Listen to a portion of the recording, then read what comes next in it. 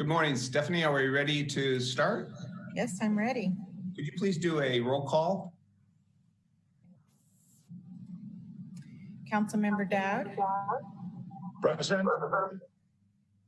Councilmember Tibbetts. Councilmember Sawyer. Here. Councilmember Rogers. Here. Councilmember Olivares. Here. Councilmember Tibbetts. Here. Vice Mayor Fleming. Here. Mayor Schwedhelm. Here. Let the record show that all council members are present. Okay, then I'm going to reconvene the June 23rd Santa Rosa City Council meeting. We're currently on item 15. I have already opened the public hearing, and we're continuing to take public comments on item 15.2. If you wish to make a comment via Zoom, please raise your hand. If you're dialing in via telephone, please dial *9 to raise your hand. You'll have 3 minutes. And to repeat what we discussed yesterday, if you've already made comments, you won't be allowed to make comments again today. It's based on the actual item. So with that, Madam City Clerk or host, shall we go from here?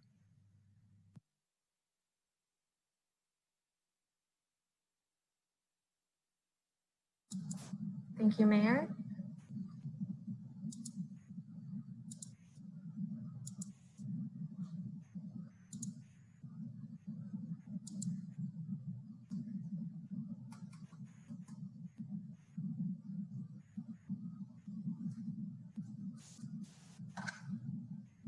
So again, just to remind members of the public, if you spoke yesterday during the City Council meeting on item 15.2, this is not a second opportunity to speak on 15.2. The first public comment will be from Raquel.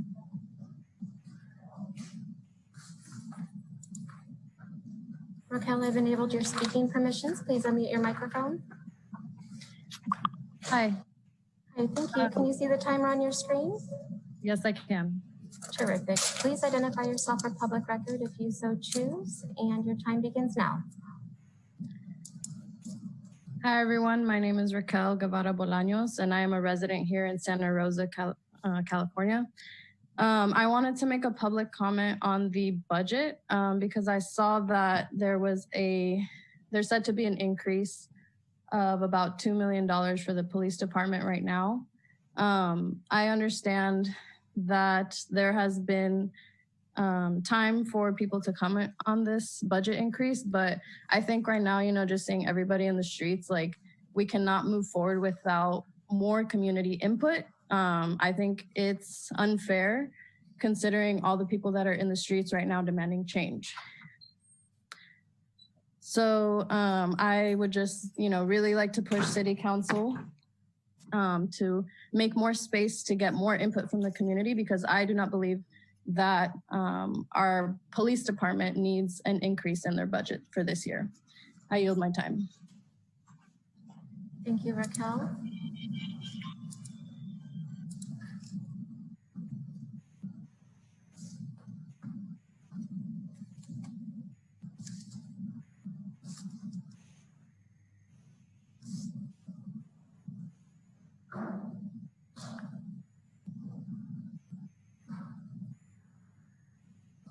Mayor, I'm not seeing any additional hands raised for live public comment. Would you like me to move along to the recorded voice? Oh, one moment. Now we have one more hand. The next public comment will be from Paulina. Paulina, I've enabled your speaking permissions. Please unmute your microphone. Thank you. Can you see the timer on your screen? Yes. Paulina, please identify yourself for public record if you so choose, and your time begins now. My name is Paulina, and I've been paying attention to the whole meeting since yesterday for 6 hours, and now we continued this morning. And I'm here again to ask all of you to consider this budget. We cannot continue to not be on the side of the community. And I mean, currently, right now, We're watching how homeless people are getting harassed by the Santa Rosa PD. It's on live, it's everywhere. And we cannot continue with this behavior. How do we expect to increase the budget of the Santa Rosa PD and not into housing? We need to focus on the roots of the real problems of what really is going on in the community. Thank you. I yield my time. Thank you, Paulina. The next public comment will be from Jay. Jay, I've enabled your speaking permissions. Please unmute your microphone.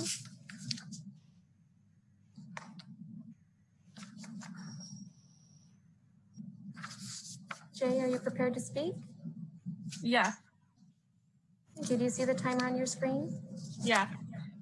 Please identify yourself for public record if you so choose, and your time begins now.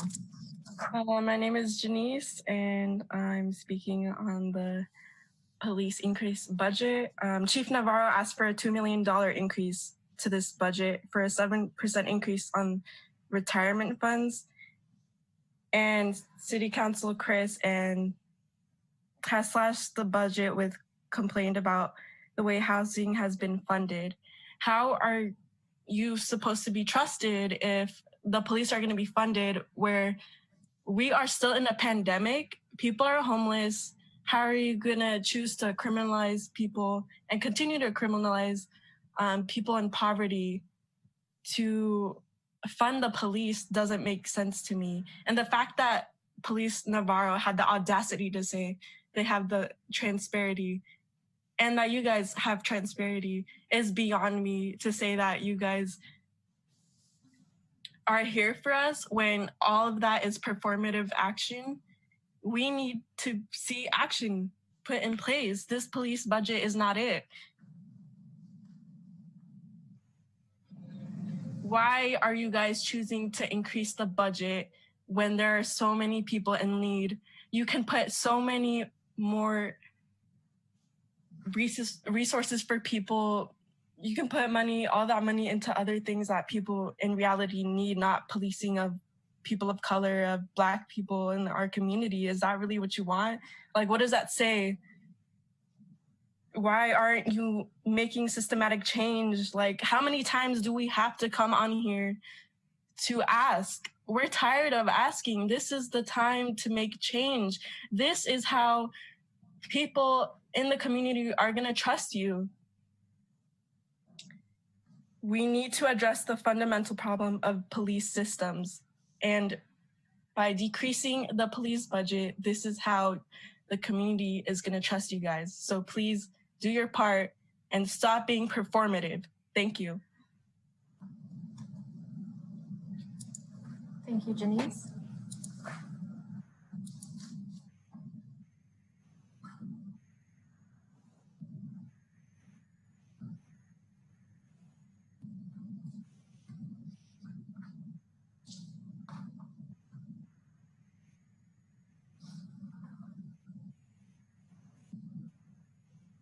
Mayor, I'm going to move on to the voice message recorded public comments. And I will let you know that there will be a final public comment, live public comment at the end of the voice message and email recordings.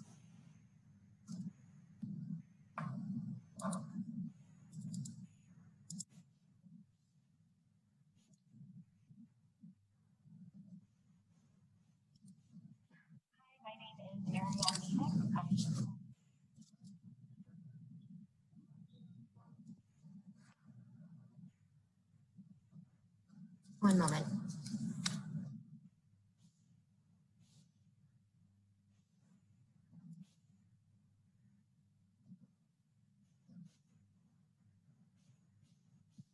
Hi, my name is Ariel Mihik. I am calling on agenda number 15.2. My concern is the expenditures that are proposed for the police in Santa Rosa for next year. The increase by 4.2%, the fact that it takes about 35% of the budget is going to police. I do not agree with this. I think the money needs to be reallocated and put towards housing and community services.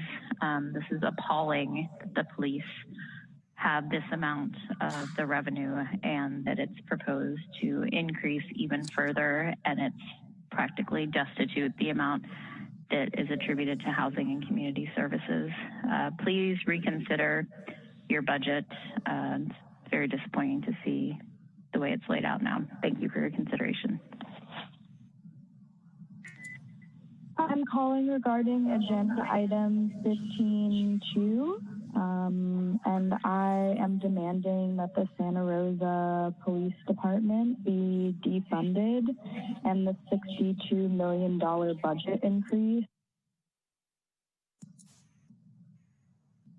to be reallocated towards instituting mental health programs and housing for homeless residents, and just re-injecting that budget into the community instead of the police, which has shown time and time again, especially with the recent use of rubber bullets and tear gas on peaceful protesters in Santa Rosa, and the reckless racism that the police have exhibited in our communities, I think is a clear reason to not award this budget to the Santa Rosa Police Department. Please, in your heart of hearts, find love and do not fund the police more. Thank you so much. Hi there, my name is Kendra Dobbs and I live in Sonoma County, California. I am voicing my concern on agenda item 15.2. I think that it should be re-examined. The police do not need this sort of budget, and I think that there should be some deconstruction of some sort, and that money should be going to the community. Thank you. Hello, I am calling to give my statement before the meeting held tomorrow, June 23rd, with the City Council. I'd like to request that the budget for the increase to $62 million towards SRPD be re-examined, and that we reallocate these funds to mental health programs and housing for 30,000 residents without shelter. Thank you. Hi, my name is Joliet, and I would like to leave a public comment for item number 15.2. I would like to ask the City Council to reject the budget proposal from the speaker and to re-examine it. Please reallocate those funds towards instituting mental health programs and housing for our over 3,000 residents who don't have any shelter. Thank you very much.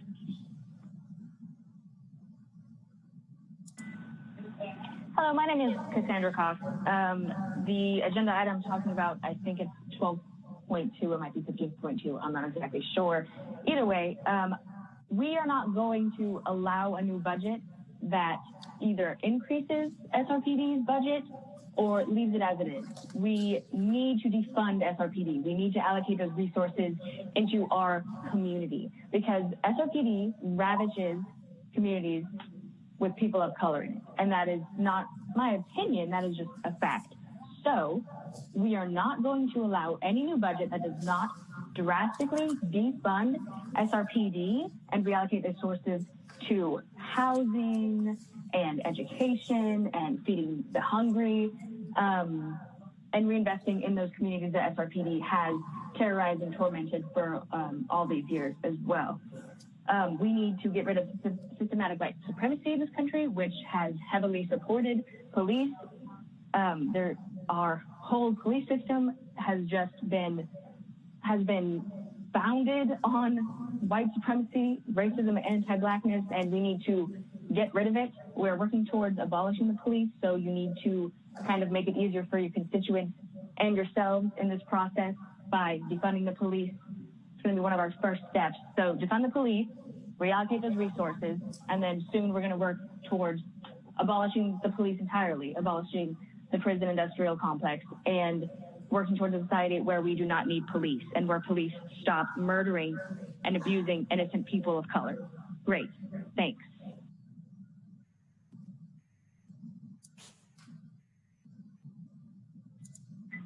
Hi, my name is Dylan Miller. I grew up going to high school in Santa Rosa. I grew up in Petaluma. My family lives in Petaluma, Sebastopol, all around Sonoma County. And I wanted to call because I think that the proposed budget for the Santa Rosa Police Department is too high. 62 million is such a large number. While Santa Rosa has such a serious homeless problem, I don't think it's fair to meet that with more policing. I think that those dollars could go to more important social services that rather than punish crime, prevent crime, and create a society that doesn't see as much crime. That being said, I think the social services that should go towards is drug rehabilitation programs, homeless services, education, and housing services. I hope you have a wonderful day, and I urge you to consider these changes in the budget. Thank you so much. Bye-bye. Hi, my name is Mitchell Johnson. I'm a lifelong resident of Santa Rosa, and I'd like to leave a comment about agenda item 15.2. I think it's absolutely ridiculous and abhorrent that we're raising the SRPD budget at a time like this when so many people are talking about what we can be doing better to make our city safer.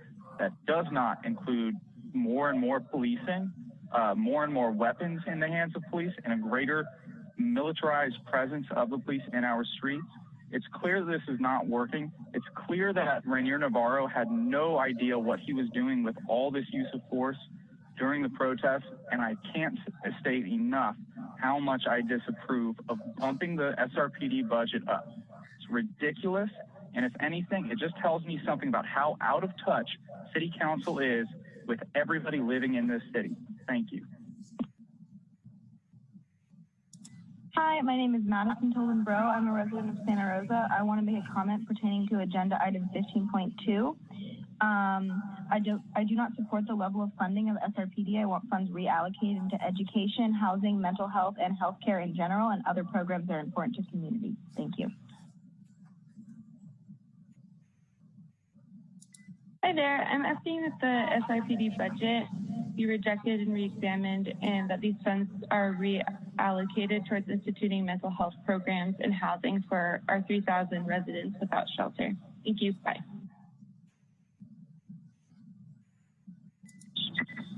My name is Sophia, and my agenda item is 15.2. I'm calling the Santa Rosa City Council, who is set to adopt SRPD budget increase to 62 million.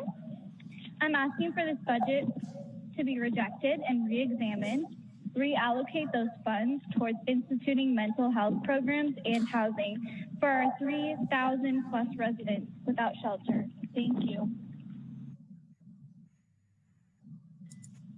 Hi, my name is Jojo Sanders, and I'm calling to leave a comment for agenda item 15.2. I demand that the Santa Rosa City Council reallocate funds directed to the police and reallocate those funds to public services such as support for people experiencing homelessness, public education, COVID-19 relief funds, and mental health support services. Again, I'm demanding that the Santa Rosa City Council reallocate money intended for the police budget, put it into public services to support the community in ways that people are calling for. Thank you. Goodbye. Hi, my name is Isabella, and I'm calling to comment on agenda item 15.2. I'm calling to say that I think the police should be defunded and the funds should be reallocated in the budget towards social services, food assistance, drug rehab centers, and education. Teachers in Santa Rosa are buying their own supplies for their students, which makes no sense when there's a proposed, $62 million to increase the police budget. I don't believe that the police require any militia-style equipment, seeing there's no need for that whatsoever. And with the number of homeless people on the street, it seems incredibly cruel and unnecessary. Thank you for your time.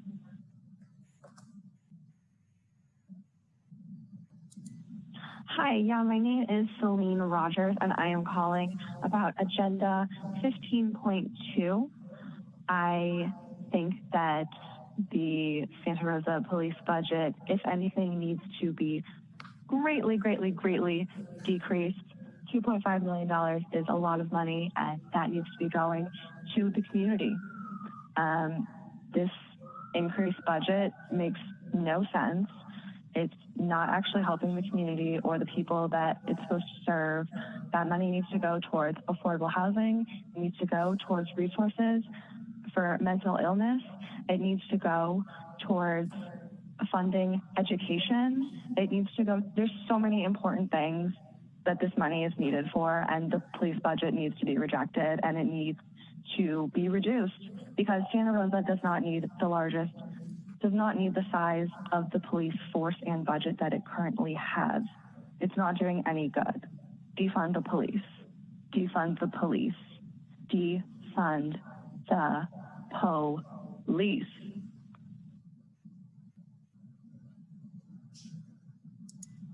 Hello, my name is Ari Thomas, and I'm calling about agenda item 15.2. My comment is, I and so many others demand defunding of the Santa Rosa Police Department. You want to give less than $1 million to housing and community service, but over $62 million to police? That's outrageous, and we won't stand for it. There's a clear correlation between improved community services and reduced crime rates, as well as better health, education, and futures for our community, while increasingly militaristic police do nothing but cause more fear, anguish, and violence. All this money is not addressing the root cause of the problem, and if it continues to go to cops, it never will. If you care about your community, you need to reinvest immediately and start mending this gross misapplication of funds now. I love Santa Rosa, and since you chose this career, my guess is that you do too. Why wouldn't you want to try harder to give back to the people that you serve by allocating funds to go directly into the community? Why won't you listen to what we are begging you to do? We're watching you closely, and we will not reelect those of you who choose to turn away from our demands. Fight for us, it's your job. Imagine what our city could be if we moved even a quarter of the police budget to housing and community services. It would be well over 10 times the existing budget. Over 3,000 of our residents are without shelters.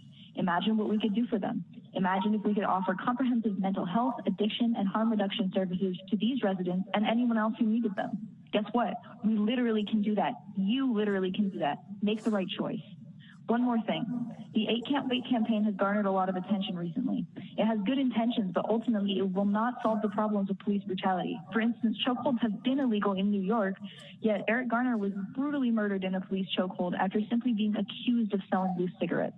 The chokehold ban did nothing to save him or bring justice against his murderers. By all means, if the police department is going to exist, drill into their heads that it's their duty to respond non-violently. But don't you dare use reforms as an excuse to expand that already bloated budget and empower cops further. Defund and reinvest now. Thank you. Hello, my name is Philip Mulligan, and I am calling to comment on item 15.2. If anyone is feeling questionable still about the events unfolding in America, I think you need to get a hold of yourself, and we need to defund the police. There's an immense housing crisis in Santa Rosa, and this dilapidated system is pathetic. Please do what's right. Hi, my name is Ashley Azevedo. I'm calling about agenda number 15.2. I think that this item needs to be rejected and re-examined, and funds need to be reallocated towards the community. Thank you so much.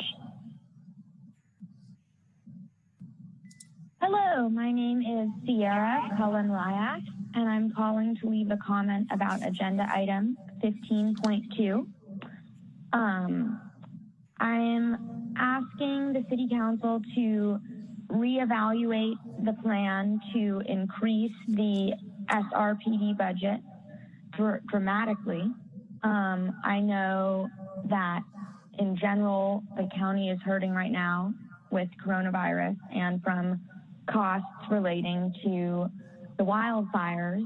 And I really want to ask you guys to think about who in our community needs funding and needs this money the most, and to consider our over 3,000 unhoused residents without shelter and mental health services, and just other ways that some of that money can be used, especially in light of the violence that is occurring recently from SRPD police officers. So, yep, I'm basically asking you guys to consider defunding the police and refunding social services. Thank you.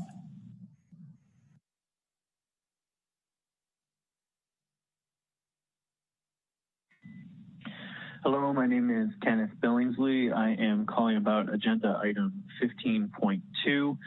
And I'd like to ask that we increase the amount allocated to housing and community services and not increase the amount proposed for police. It seems to me that in an area with a housing crisis, we don't need that money for police. We really need that money for housing and community services. Thank you. Hi, my name is Molly DeBrock, and I am commenting on item 15.2. I want to make a statement that I do not believe that the budget increase for the police department of $62.2 million is necessary at this time, especially given the housing crisis in our community.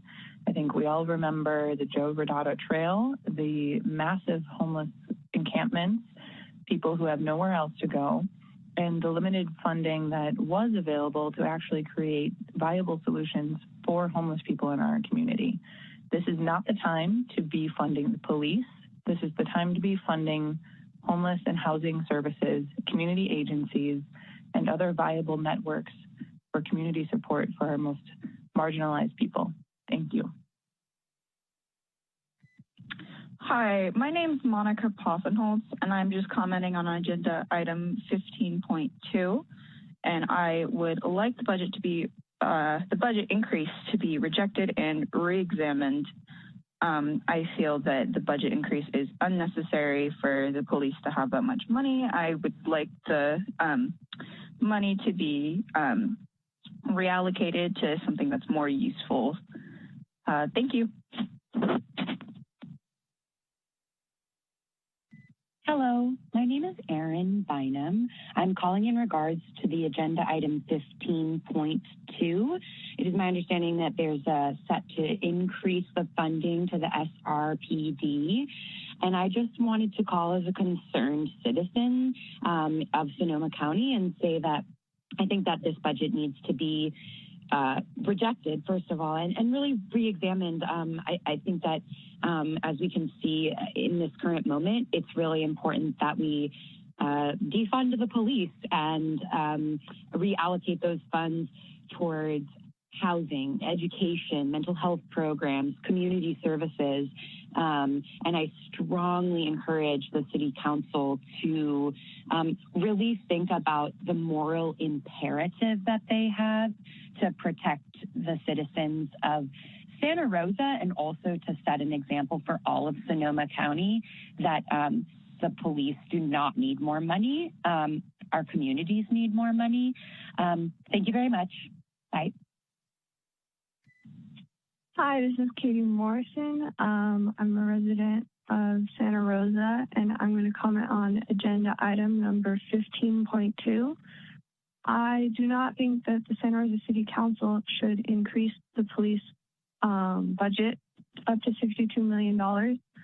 I think that we should reject this budget and re-examine it, and we should allocate these funds towards housing or parks and recreation or mental health programs, because over police in our neighborhoods will not lead to any decrease in crime, and if anything, it might increase poverty and how hard it is for people to find housing in the first place.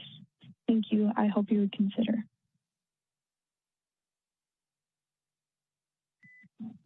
Hi, my name is Tara McCullough. I'm a concerned constituent located at zip code 95401, and I'm calling regarding your agenda item 15.2 to increase the SRPD budget to $62 million. And I find this completely unacceptable and think that you should re-examine the budget and defund the police and reallocate those funds to more mental health access and housing the 3,000 plus unhoused folks in this county, and going into our school systems as well.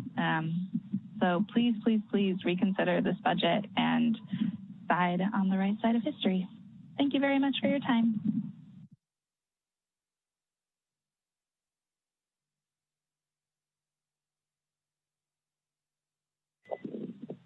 Hello, my name is Leah Liebman, and I'm a concerned constituent at zip code 95472. I'm concerned about the agenda item 15.2, which increases the SRPD budget to $62 million. I think this is completely unacceptable, and those funds could be allocated better to support community services, mental health services, especially for the 3,000 unhoused folks that live in our county. Thank you. Hello, my name is Emma Ruderman, and I'm calling regarding agenda item 15.2. I think it is absolutely ridiculous that we are considering increasing our SRPD budget to $2 million. We absolutely cannot do that, and we need to reallocate the money to education, housing, and other community resources. Please, I am begging you, do not do this. We do not want more money towards our police force. We need it towards our community resources. I'm a 19-year-old at Santa Rosa Junior College, and I'm very passionate about our community, and this will only throw a wrench in that. So please, we're begging you, don't do this. Thank you. Bye. Hi there, my name is Alia Bohr, and I am calling to comment on item 15.2. I am asking that you relocate the funds that are currently being proposed to be added to the Santa Rosa Police Department and instead allocate that money towards social services such as housing, homeless shelters, food assistance, drug rehab centers, and education. I think that those are the services that keep our community safe, and especially considering the large homeless population that we have, I believe that prioritizing housing for folks who need it is a much clearer and stronger path towards public safety than increasing the police department budget. I know that police have never made me personally feel safer, but seeing my community members and neighbors have housing and the social services they need is to me what community safety looks like. Thank you. Goodbye.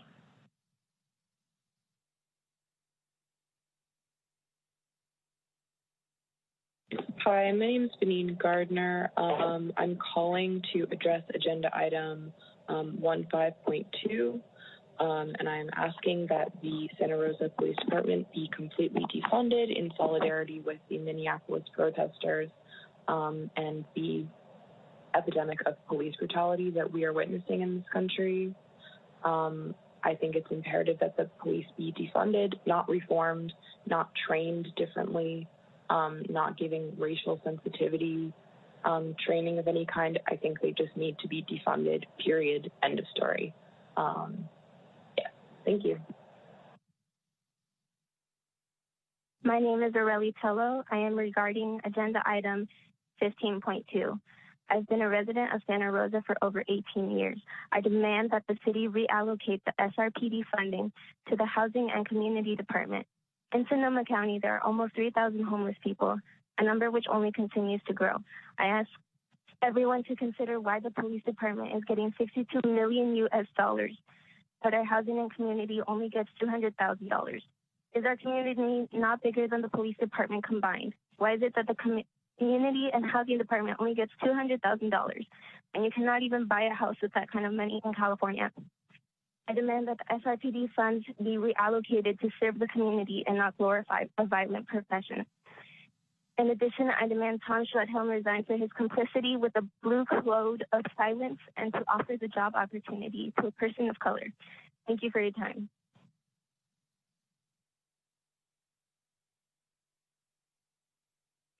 Hi, my name is Grace Reed, and I'm calling about agenda item 15.2. And I want to say that we do not want $62 million allocated to SRPD. That money should be allocated to education, housing, and other community resources. I'm a 21-year-old SRJC student and a community member, and I am begging you to not continue funding the police force that only continues to oppress and divide. Hi, my name is Maddie Picard, and I am calling about agenda item 15.2 and wanted to say we do not want $62 million allocated to the Santa Rosa PD. That money should be allocated to education, housing, and other community resources. I am 21 years old, SRJC student, and a community member, and I am begging you, do not continue funding the police force that only continues to oppress and divide. Thank you.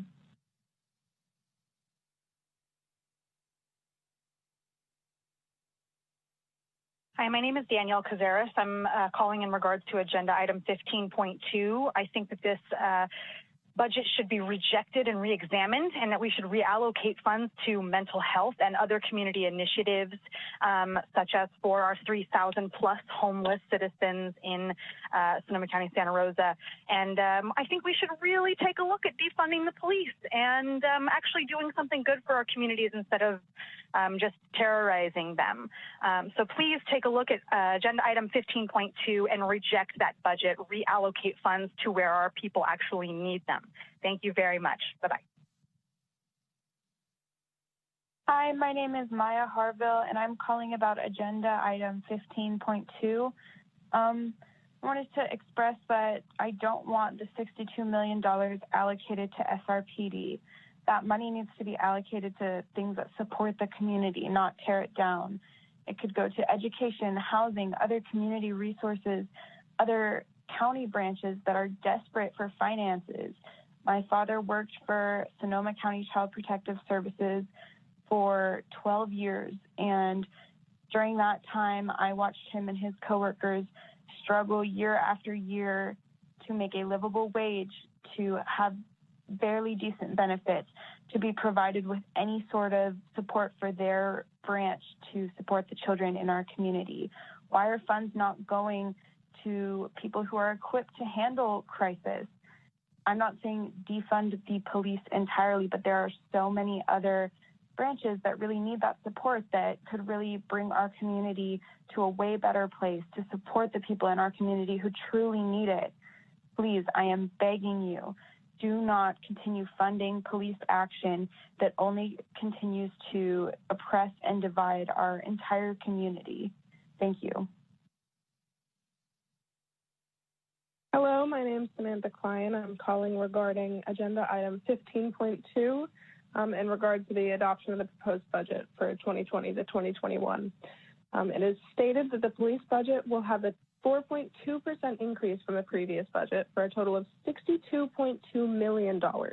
However, you'll be decreasing the housing and community services funding by 89.5% to just $200,000 for the entire year. It pains me to see our city putting so little care into the areas of our community that need it most. I implore you to not only reject and re-examine this budget, but reallocate excessive funding from the police department into bettering our community, specifically into housing and community services. By not re-examining this budget, you are directly failing the nearly 3,000 homeless citizens in your city. Thank you for your consideration. My name is Jessica Rosen, and this is about agenda item 15.2. I would like the budget to be rejected and re-examined, and the funds to be relocated towards instituting mental health programs and housing our residents who do not have shelter. Thank you.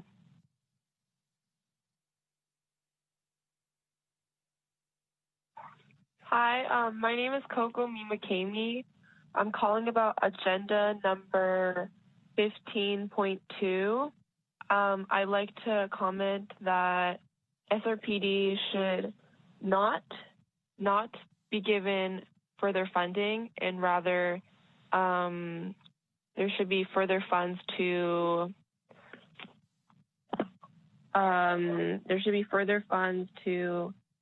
other things such as education and housing.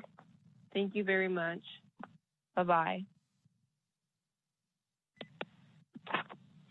Hello, this is Sarah Healy. I'm commenting on agenda number 15.2 as a concerned citizen of Sonoma County after reviewing the proposed 2020 to 2021 city budget. I urge you to reject this budget proposal and draft a new budget that better serves the community. The budget goals clearly express housing and homelessness as a top priority. However, this goal is not represented by the actual allocation of funds. I'm confused as to why housing and community services were only allocated 0.1% of the general fund, while police department was allocated 35.1%. If the growing and deeply saddening issues with homelessness are actually a concern for you, show the community by decreasing the police budget and reallocating the money to services that benefit the community. We need to be investing in the safety of the community through services that create lasting change and protect the most vulnerable, not overfunding a police department that cannot accomplish these goals.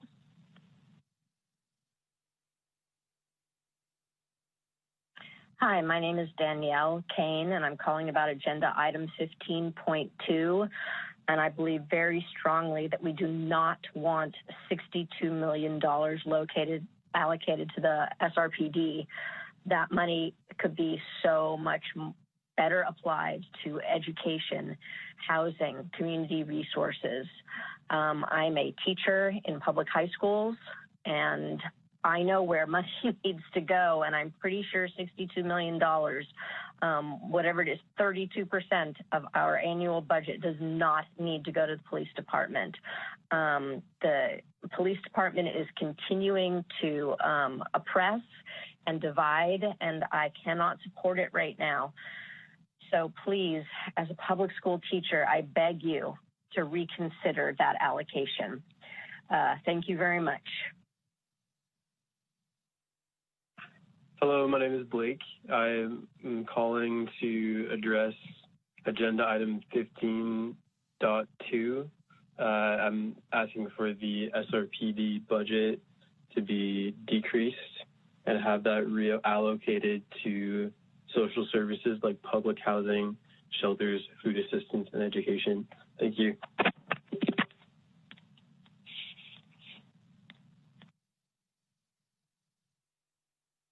Hi, I'm calling in regards to item 15.2 on the agenda for tomorrow's City Council meeting. My name is Leah Greenberg. I'm a resident of Santa Rosa. I am calling to ask you to please not increase the police budget at all for the upcoming fiscal year. Many communities in your city are actively in fear for their lives from your police department every single day, whether that's physically or psychologically. I'm asking you to please do not give more funding, more money, more training, more resources to these departments, even with good intentions, even with the idea of bringing them closer to their community. I think many police officers themselves would agree that they're already responsible for far too much. Whether or not they've had sufficient training for any particularly sensitive situation, if they're on duty, they're responsible for every domestic violence call that comes in, every wellness check, every incident where someone with mental health problems might need some special care. This should not be their job. This money should be allocated towards services that are trained and able to handle these situations in a nonviolent way. More community-centered resources that are not under the oversight of the police. You know, they are not trained for these situations, and oftentimes the only way they know how to handle things is with actual bodily harm, or at the very least, the threat of it. And there are other solutions. There are better solutions that will make our community a safer place.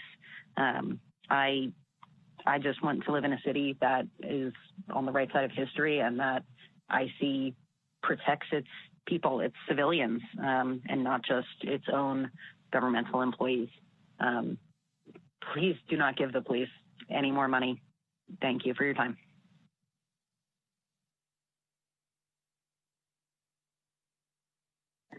Hi, my name is Fiona McKenzie, and I'm a Santa Rosa resident, and I am calling to comment on item 15.2. I'd like to say that I think Santa Rosa should no longer be funding the police, and we should reallocate that money towards education and housing, as well as other necessities in our community.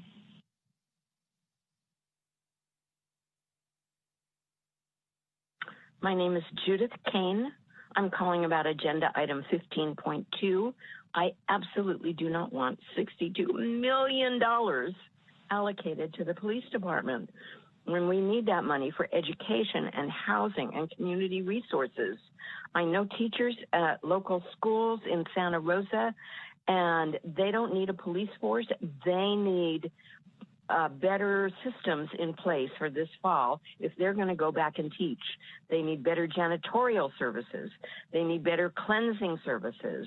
You cannot give this money to the police department that's going to use it for weapons that get used against us, the people, the taxpayers. Thank you. Hi, my name is Danielle Delario, and I would like to leave a comment for agenda item 15.2. We have a housing crisis in Sonoma County that could be seen on the Joe Verdata Trail a few months ago and now can be seen in the many homeless encampments that have shown up under the freeway downtown and all over the city and greater Sonoma County. Why is the housing budget being cut to just $200,000, whereas the police budget is being increased to $62.2 million? A few months ago, a call went out to the community to start sewing masks for doctors and nurses because there was a shortage during this pandemic that we're still experiencing, yet the police force in Santa Rosa has full riot gear, tear gas, rubber bullets, and more with which to fight a crowd of peaceful protesters. Is this right? Is this a responsible use of police funds?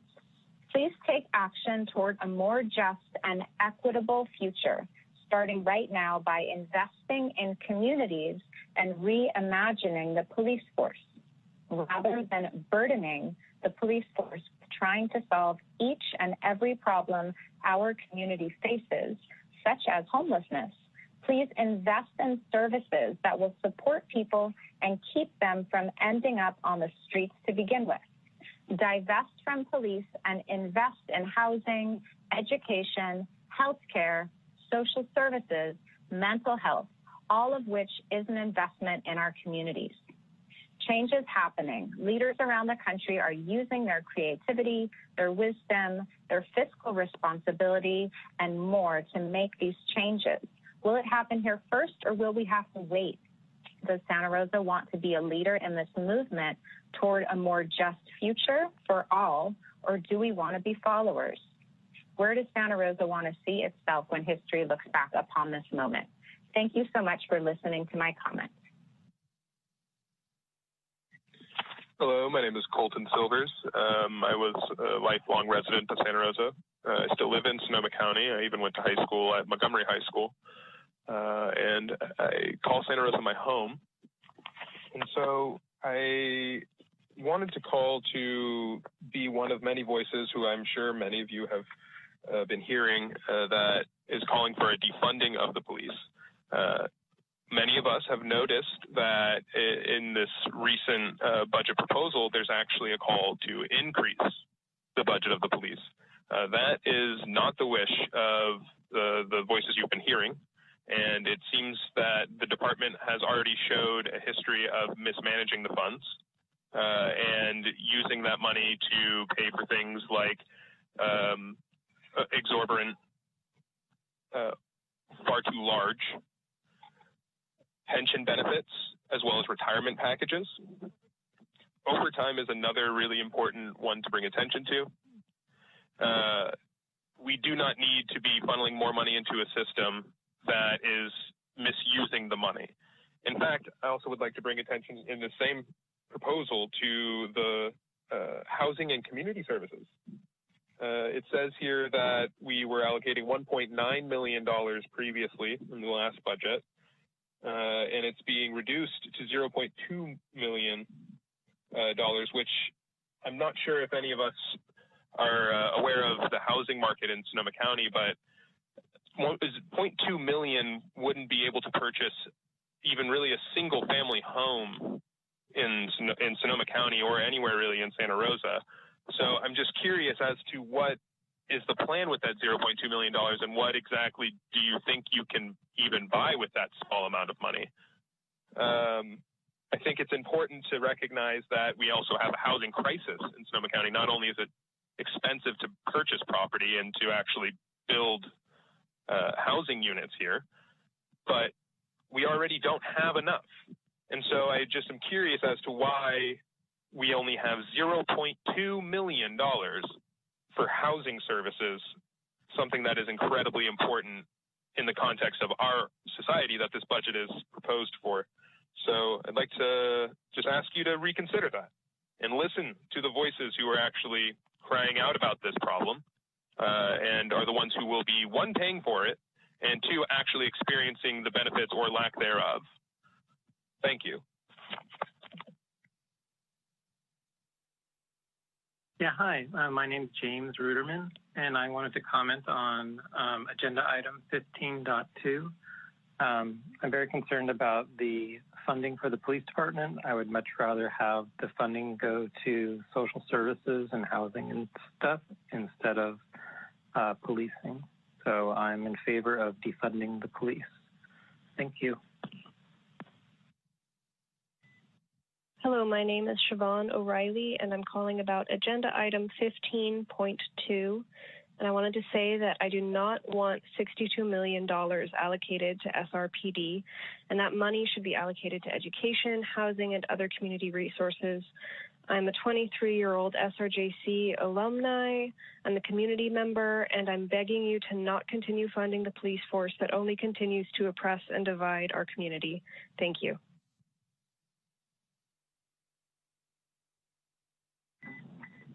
Hi, my name is Maria McGuire. I'm calling about agenda item 15.2, and I'm expressing concern about the police budget in Santa Rosa.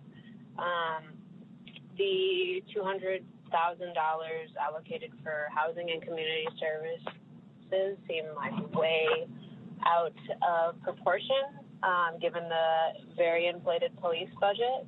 I think Santa Rosa should think about its history of police brutality and militarization of the police and rethink those numbers and bring housing, mental health, and public services more into line. Thank you.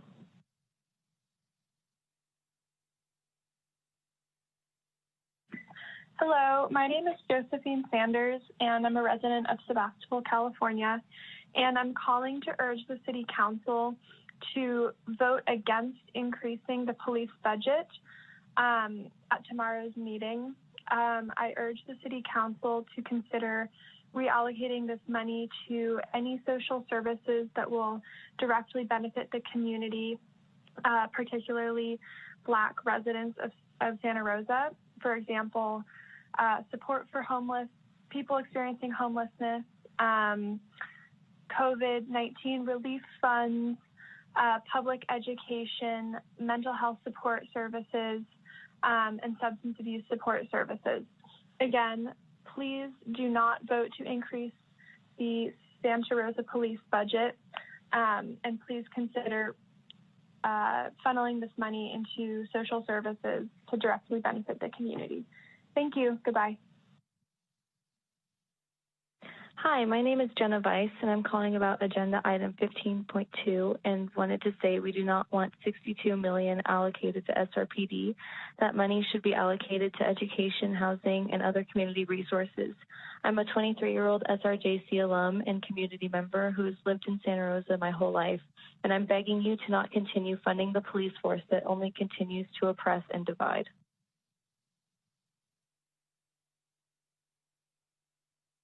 Hi, my name is Janine, and I want to comment on the increase in police budget. I think that funding should be put towards community programs, social services such as housing. Bye.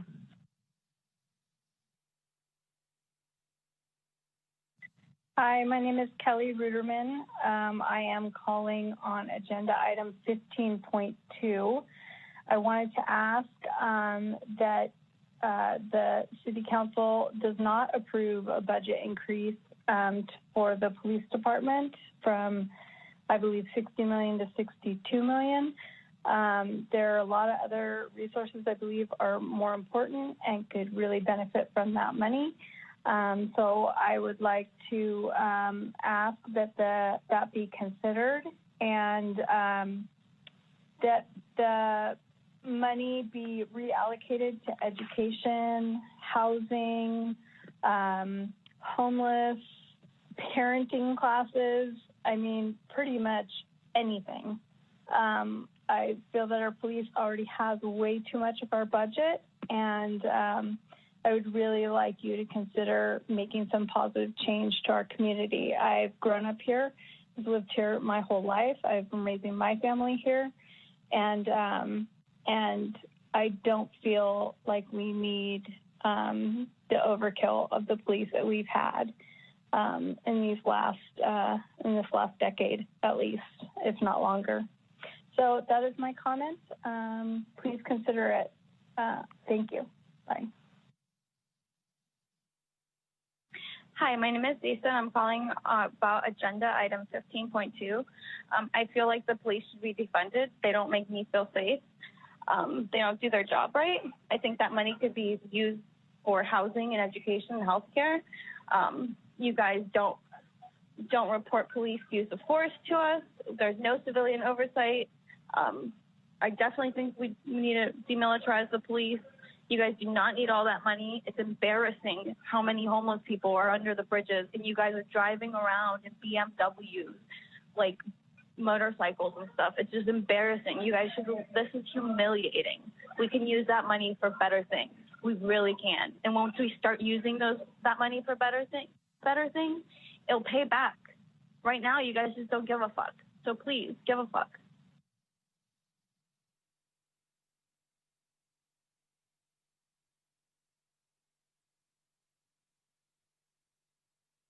Hi, my name is Daniel Glendenning. I'm a Santa Rosa voter in Council District 1. I'm calling on agenda item 15.2 for the June 23rd budget meeting. Calling to demand that the police department and the city council expunge all charges of curfew violation and remaining on the scene of a quote-unquote riot related to the late May protests.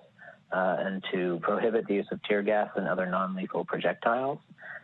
Also related to budget, I understand that Measure O puts a baseline for police budgeting in place at 34.3% of the budget. Looking at the 2020 to 2021 budget with $62.2 million budgeted, that is over the baseline at 35.1%. And I urge and demand that the City Council reduce that budget and allocate that extra percentage towards investment in housing services, education services, mental health services, public transit or fire services. Further, I urge us to not engage in wellness solutions for this $500,000 training for health and wellness for the police department. Instead, put that money towards, again, towards those other city services that are sorely lacking in funding, especially housing services. I think that that's all. so urge the City Council to revisit Measure O and look at how we can step away from this mandatory baseline funding for police departments and work towards demilitarizing the police department and reallocating funds towards those other underfunded essential city services, and to remove police officers from schools, which seems like on the question of wellness, that's the way to go. Thank you.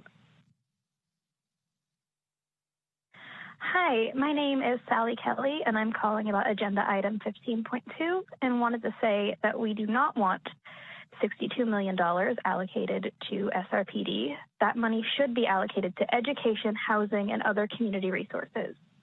I am a 21-year-old college student and a community member, and I am begging you to not continue funding the police force that only continues to oppress and divide us as people. Thank you.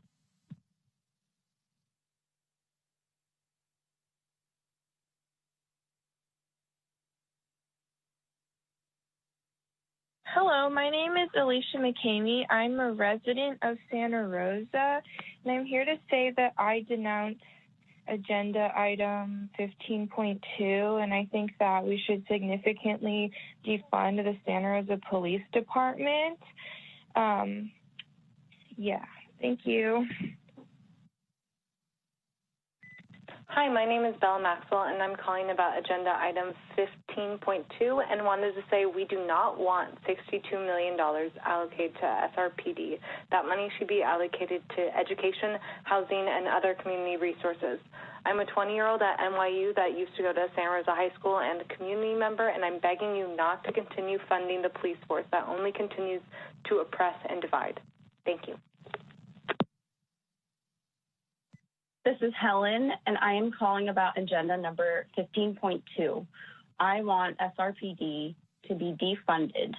I think that we could use our resources towards housing and mental health issues in this community. Clearly, we're doing something wrong. We should be using the money to help better help serve our communities. Thank you. Hi, my name is Sarah Kelly, and I am 61 years old. I am calling about agenda 15.2, and I want to say that we don't need $62 million allocated to the Santa Rosa Police Department. The money should be and can be allocated to education, housing, and other community resources. Thank you.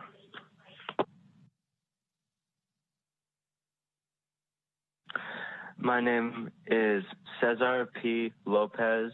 I'm calling for agenda item 15.2. It's my understanding that the SRPD budget is going to increase to $62 million, and I am asking that we reach out and re-examine this and reallocate these funds towards instituting mental health programs, housing, possible health care. Just that budget could be used for education, anything but the SRPD. Thank you. Kendrick Alexander, resident of Sonoma County, Santa Rosa. Agenda item 15.2. I'm calling for DA Jill Ravitch to resign for corruption. I would like for the issue on the matter with the white Porsche and the woman going through the protesters to be evaluated. It is not right that we are being dismissaled and that they are not doing the right investigation. We have video showing that that is corrupt and that she intended harm on the individuals. We can just have that matter addressed, please. Thank you. Hi, my name is Talia Mulder. I was born and raised in Santa Rosa. I have volunteered hundreds of hours throughout my life to volunteer for the city of Santa Rosa and worked very hard with Coffee Strong, worked a lot with Santa Rosa Charter School, which you guys shut down a while ago. But basically what I'm calling to say is I want agenda item 15.2 to not allocate $62 million to the Santa Rosa Police Department. I've lived here my whole life, and I can tell you the police have never done anything to help a single person I know in this community. Nothing. we don't need to allocate more money, then allocate more money to things like Joe Rodota. I lived by the Joe Rodota Trail when that was happening. There are people that need your help a lot more than the police. The police should not receive any more funding. We need to cut that, give it back to education, give it back to the community. You know, I live next to the Joe Rodota Trail. You guys shut down the school I went to. You know, you're really hurting the community. I've never seen you guys do anything good, so this is your chance. Pick a right move and actually support your community for the first time, because I haven't seen it before yet. Thank you. Hello, my name is Sharice Michael. I'm calling in regards to agenda item 15.2.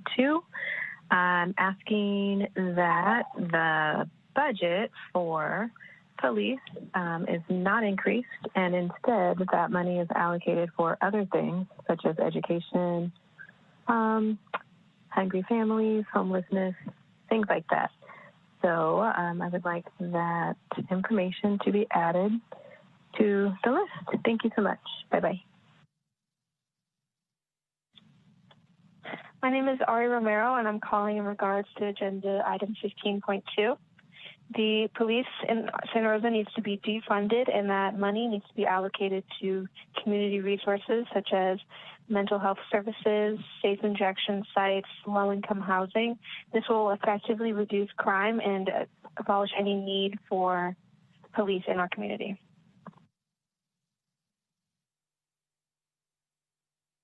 Hello there, my name is Gabe Katz. I'm calling about agenda. I'm hoping that we can agree to defund the police a substantial amount, if not completely, and put money back in the arts and education, housing, things we really need in this community. Thank you.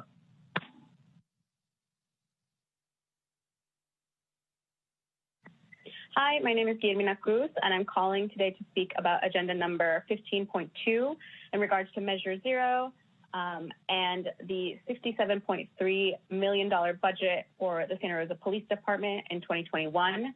I am calling to demand that the City Council, cease all negotiation with the Santa Rosa Police Department, and that these funds be reallocated to low-income housing, to public schools, to community resources, to public health and public transportation programs, to youth and parenting programs, as well as child care programs, and to homelessness resources. There are a lot of people who are displaced in Sonoma County. A lot of them are in Santa Rosa.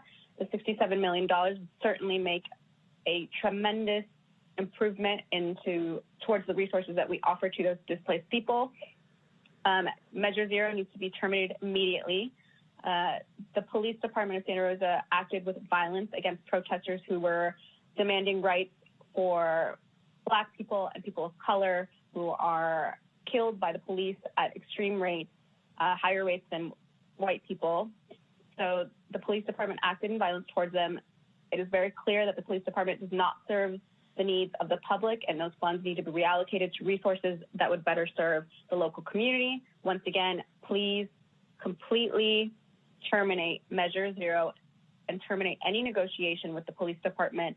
Defund the police. They do not need $67 million. Those funds could be reallocated to public services that serve the community better than the police, because the police do nothing but harm the public. Thank you. Hi, my name is Abelardo Cruz, and the agenda I want to talk about is Agenda 15.2. I want to demand Measure O to be terminated for good, and any negotiating police contracts with the City Council. Police proposed budget is $6.3 million, and I want that defunded and reallocated to low-income housing, schools, community resource aids, health, public transportation, youth parenting programs, homeless resources aid, and etc. Thank you.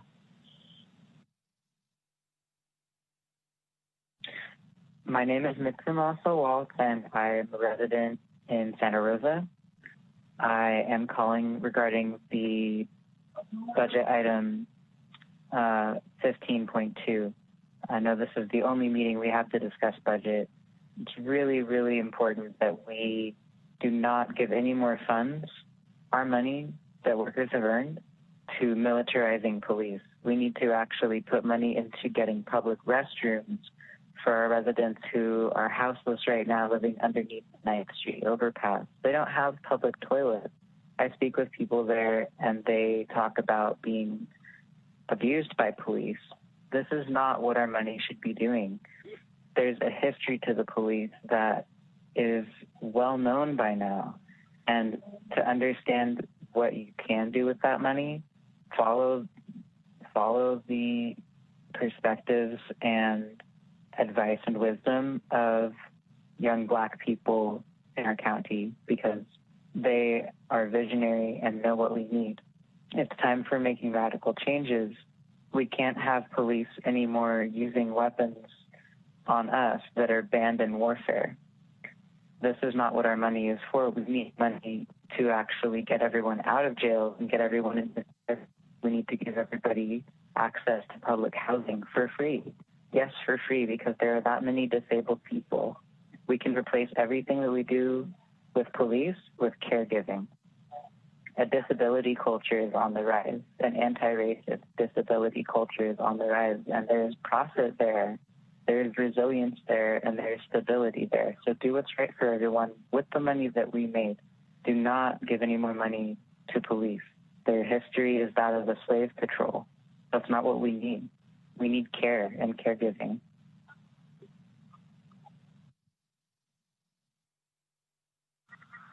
Dwayne DeWitt, comment on budget item 15.2.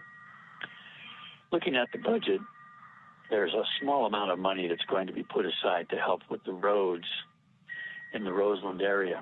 That's coming from the agreement with the County of Sonoma on the annexation.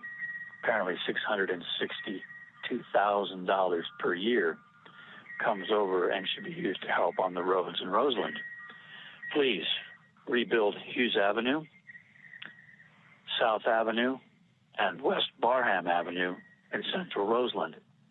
These roads are in extremely bad shape, and they've been waiting for decades to have repair. This will only happen. The city steps up, puts that money to use in central Roseland right now. Also looking at some of the budget figures that were provided to me by a staff member, there's $1 million being discussed for use of repairing picnic tables and ADA paths in Southwest Community Park. Those tables are used now and doing okay. Use that $1 million to put in sports courts for the youth who are disadvantaged and underserved almost deliberately, because Recreation and Parks Department doesn't reach out to help them with their needs in that Roseland Bellevue area of Southwest Community Park. You could put in more basketball courts, put in a couple of soccer fields, put in a volleyball court or two. That could be put in much less expensively than one might think, because in the past, Exchange Bank helped put in the first 2 basketball courts in honor of Warren Dutton. Let's reach back to Exchange Bank and ask them to help do more for Roseland and Bellevue together in the southwest area of Santa Rosa.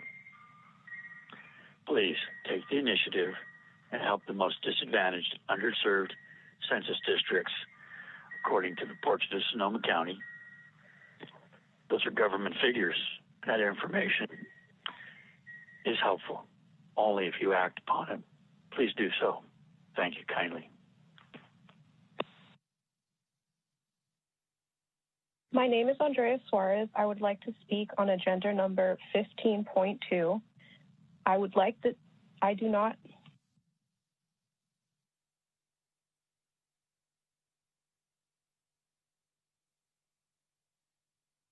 Hello, this is Juna. I am a Santa Rosa resident. I'm calling about agenda item 15.2. I do not support the increase to the Santa Rosa Police Department funding for the year 2021. I do not think that this is a good idea. I do not think this will improve our community in any way at all. The police have already been terrorizing youths and people of color for years and years and years, and I don't think that increasing their funding by $2 million is going to make this city any better at all. In fact, I would urge you to defund them completely. Thank you.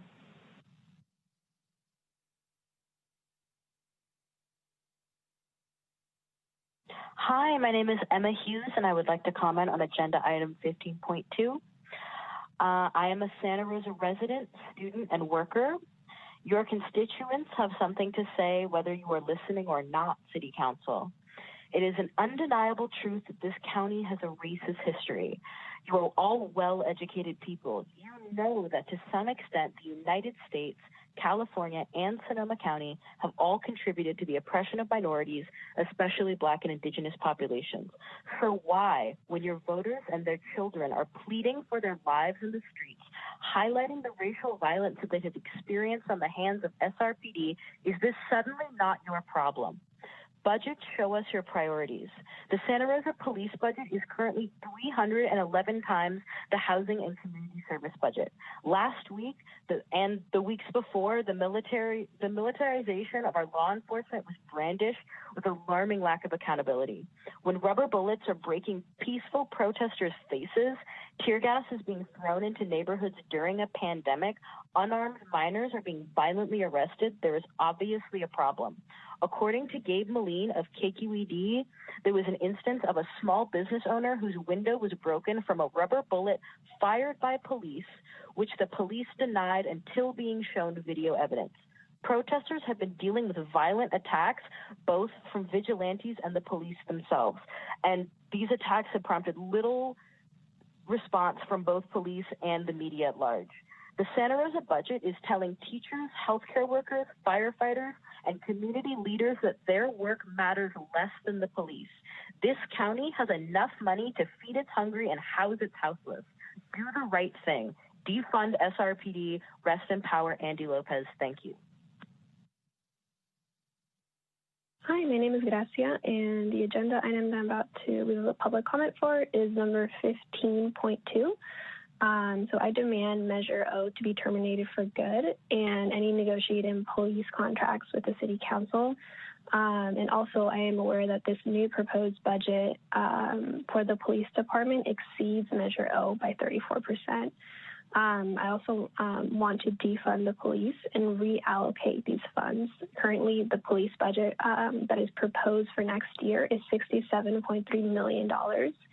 And I want these funds to be relocated to low-income housing, to schools, to community resources, to AIDS, to social services, health, public transportation, youth parenting programs, homeless resources. I can honestly go on and on. The fourth thing that I want to also leave a comment for is I want to call out Mayor Tom and Council Member Ernesto. They're both currently ex-cops, and they are both very familiar with excess force as well, as they once exercised this. Thank you very much. Hi, my name is Dwayne Mulder. I'm calling about agenda item 15.2, and I want to say I do not want you to spend $62 million on the SRPD. I want you to shift public services, housing, education, helping the homeless, helping mental illness. I live in Coffey Park in Santa Rosa. I teach at Santa Rosa Junior College and Sonoma State University. Please shift funding from the police to more public service.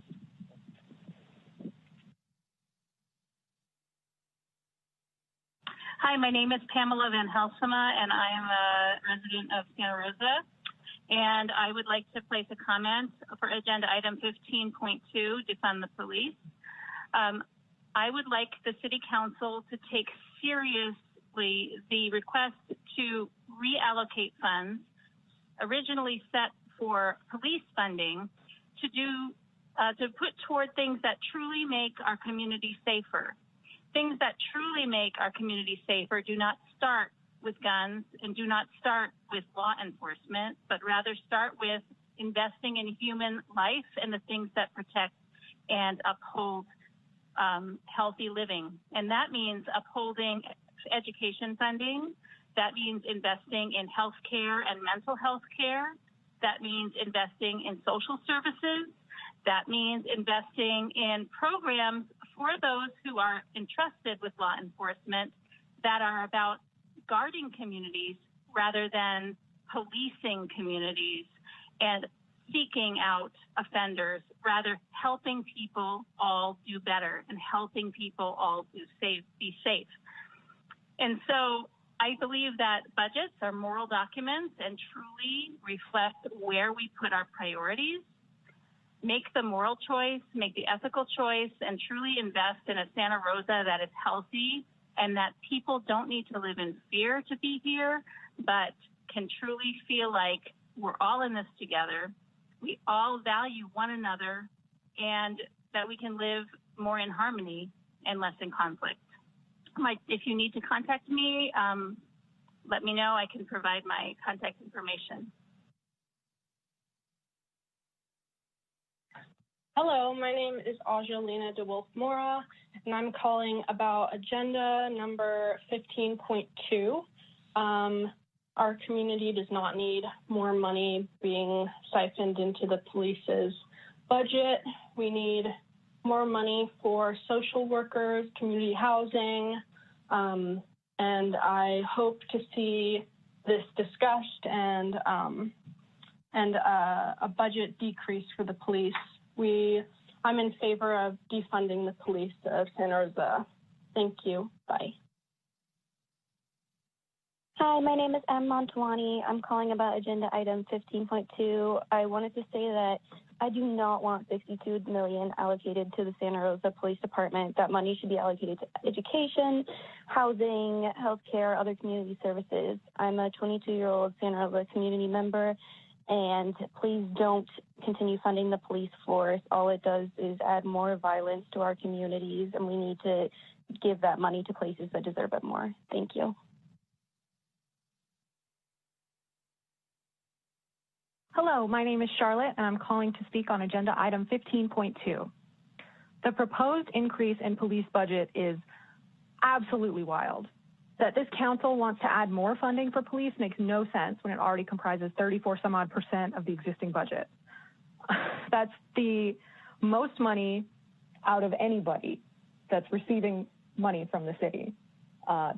If I've got my numbers right, that's $65.7 million. Why is their budget so high? Do they really need all that riot gear, all those guns? Objectively, police need to be disarmed and defunded. Money taken from them should be rerouted into projects that actually benefit the community, specifically to those communities that have been disproportionately harmed by police: Black, Indigenous, Latinx, undocumented communities. I'm calling on you to reallocate funds from policing to programs that can replace them, like unarmed mediation and intervention teams that are actually trained in de-escalation and problem solving so people don't just get shot when they need help. Or additionally, if you felt like it, you could put money into other programs like low-income housing, which we desperately need, school funding so teachers don't have to buy their classroom supplies out of pocket, supporting the population of homeless people living in the area. I mean, I could go on. If a goal of this city council is truly to provide for community safety, as is stated in today's budget proposal, you will stand in solidarity with Black Lives Matter and defund police in Santa Rosa. It is in your power to genuinely accomplish that goal. Mayor Schwedhelm, you were a police officer for 30 years? You should know better than most that police do not protect Black and brown people, they kill them. If that wasn't clear in 2013 when they shot Andy Lopez, it sure as shit should be clear now. I yield my time. Hi, my name is Emil Rosewater, and I'd like to leave a comment on agenda item 15.2. I want to voice my opposition to the proposed increase in the police budget and suggest that those funds be allocated towards housing and social services instead. Thank you.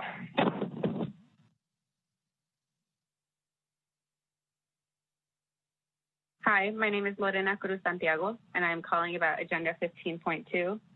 As we witness the righteous anger of the Black community and their allies, it is critical for City Council to respond accordingly.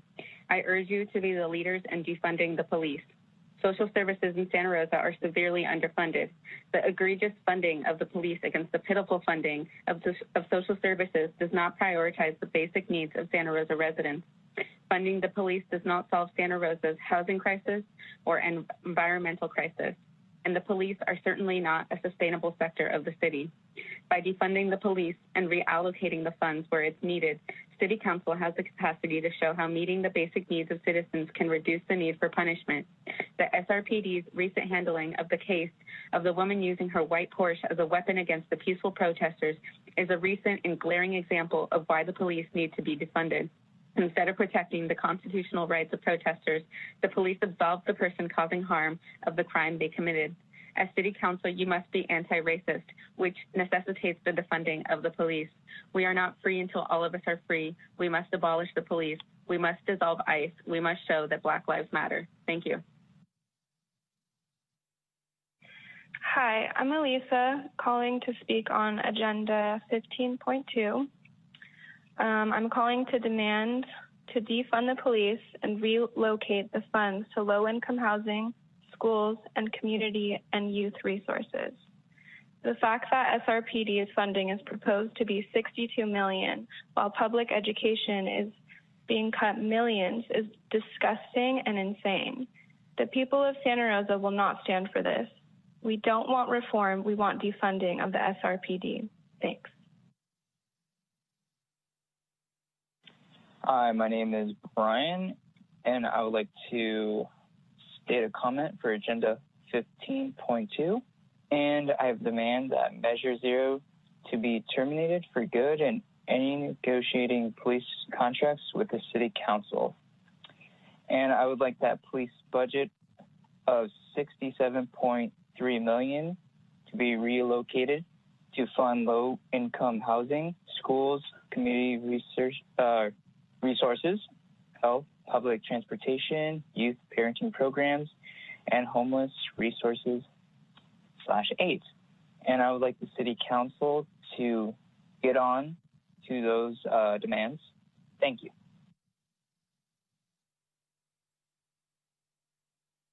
Hi, my name is Cindy Smith, and I'm calling about Agenda Item 15.2.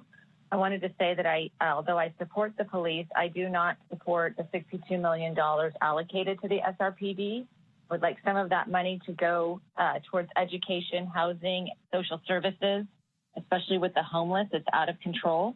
I'm a 51-year-old homeowner living in Santa Rosa for the past 28 years and community member, and I am asking emphatically that you do not continue funding the police force without the other funds available for other agencies that could also contribute to help the county and the police force do a better job. Thank you.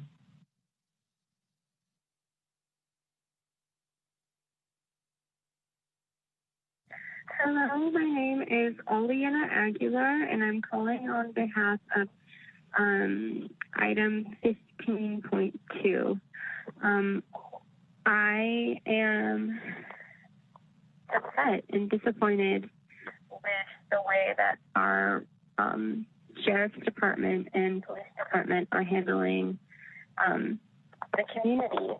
I feel like our budget and resources could be better reallocated if they went into housing programs and mental health, things that service for drug addiction. I feel like the homeless community has been really impacted, as well as housing for all of our wildfires that we have. So I think we could better use these resources for something else. Thank you.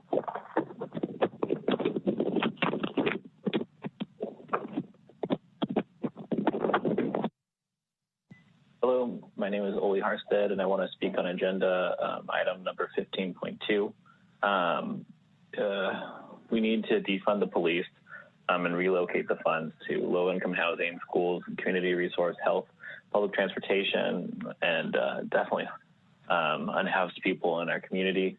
The police in Santa Rosa during the protests have proven that they're not here to serve the people, but are here against the people. And we spend way too much of our budget on that and not enough on things that will have a positive effect on our communities.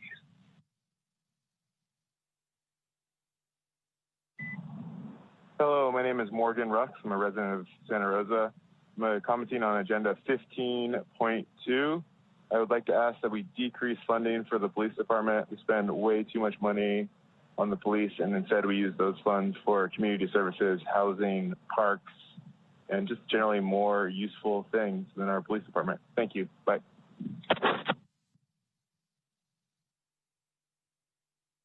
Hello, my name is Melissa, and I would like to speak on agenda item 15.2.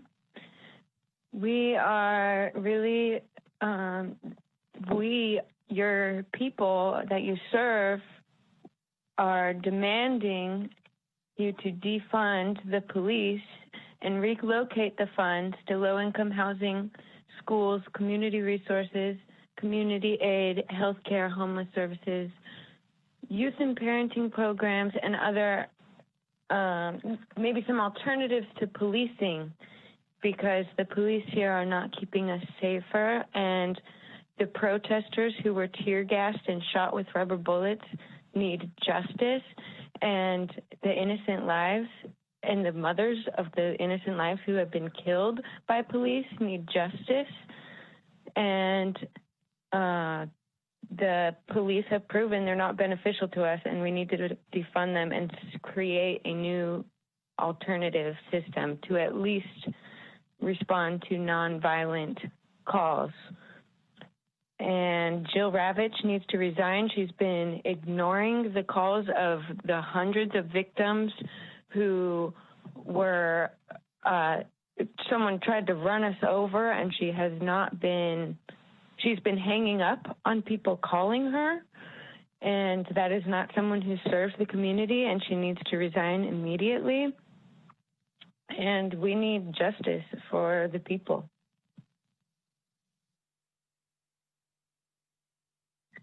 Hi, my name is Seven Children Bro. I'm a resident of Santa Rosa. I want to make a comment pertaining to agenda item 15.2, resolutions appropriations limit fiscal year 2020 to 2021. I do not support the level of funding of SRPD. I want funds reallocated into education, housing, mental health, and healthcare in general, and other programs important to the community.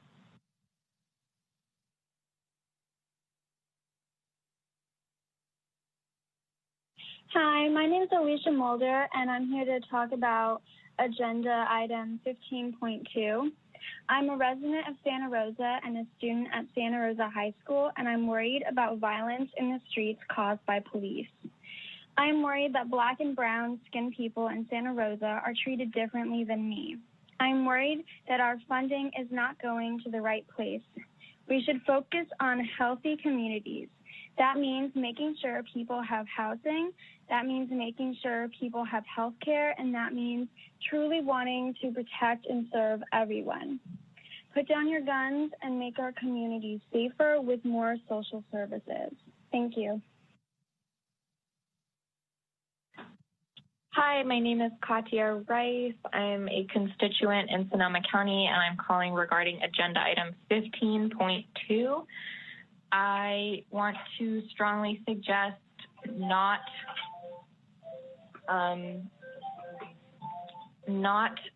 defunding. I want to strongly suggest not increasing the SRPD's budget, and I want to ask that the SRPD is defunded and that the budget be rejected. That's being proposed and re-examined, and for a reallocation of those funds towards instituting mental health programs and housing Sonoma County residents who are currently without shelter. Thank you so much. Hello, my name is Christina Henry, and I'm speaking on agenda item 15.2. I hope that Santa Rosa makes the smart decision to defund the police and to not go forward with the increase in their budget. We have very desperate needs in this community. That does not include promoting the militarization of our police force. They do not need more guns, more funding. They don't need it. What we need is more outreach in the community, more support for those who do not have it currently. And I feel very strongly about this, and I think this needs to be discussed. Thank you. Hi, my name is Patrice Moore, and I'd like to speak on agenda number 15.2. I would like to have it noted that I demand that Measure O be terminated and negotiating police contracts begin with the City Council. I'm proposing that we do not approve the budget for the police, any increases, and I am for the relocation of the current funding into social services and more immediate needs that can actually help low income and people in need. I'd like to see the funds relocated to low income housing, to the schools, to community resources, to public transportation, to parenting programs, to homeless resources, and frontline social workers. I also am concerned about former police officers being on the City Council with regards to a conflict of interest, with regards to their pensions being paid and their inability to respond to these issues with transparency and clarity without being clouded by their past occupations. Thank you very much. Hi, my name is Donna Steiner, and I'm calling about agenda item 15.2 regarding the proposed increase to the Santa Rosa Police Department budget. And I wanted to encourage you not to approve that increase to their budget. In fact, I think that much of the police funds could be reallocated to more meaningful budgets within the city, such as housing, homelessness, drug addiction, rehab, and public health. So I, again, encourage you on agenda item 15.2 to say no to any increases to police budget. Thank you.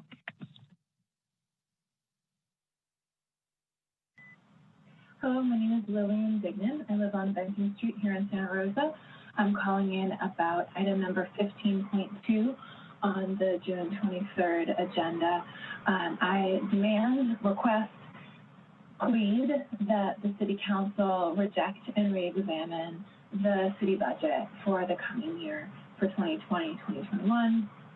I feel that it's extremely important in this moment for us to reduce funding of the city police department and to reallocate those funds towards education, homelessness, and other social services that are really required at this time. And I and many other residents have lost faith in the ability of the police department to do that work. So I feel it's very important to reject that budget item and to revisit and looking forward, reallocate those funds in directions that are really going to support the public good.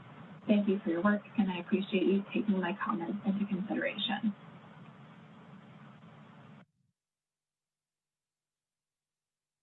Hi, my name is Paul Moore. I'm speaking to agenda item 15.2. I would like to see the rationale for the police department attacking our teenagers and 20-somethings with supposed safe weapons that resulted in distress and also injuries that more than likely now the city will have to be on the tab for millions of dollars in lawsuits from them. I'd like to see pepper spray, tear gas, and rubber bullets, along with the militarized riot gear, to be banned from Santa Rosa Police Department. My name is Hallie Solon, and I'm calling about agenda item 15.2 and wanted to say that we do not want $62 million allocated to Santa Rosa Police Department. I'm an SRJC student and the community member, and I'm begging you not to continue funding the police force that only continues to oppress and divide us.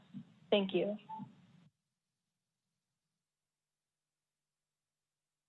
Hi, I would like to speak on agenda number 15.2.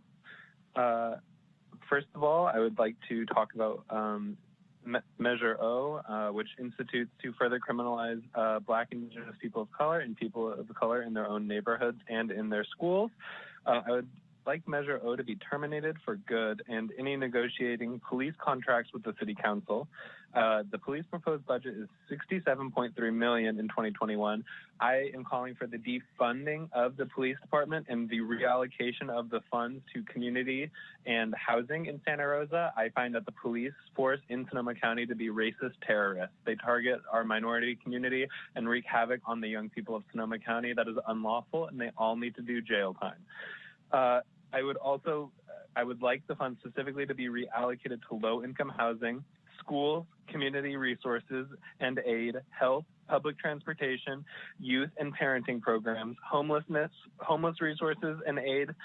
I would also like to bring attention to Mayor Tom and Councilmember Ernesto's position of being ex-police officers who routinely agree to funds for the police department. When people say all cops are bastards, that includes you, Councilmember Ernesto, and Mayor Tom. So we hope to make all of the police in Sonoma County ex-cops because that is our goal. And if you are not with that goal, get ready to file for unemployment, Tom and Ernesto, because I will vote for you and you'll be in line with everyone else and all of the other police members. Great, and that's all. If you side with the police, you're a racist terrorist. I love being a member of the community. I love Santa Rosa. Everybody listen to Jawbreaker. Everybody listen to Pavement, and fuck the police. My name is Sophie Haugen. I've been a Sonoma County resident, Santa Rosa resident my entire life. I'm 20 years old. And the most insane thing, and I'd like to comment on 15.2. And I'd just like to say that when I was 13 years old and Andy Lopez was shot in the street, that left an irreplaceable hole in our community and a mark on everyone my age. And now that we're old and we're of voting age, you best believe we're going to start voting to get this system changed.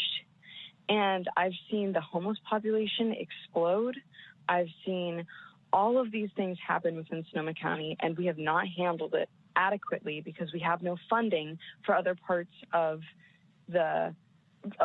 our county.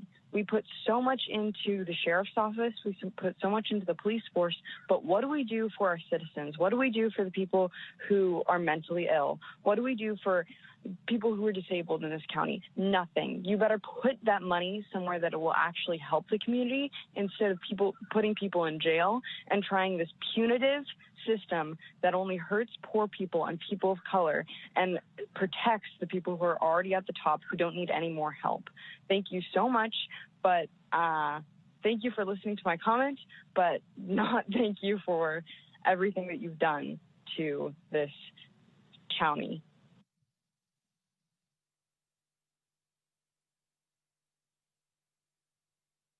Hi, my name is Justin Owens, and I would like to make a comment on agenda item 12.2, which is the resolution appropriations limit fiscal year for the year 2020 to 2021.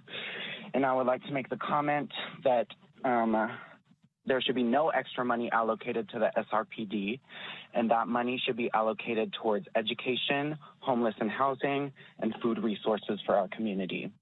I urge you to please listen to your community members and not fund your armed forces against us.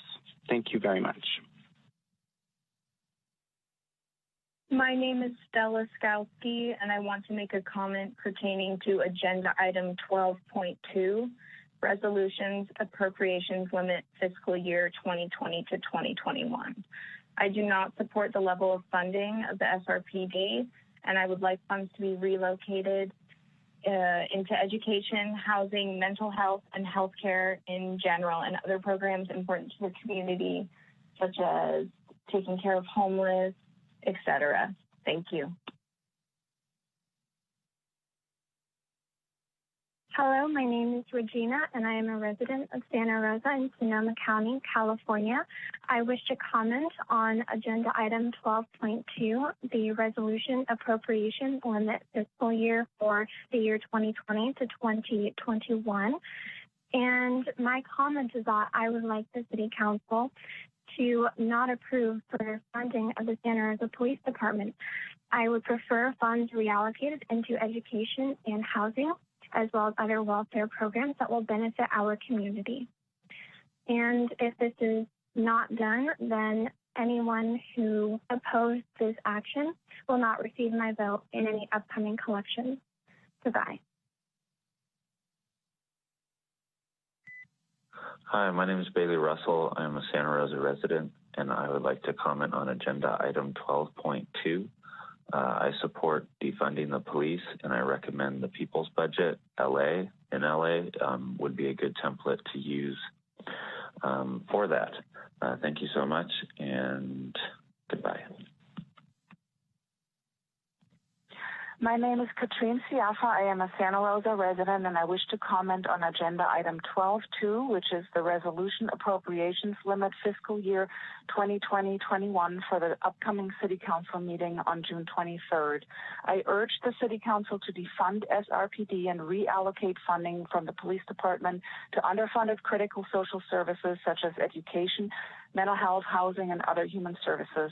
The time for half-hearted reforms has passed. We need to make radical changes to the way we meet our community's needs, and we need to listen to people of color who disproportionately bear the negative effects of our current system.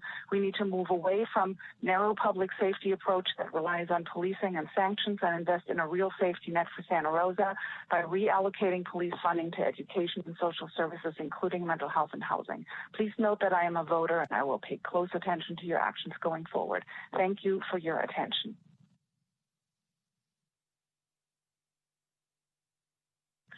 Hi, my name is Margaret Smith, and I am a community member of Santa Rosa. I am calling about item agenda 12.2, the funds for the city for this next year. I'm calling because I would think that it would be wise to defund the police and instead put our funds into our housing for our homeless population, or to fund the Santa Rosa City Public Schools for our children. I strongly encourage that you listen to our community members, and thank you. This is Gabriela Palladino. I'm calling for agenda item 12.2, which is Resolution Appropriations Limit Fiscal Year 2020-21. I'm calling to request that the council not further fund the SRPD and instead recollect those funds into education, housing, public health, etc. Thank you.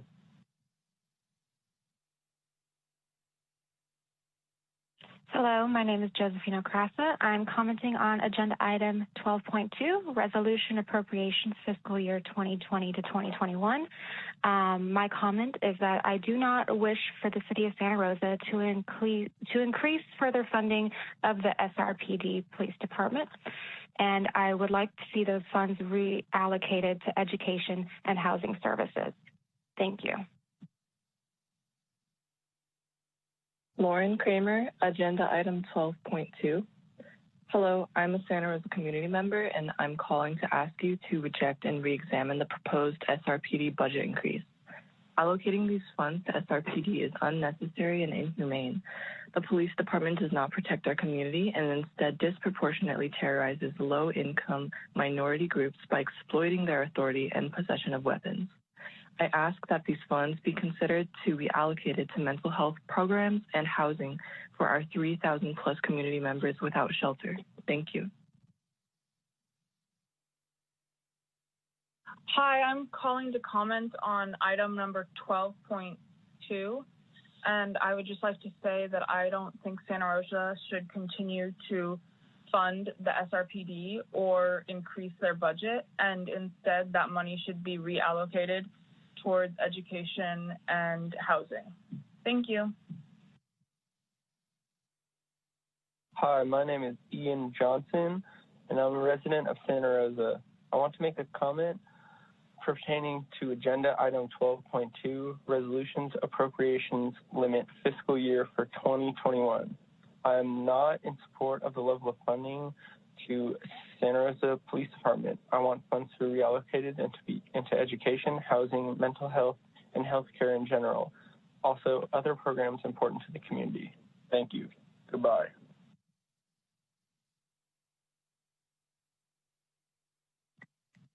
Hi, my name is Elsie Jimenez, and I would like to comment on agenda item 12.2. I would like to ask that we no longer fund SRPD, and we would like to relocate funds into housing and education instead, where it could do much better use. Thank you. Hello, my name is Libby, and I'm calling on for item number 12.2 regarding the city budget. I'm currently calling to make sure that we don't put any more funding towards the police officers. Santa Rosa Police Department has around $62 million to fund their operations, whereas housing and education have much less than that. There are people dying on our streets. We have houseless people. We have people that need access to mental health resources. We have people that need access to better educational resources. We need people that are not living in fear of police officers, given that they have access to riot gear, tear gas, which is banned by the Geneva Convention. The fact that we have a completely militarized force that is attempting to protect and serve the community when they really truly are not. We've had over 92 deaths that have been reported that have had police involvement in Sonoma County for the past 20 years. So don't bring any more funding to the police. The people need it for housing. We need it for educational resources. We need it for the actual community. Hi, my name is Lee Vandeveer, and I'm calling regarding the budget, item 12.2 for the 2021 budget. And I want to let you know I'm a constituent in Santa Rosa. I want the budget to reflect something along the lines that the template called the People's Budget LA outlines. It's in support of Black Lives Matter. I'm in support of defunding the police and using the resources that are used for the police for community building. Thank you for your time. My name is Kia Phillips. I am a resident of Sonoma County, and I would like to comment on proposal 12.2, the appropriation of fiscal funds for the year 2020 through 2021. And I would like to notate that we should defund the police, potentially abolish the police, but at least begin with defunding and reappropriate the funds for this unnecessarily large budget towards things such as education, housing, environmental justice, and equity within our community, racial equity. Thank you. My name is Minsamasa Wall, and I'm a resident in Santa Rosa. I'm calling regarding. I'm Madison Rickman, and I support defunding the police and support the sample budget that BLM organizers have proposed. Thank you. I hope you take my comment into consideration. Oh, and this is for item on the agenda 12.2. Thank you.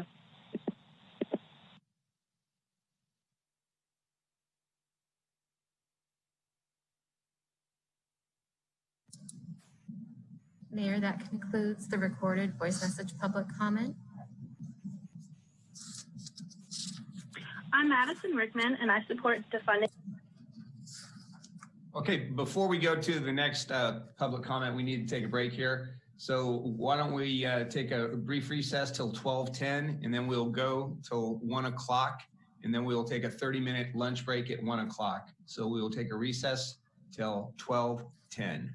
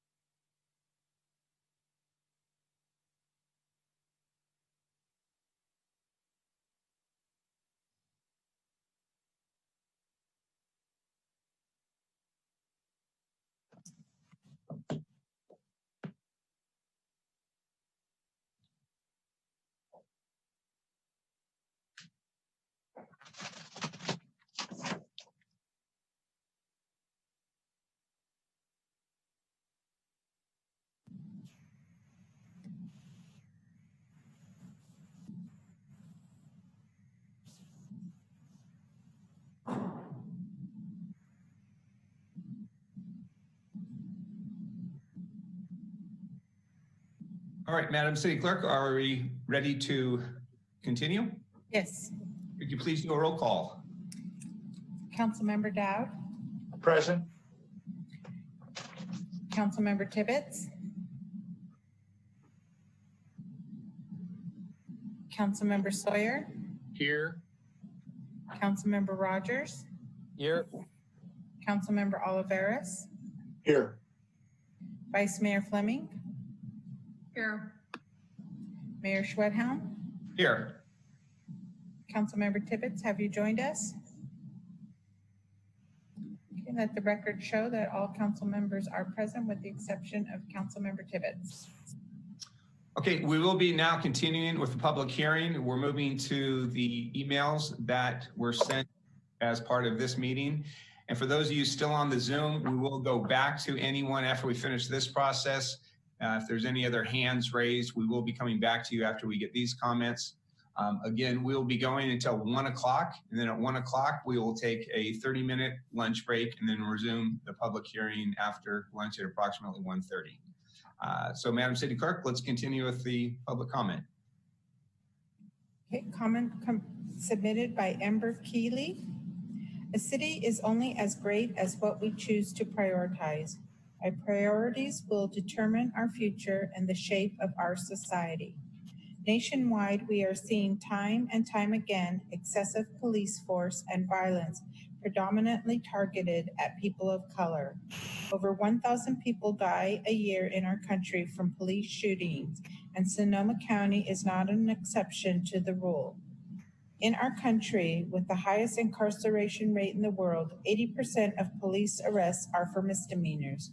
We know that people of color are disproportionately arrested, incarcerated, and killed by the police.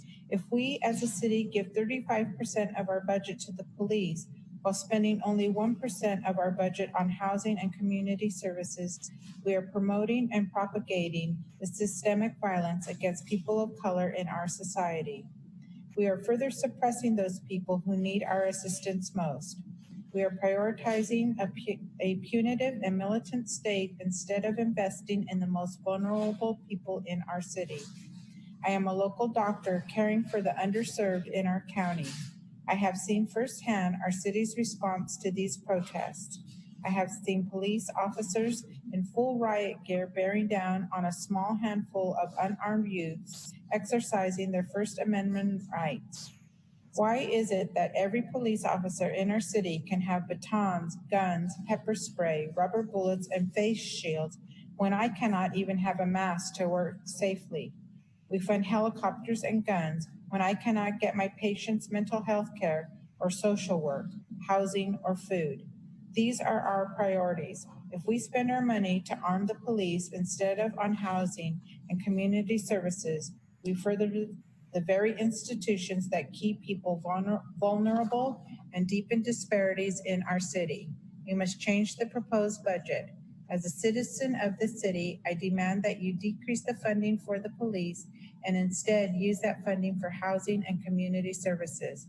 This is our chance to build a more just and diverse and trusting society. Comment received from Roseanne Day. As a family physician in Sonoma County, I'm writing to urge that our budget reflects the priority to reflect our most vulnerable populations and promote health and housing, rather than bolster the militarization of police forces. A city that gives 35% of its budget to the police while only spending 1% of its budget on housing and community services is perpetuating the systemic genocide of people of color and losing the opportunity to support growth and well-being in the community. I ask that the budget is amended to decrease the funding for police and increase support for housing and other social services in Sonoma County. Comment submitted by Russell Sparks. Thanks for your public service. I'm writing as a Santa Rosa local for more than 10 years. Father, community leader, arborist, outdoor skills teacher. I am emailing today to express my disapproval and disgust at the 2020-21 general fund expenditures in our local county. adding another $2.5 million to the police department while getting rid of $1.7 million in the housing and community services is an outrage, especially given the political climate and the recent actions of the Santa Rosa Police Force. Seeing the nerve gas, rubber bullets, and other abuses towards our own Sonoma County citizens from the police is not acceptable. It is an embarrassment. Defunding the police is vitally important to the safety and well-being of our community. This is not about abolishing our police force. It's about limiting the police's role in dealing with violent crime only. There is no reason for armed police officers to respond to nonviolent crimes. The police are supposed to make our community safer, but they are making it less safe. We need affordable housing, quality education, affordable health care, and mental health care, environmentally sustainable development, job training, and hiring programs. The police provide none of these things. Listen to your community's demands and defund the police so you can invest our tax dollars in actual community resources. I do not condone this budget change at all and implore you to rethink putting at least that additional $2.5 million towards the housing and community services, fire department, and or recreational community engagement, the vital services that you are planning to cut so much funding from. It is your job to lead and care for our community, not to destroy it. If you continue to support this budget proposal, you will not be reelected. Listen to your community. Thank you. Comment received from Eva Bilderbeck. Thank you for receiving my comment. I am a nurse, midwife in Santa Rosa, attending births regularly of our city's newest residents. As I write this, I think about these newborns and the future they might have in our beautiful city if we make the right choices. Reviewing the budget, I can plainly see that the police department has disproportionate amount of funding. The National Black Lives Matter movement is teaching us to not only rethink the way police are trained and their use of violence, but also to consider that police are tasked with responsibilities that are really beyond their specialty. In medicine, we use the term scope of practice to refer to the area of expertise that we each have based on our training and experience, and it is considered mandatory that we do not work outside our scope of practice. Yet police are asked to do this every day. If my house is on fire, I want a firefighter, not a police officer. If I am having a medical emergency, I want a paramedic, not a police officer. If I am having a mental health crisis, I want a therapist, not a police officer. If I am homeless, I need a social worker, not a police officer. Meanwhile, we have a housing crisis with disparities increasing even further under COVID. Some of the babies who I see born will not have a stable place to live. They will not always have enough to eat. And yet the budget only allocates 1% to housing and community services and 35% to the police. This is appalling. Public safety is created through good social support, mental and physical health services, adequate housing, nutrition, and clean environments for children to play and exercise. I plead with you, take the momentum that is building across the county. Now is the political moment to make these adjustments and invest our money more wisely, support our community more holistically. I urge you to dramatically decrease the budget for the police force and apply it to housing and community services. Comment received from Andrea Seifert. As it stands, the Santa Rosa City's intended budget will not make the city safer or more livable, and these should be our priorities. An increase to the already bloated 35% police budget of over $62 million while decreasing housing and community services by 90% to less than $250,000 is unconscionable. Two of our main problems in Sonoma County are housing and fire and flood preventative preparedness. This budget proposes cuts to already underfunded services. We do not need more policing. We need more services and the ability to truly help our neighbors. This budget perpetuates and worsens racial and economic disparities. I request you decrease the police budget substantially. Consider a decrease of 90% as you've done for the housing budget. Even 20% would be a good start. And with the money cut from there, hire social workers, mental health specialists, and community organizers to find out what different parts of our community actually need to thrive, so that next year's budget is informed by actual community needs and requests. At the same time, increase the housing and community services by at least 500% to start with a similar increase every year until all our neighbors are housed and cared for with access to food and health care. There is plenty of money. Use it to help people, not police them. I am a local doctor serving the underserved in Santa Rosa and Sonoma County, and as someone who sees people hurt by our broken system every day. Comment received from Vonnie Lee. This is copied from CNN Morning News message this week. Police reform. Beyond Atlanta, jurisdictions are pushing ahead with police reform. In Los Angeles, city council members are angling to replace some LAPD officers with unarmed responders, and the city's police union supports the move. Those responders could include medical professionals, mental health workers, and homeless outreach workers. In Washington, Democrats are moving forward with that is the end of their submission. Comment received from Lauren Fouts. Thank you for receiving my comment. I am a nurse midwife in Santa Rosa, attending births regularly of our newest residents. As I write this, I think about these newborns and the future they may have in our beautiful city if we make the right choices. Reviewing the budget, I can plainly see that the police department has a disproportionate amount of funding. The National Black Lives Matter movement is teaching us to not only rethink the way police are trained and their use of violence, but also to consider that police are tasked with responsibilities that are really beyond their specialty. In medicine, we use the term scope of practice to refer to the area of expertise that we each have based on our training and experience, and it is considered mandatory that we do not work outside our scope of practice. Yet police are asked to do this every day. In my house, if my house is on fire, I want a firefighter. If not, a police officer. If I am having a medical emergency, I want a paramedic, not a police officer.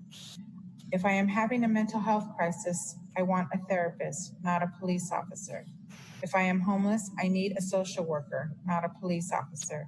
Meanwhile, we have a housing crisis with disparities increasing even further under COVID. Some of the babies who I see born will not have a stable place to live. They will not always have enough to eat. And yet the budget allocates 1% of housing and community services and 35% to the police. This is appalling. Public safety is created through good social support, mental and physical health services, adequate housing, nutrition, and clean environments for children to play and exercise. I plead with you, take the momentum that is building across the county. Now is the political moment to take these adjustments and invest our money more wisely, support our community more holistically. I urge you to dramatically decrease the budget for the police force and apply it to the housing and community services. Comment received from Will All Be Free. Thank you for providing me a space to voice my grievance. I am deeply uncomfortable with the budget providing police over $62 million in taxpayer dollars for the upcoming year. Right now, there is enormous public outcry due to the injustices faced by people of color at the hands of the institution of policing. I implore you to not just parrot the Black Lives Matter slogan and take a token knee. I beg you to be on the right side of history and join with the public outcry against white supremacy and colonialism. As we all know or have been recently informed, the very policing institution was born out of the desire for slaveholders to protect their assets, the slaves. Policing has continued to control and target people of color ever since. Every 28 hours, a Black person is killed by either police, rent-a-cops, or a vigilante. The nation and the world is finally putting this together and letting the people in power, aka you, that this is unacceptable. Be on the right side of history. Make a better world for all of us. For not only you will be safer, but more importantly, the people who are dying every 28 hours will be safer. A vote for police funding is a vote for white supremacy. Let that weigh on your conscience as you proceed. Kind regards, one of your constituents. Comment received from Sarah Champy. Thank you for taking my comment. I am a social worker in Santa Rosa, and I have recently learned about the distribution of budget for 2020-2021. I am dismayed, angry, and confused by the plan to cut spending on housing and community services by nearly 90%. I am also shocked and disgusted by the amount of the budget dedicated to policing. I am motivated to write to the City Council for the first time because of these drastic and seemingly totally irrational numbers. Policing has been overfunded for too long, and police are asked to play too large of a role in dealing with community issues without the proper training or oversight needed. Santa Rosa should be listening to the collective wisdom of Black Lives Matter movement and following the lead of San Francisco Mayor London Breed to replace police officers with trained, unarmed community service professionals to respond to calls for help on non-criminal matters involving mental health, the homeless, school discipline, and neighborhood disputes as part of a new wave of police reforms. In our own city, with rampant housing shortages and rife with people experiencing homelessness and still in recovery from the fires of 2017, the City Council should be aware of the importance of housing shelter as a fundamental need and building block to creating healthy and stable community. I simply cannot understand what the logic or reasoning is behind cutting housing and community services in such a drastic way could be. At a time like this, we need to be cutting the inflated budgets of the police and redistributing those funds to the very social and community services that will prevent the need for a strong policing presence in our community in the first place. Coordinated case management, mental health services, affordable housing, and job support organization should be the priority for our community at this time.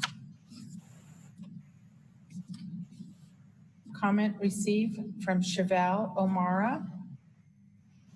My name is Chevelle, and I am a 22-year-old Sonoma County resident.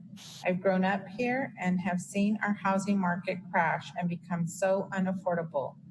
Minimum wage is $15 an hour, barely $1,200 a month. Yet I am seeing one-bedroom homes for $2,000. When looking at the 2021 Santa Rosa budget, I see that the police department has $62 million, while housing has $2. Why is this? Have you not driven under the overpasses? People are becoming homeless faster than I have ever seen my entire life, and it's devastating. But you can change this. Allocating more money for housing. People need homes. Comment received from Lee McCutcheon. In the wake of all the protests and current movement and awakening of our country to put more effort into helping others, respecting others, ending police brutality and racism, etc., why is the money appropriated for housing and community services so little compared to the money for other things? Example, the police department. I thought we were progressing toward making our country healthier and more just. Please consider increasing the funds for our unsheltered friends and programs that will help them get back on their feet. Comment received from Rebecca Wheeler. As a citizen of Santa Rosa, a nurse, and a parent, I am very disturbed by the imbalance of funding the police at 35% of our budget and giving so very little towards public housing. I can plainly see that the police department has a disproportionate amount of funding. As our nation struggles with our racist history and the very active influences of institutionalized racism, it is time to reconsider whether investing in police at these levels ultimately benefits or damages our community. My husband is a psychiatrist who works in the Santa Rosa jail, trying to give the mental health support that many homeless and addicted citizens of our city most need. It is not police they need more of, but rather it is shelter, mental health, support, addiction, treatment, education, and safe community spaces. It is my hope that Santa Rosa can set an example for the nation and the world by distributing some of the vast millions we currently invest in a policing system that is deeply broken into community services and structures that would make a true difference. Please think outside the box and lead by your example. Thank you. Comment received from Laura Marston. I am vehemently opposed to the proposal to increase the police budget in any capacity. Those funds are better used to address mental health, substance abuse, homelessness, and education. Invest in our community, not in supporting and perpetuating a broken and corrupt system. Comment received from Vicky Lai. Hello, I have concerns over the proposed budget for Santa Rosa. As a member of this community, I am appalled by the amount going to police funding. A substantial portion of that funding should go to housing assistance to help deal with the homeless epidemic rampaging throughout our city.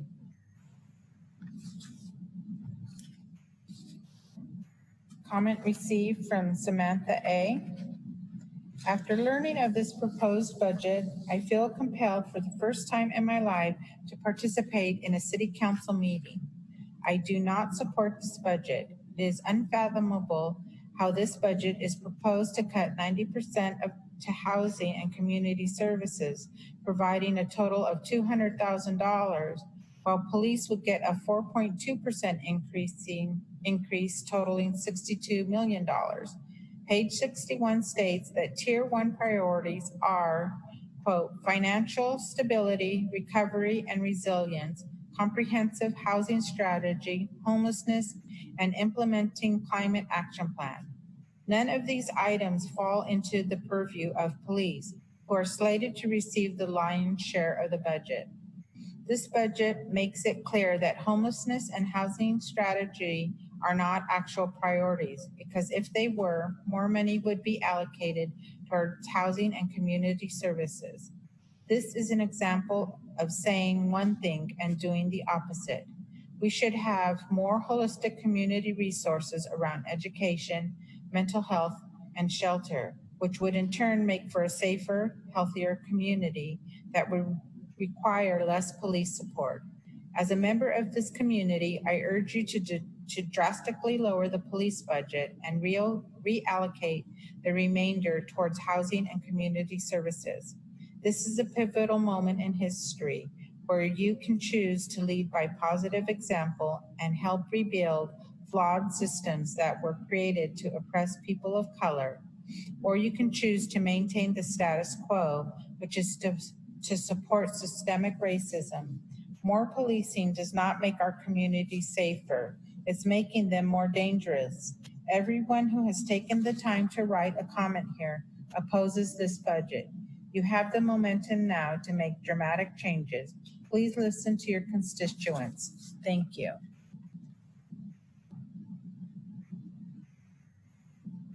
Comment received from Lauren Elizabeth.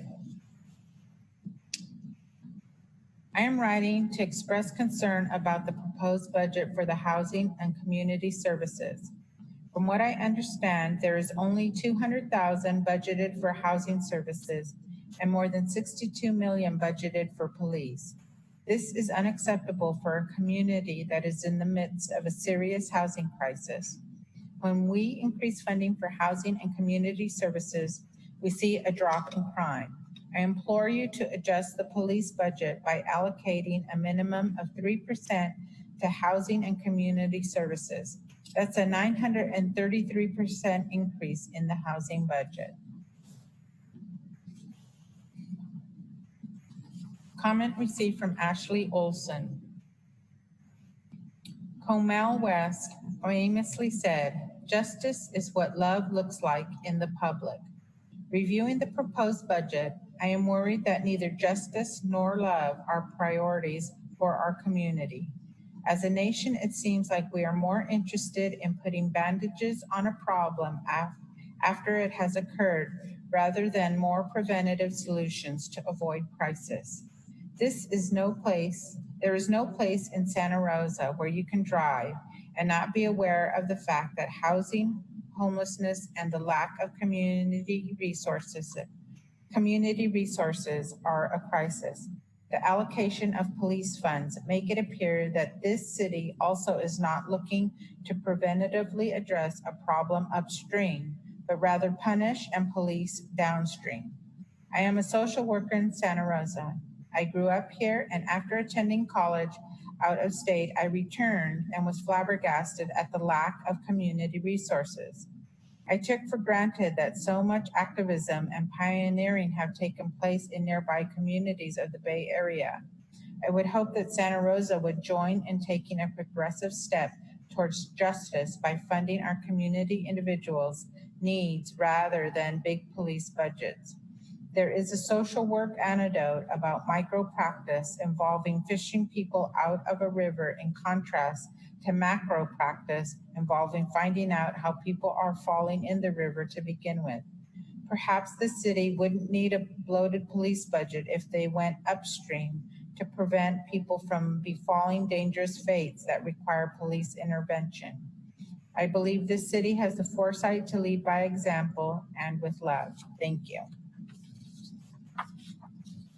Comment received from Amy Dozier. As a born and raised Santa Rosan, I am absolutely dismayed to see this budget. It does not reflect the values or ideals of our city or community. After the recent actions taken by the Santa Rosa Police Department against its own citizens, rubber bullets, tear gas, intimidation tactics, the idea that we would reward that reprehensible behavior by increasing their already inflated budget by $2.5 million is disgusting and disappointing. What this city needs, especially now in the instability of global pandemic, is not violence and armed policing, but more affordable housing and support for the most at risk in our community. But you suggest reducing the housing and community services allocation by nearly 90%. This will only exacerbate the inequalities within our city and harm people of color. I urge you to drastically change course, decrease the police budget, and increase spending for fire prevention, environmental protection, and most importantly, support the everyday citizens of the community. Comment received from Sophie Weil. I am writing to you today out of a great concern for our community. Nearly 17,000 community members have signed the ballot petition to firstly demand that there is no increase in the fiscal year 2020-2021 budget for the Santa Rosa Police Department. Secondly, we demand that the police budget is reduced and that a portion of funds previously allocated to the Santa Rosa Police Department is reinvested into local programs that better support people of color, low income, homeless, and at-risk members of our community. The call to defund our police is accompanied by Measure O. We additionally demand for specific baseline percentages of Measure O to be reworked. The 34.3% of police Measure O funds must be lowered, and the 0.4% of gang prevention and youth programs Measure O funds must be raised. We want our tax dollars to support our community without contributing to police violence against our neighbors. Measure O can be overridden. In your proposed budget for fiscal year 2020-2021, you plan on spending 35.1% of the city's annual budget on the police. Only 0.1% of the city's annual budget would go to housing and community services, and yet 3/10 of your written goals as the city council include meeting housing needs, attaining functional zero homelessness, and implementing the recovery and rebuilding of Santa Rosa. Only 5.5% of the annual budget would go to recreation and community engagement, but you want to foster neighborhood partnerships and strengthen cultural assets and overall spread a message of uniting our community. You're willing to spend 29.5% more of the annual budget on the police department than on combined programs that would achieve your goals, supporting essential services that unite our community. We hope that you as city leaders will demonstrate that you won't stand for this repeated racial discrimination and physical abuse of power. This is the perfect opportunity for our city to set an example for other cities across the country, to be on the right side of history, and to truly lead the North Bay. In deciding this next annual budget, you can show that you truly care about uniting our community as much as you like to say you do. Comment received from Nikki Magallanes. I am profoundly disappointed with the fact that you'd even consider a budget that allocates 35.1% to police and only 0.1% to housing and community services. By approving this budget, you are not only promoting racial injustice and perpetuating systemic racism, but you are completely refuting the demands of the community that you serve. To make it clear, we don't want you to approve these funds.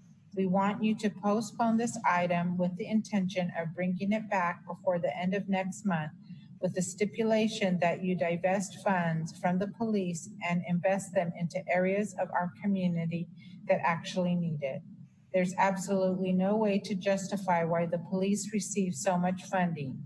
You, the people with the power and the privilege, have the ability to formulate a budget that properly reflects the demands of the community that you serve. Thank you. Comment received from Michaela Barker. I am a college student trying to speak up for what I believe matters. I cannot allow a new budget to pass that does not dramatically define SRPD and reallocate those funds to sectors such as housing, education, healthcare services, etc.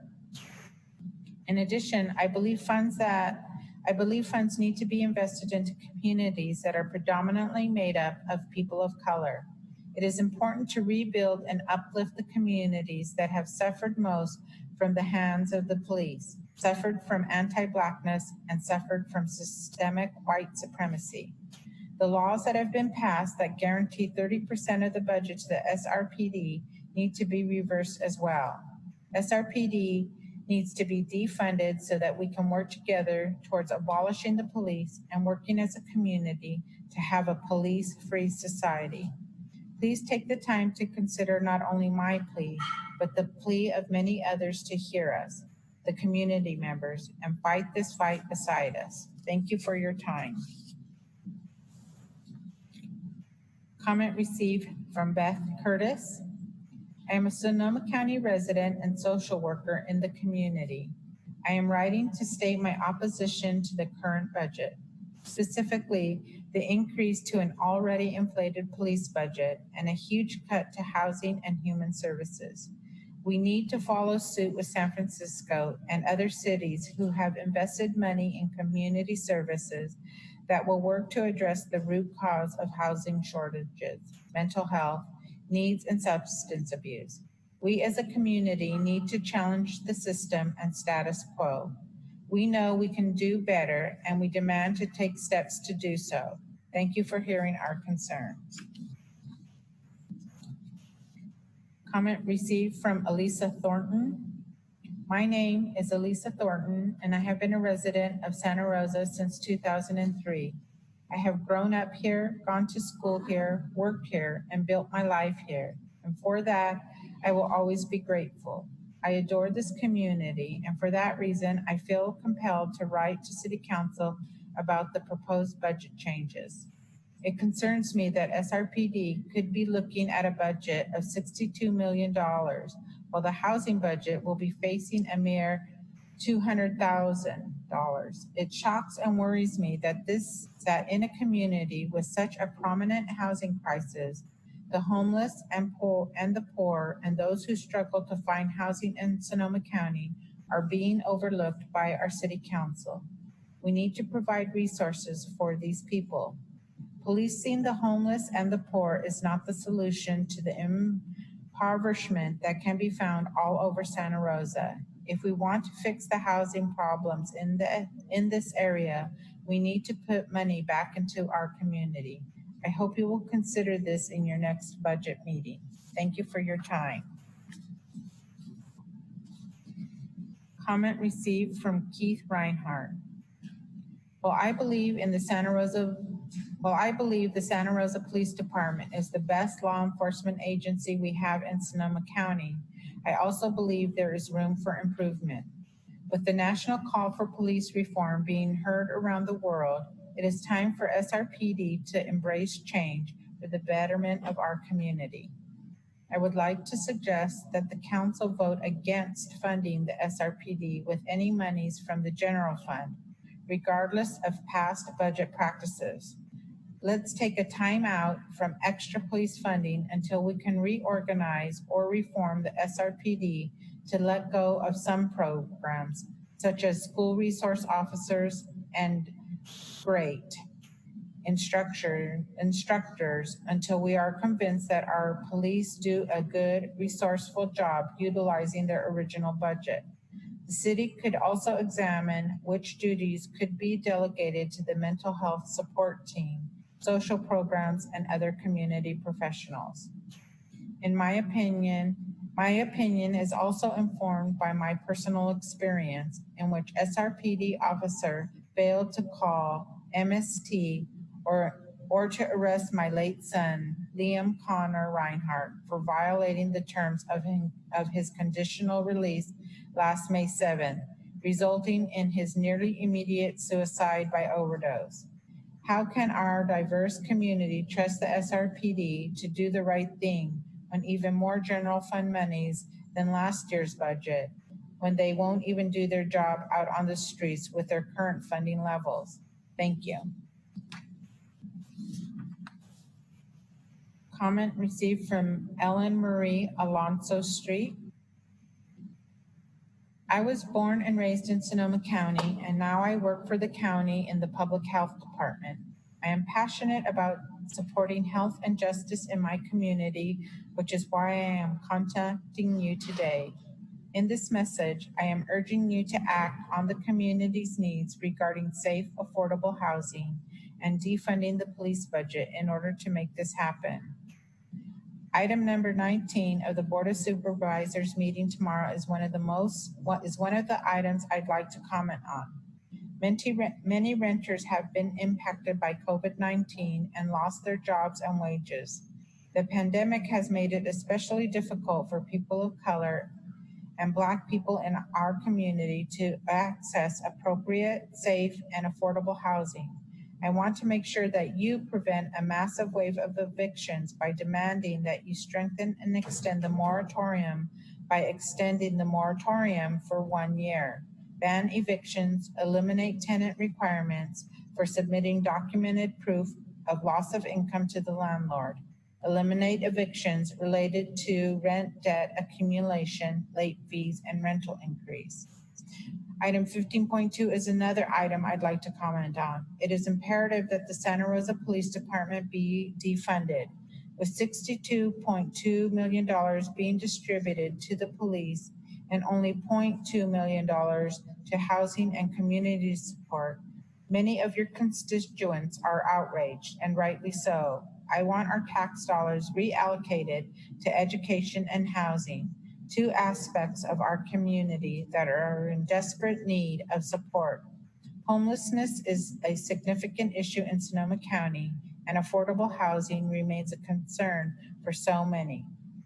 Pour resources back into the community rather than into police, who enforce laws that criminalize poverty, addiction, and mental illness. All of these can be addressed through housing and community support resources.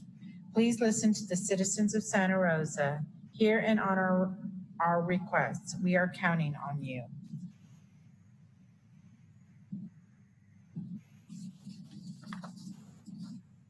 Comment received from Margaret Bunn. I want to write to you about the priorities being set in the budget. Right now, more than 35% of the budget is going to police, and only 2.2% is going to housing. With the epidemic of homelessness we have in this town, this shocks me. It appears as if housing is not an issue, when we are all aware that it is. I feel that the police are grossly overfunded and overworked. We are asking them to do work of the housing department by asking them to manage our homelessness issue without giving them the tools to do so. We are asking them to deal with mental illness and drug addiction that so many of our homeless people suffer from without mental health or drug rehabilitation training. We are using the police as a Band-Aid for a wound that is hemorrhaging. We need to redistribute our city's funds, do what we can to address issues our city faces. Our police services cannot be our #1 priority at the cost of all other services. We need to fund housing, mental health services, food for the poor, drug rehabilitation, not just arresting people and jail. Thank you. Comment received from Lauren Peters. My name is Lauren Peters, District 4. As I have written a number of times before, I oppose the proposed police budget. The City of Santa Rosa should prioritize housing, health, and community wellness over policing. We know the facts about why the current policing system doesn't work. They have been stated over and over again, so I will not reiterate them here. But we know that the City of Santa Rosa is not creating and supporting a safe and thriving community with this budget. And we know that the City of Santa Rosa City Council can do better and should do better by reallocating funds appropriately. We demand that you make real changes to this budget immediately to ensure a safe community for all Santa Rosans. Thank you for your time this evening. Comment received from Justine Epstein. I am a resident of Sonoma County and a frequent visitor to the City of Santa Rosa, where I have lived and organized during the past 4 years. I am writing to express my sincere and urgent concern for the proposed fiscal year 2020-2021 budget, which, if I have received the correct information, proposes to increase the police budget by 4.2% to $62.2 million, and to cut housing and community services by 89.5% to just $200,000. The public is rising up around this country and around the world with demands to reallocate funding from police budgets to meet the basic needs of the community. Example, housing and community services, healthcare, education, mental health, and social services. Because it has been proven again and again that when communities are resourced in their basic needs, the need for policing decreases. When communities have what they need, they do not need to resort to criminal behavior. Additionally, police departments historically and currently target Black and Brown communities and are responsible for the disproportionate murder of unarmed Black and Brown people, including local 13-year-old Andy Lopez, whose killing has not yet been brought to bear 7 years after the fact. The time has come for the city of Santa Rosa to stand on the right side of history and to follow the lead of cities around the country, including New York and Los Angeles, that are defunding their police budgets and investing instead in the health and well-being of their communities, listening to and responding to the demands and requests of the communities most impacted by the systemic racism and economic marginalization of our country. I would like to add my voice to the call to defund the police and request that significant funding increases be made instead to the Housing and Community Services Department. Thank you for your time and attention.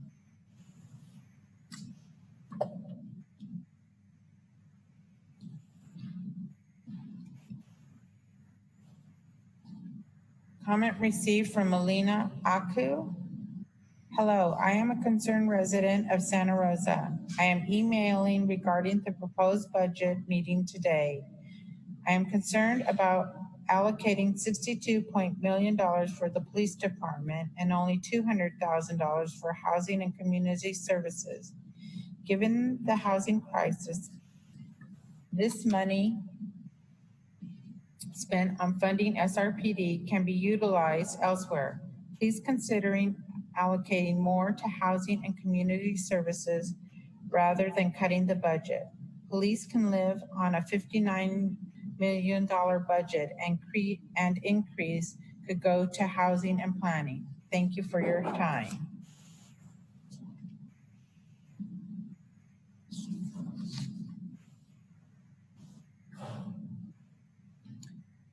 Comment received from Melissa Peterson. As a longtime white resident of this community, I recognize that I have been complicit and complacent in the face of white supremacy, police brutality, and racism. No longer.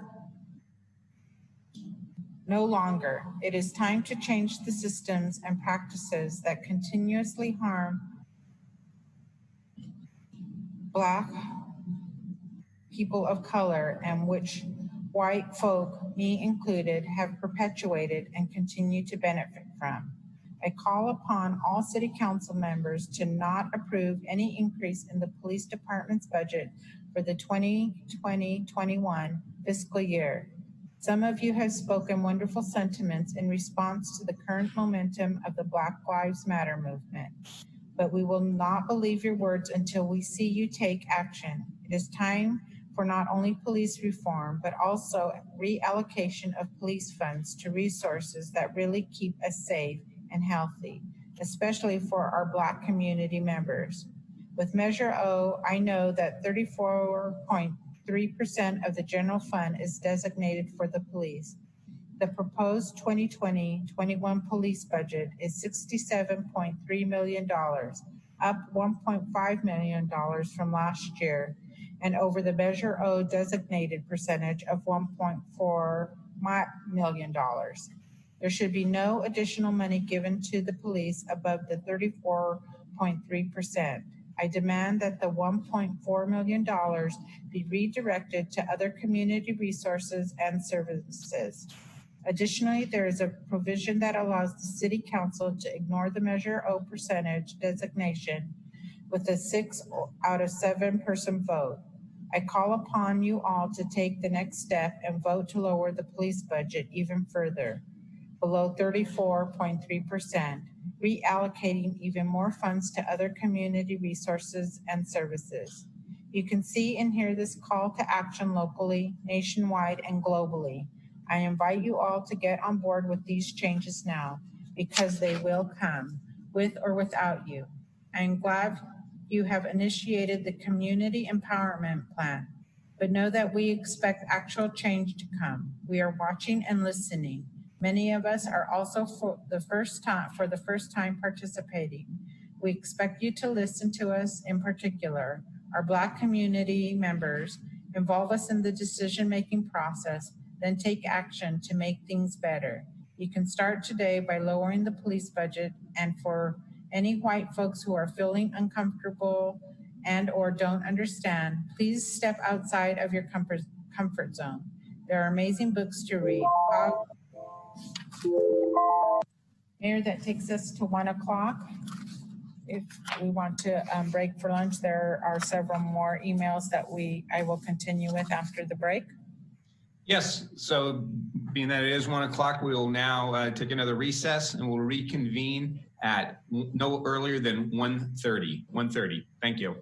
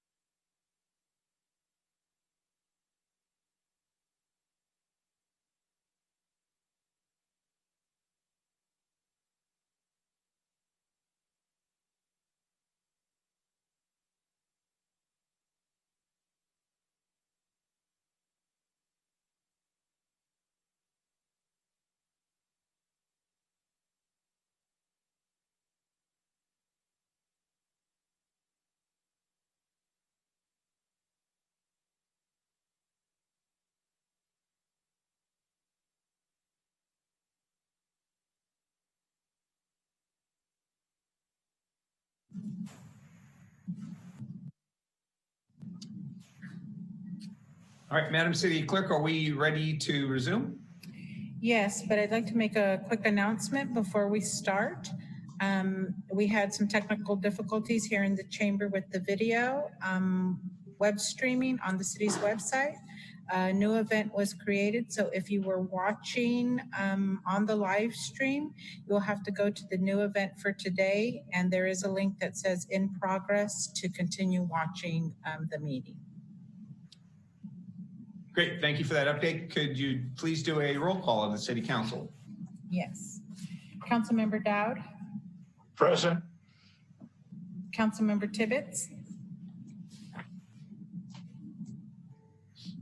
Councilmember Sawyer? Councilmember Rogers? Here. Councilmember Olivares? Here. Vice Mayor Fleming? Here. Mayor Schwedhelm? Here. Councilmember Tibbetts, have you joined us? Councilmember Sawyer, have you joined us? Let the record show that all council members are present with the exception of Councilmember Sawyer and Councilmember Tibbetts. All right, thank you for that. So we will reconvene the continuation of the June 23rd City Council meeting. Public hearing is still open and we are receiving written comments. Madam City Clerk, if you would please continue. Yes, comment submitted by Alexandria Massimino. I am a member of the Santa Rosa community.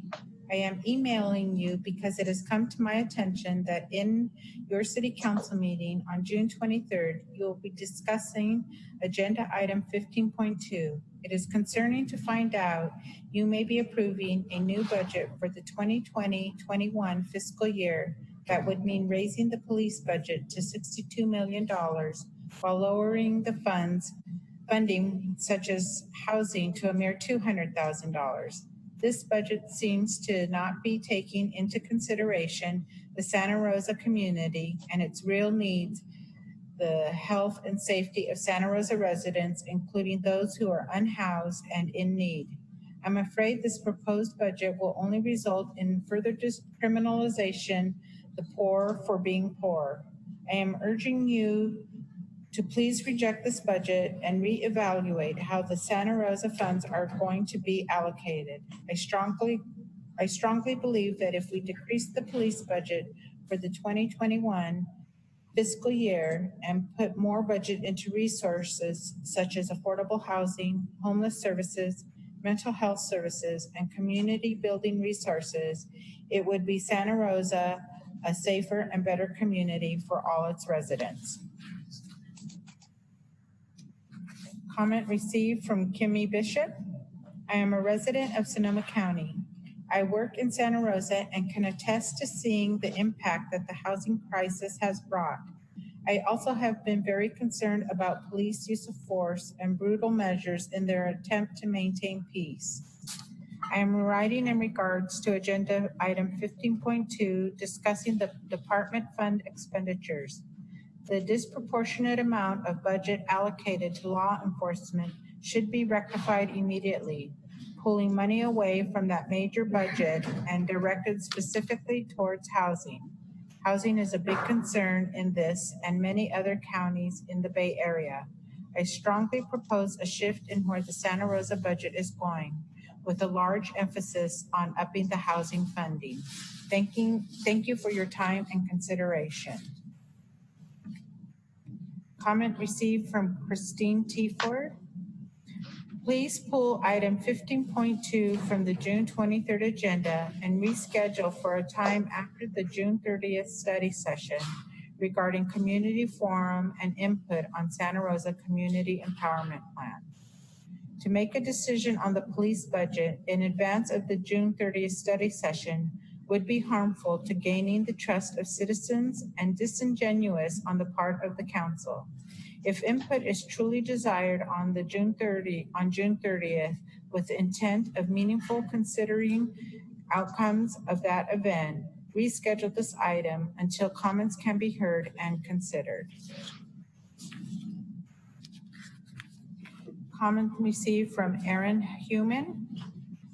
This budget does not reflect the values of our city. The budget will reduce the housing and community services allocation by nearly 90%, which will exacerbate the inequalities. Stand up for our community and fund budgets that will have a positive impact. Fire prevention, environmental prevention, and our city's human needs. Comment received from Jacqueline Rocha.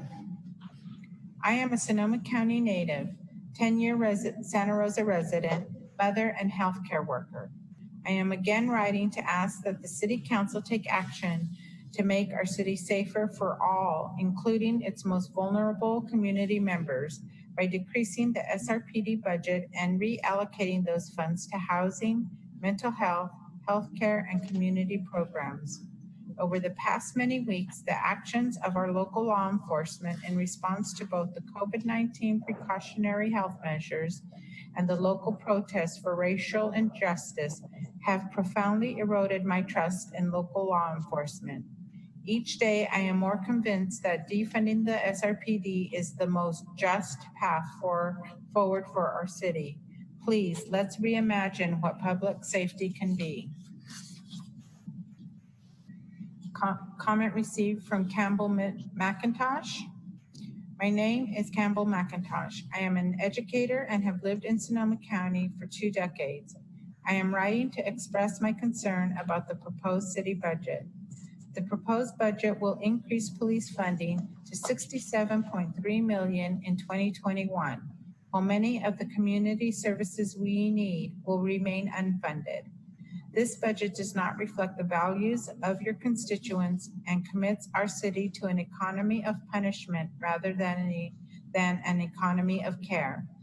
As a member of this community, I demand that council members reject the proposed budget, that Measure O be terminated, and that we reallocate funding for law enforcement towards programs that will enrich our community, such as education, low-income housing, healthcare, resources for our unhoused population, and youth parenting programs.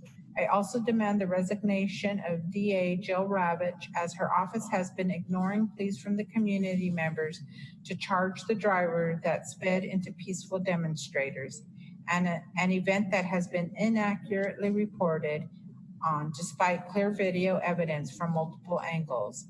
My concerns are shared widely by other members of our community and should weigh heavily on the council's decision.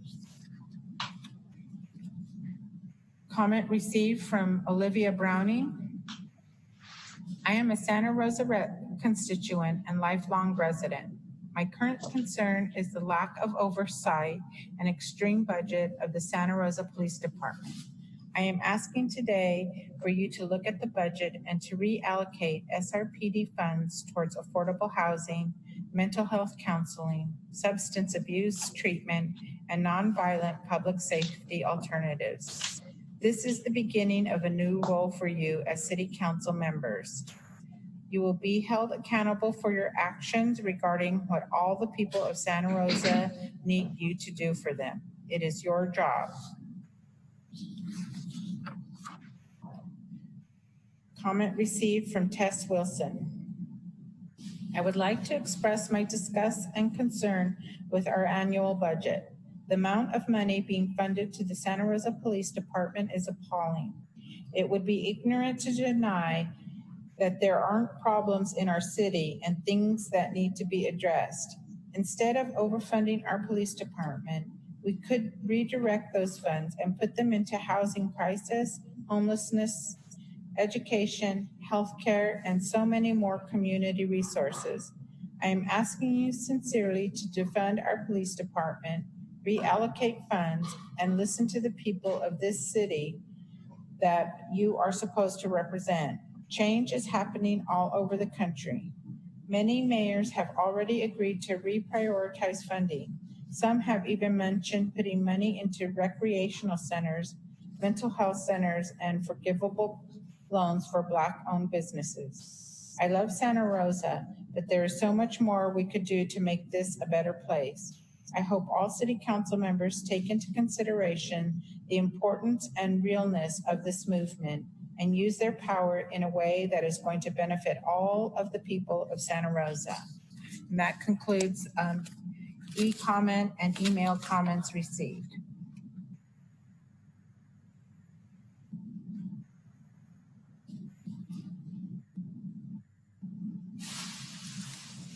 Thank you, Stephanie. Now that we have read the email and e-public comments, the mayor has asked that we circle back to any raised hands for live public comment.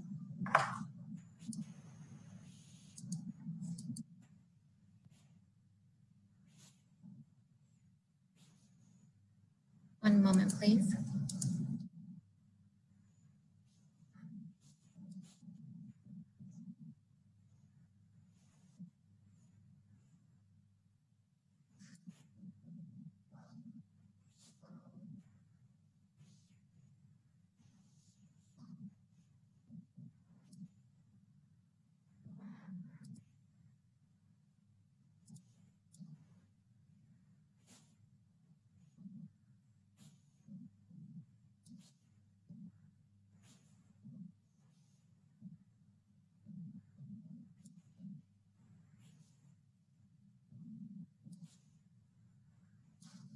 The next live public comment will be from Shirley, followed by A. Lucas. Shirley and Bob, I have enabled your speaking permissions. Please unmute your microphone. Hello. Hi, Shirley. Do you see the timer on your screen? I do. Perfect. Please identify yourself for public record, and if you so choose, and your time begins now. My name is Shirley Chio, Mayor Sweathelm and the City Council. After listening last night, and of course this morning as well, there was for me a moment of hope when Cahoots was mentioned. I looked into the program Cahoots in Eugene, Oregon, where there is a collaboration between police and social workers. I watched a short NPR story about the program. The statistics given demonstrated the program's success. Of 24,000 calls, only 150 needed further police assistance. That's 24,000 calls, only 150 needed police assistance. This seems like a great model to study, and dollars need to be set aside for developing such a program in Santa Rosa. Having worked with some of you on issues of homelessness, I know your hearts are in the right place and you are willing to look at programs that work. Please, please look into Cahoots. You've certainly got the community pleading for something like this. Thanks for extending the public comment. We are all fortunate to live in a community that really cares. Thank you. Thank you, Shirley. The next public comment will be from A. Lucas, followed by Joe Bell. A. Lucas, I've enabled your speaking permissions. Can you see the timer on your screen?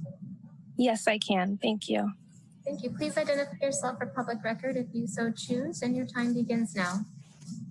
My name is Amber Lucas, and I live in the West End neighborhood of Santa Rosa. I have called Sonoma County home for 11 years, and I currently volunteer at the St. Vincent de Paul Community Kitchen and have previously served as a mentor to Anali High School students solely out of the desire and the very real need to improve our community. I have stood witness to the abuse and blame that peaceful protesters have suffered due to the false reporting, bad journalism, and hasty SRPD press releases that contain biased and unjust information. As a citizen, I am doing my part to foster a healthy community. I respectfully request that the City Council do the same by not increasing SRPD funding.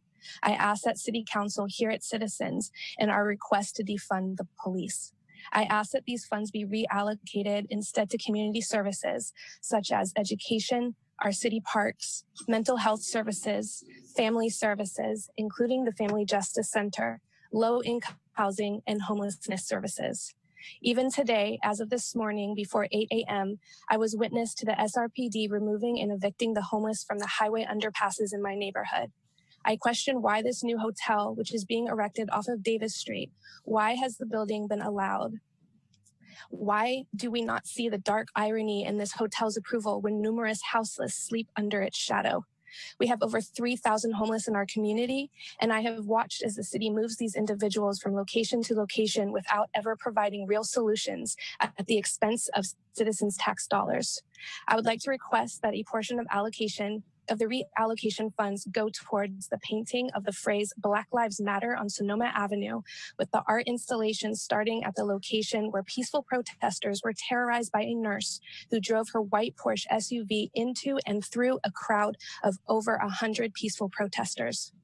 We need a healthy community, and right now, the overfunding of the SRPD is making us sick. I demand that Measure O be terminated and that the budget be not approved. Citizens should not be victims of their government. Return dignity to our communities by reallocating the police funding to the services I previously mentioned. Thank you. Thank you, Amber. The next public comment will be from Joe Bell, followed by Morgan. Joe Bell, I've enabled your speaking permissions. Please unmute your microphone. Thank you. Do you see the timer on your screen? Hi, do you see the timer on your screen?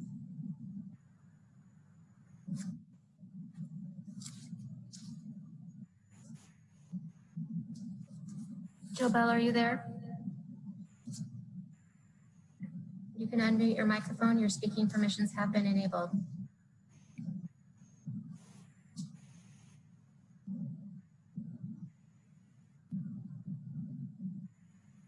Okay, Joe Bell, I'm gonna lower your hand and move on to the next speaker, but if you have your technical concerns addressed and you wanna raise your hand again, you can. Okay. Why the fuck did it do that? That feels like conspiracy to me.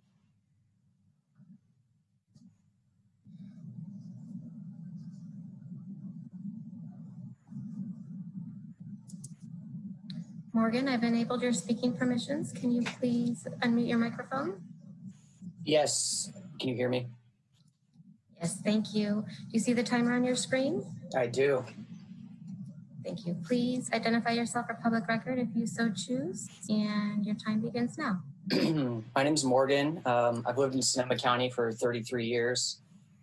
Recently, I found a school assignment I did back in first grade about 30 years ago. I was asked to interview adults about their experience in Sonoma County.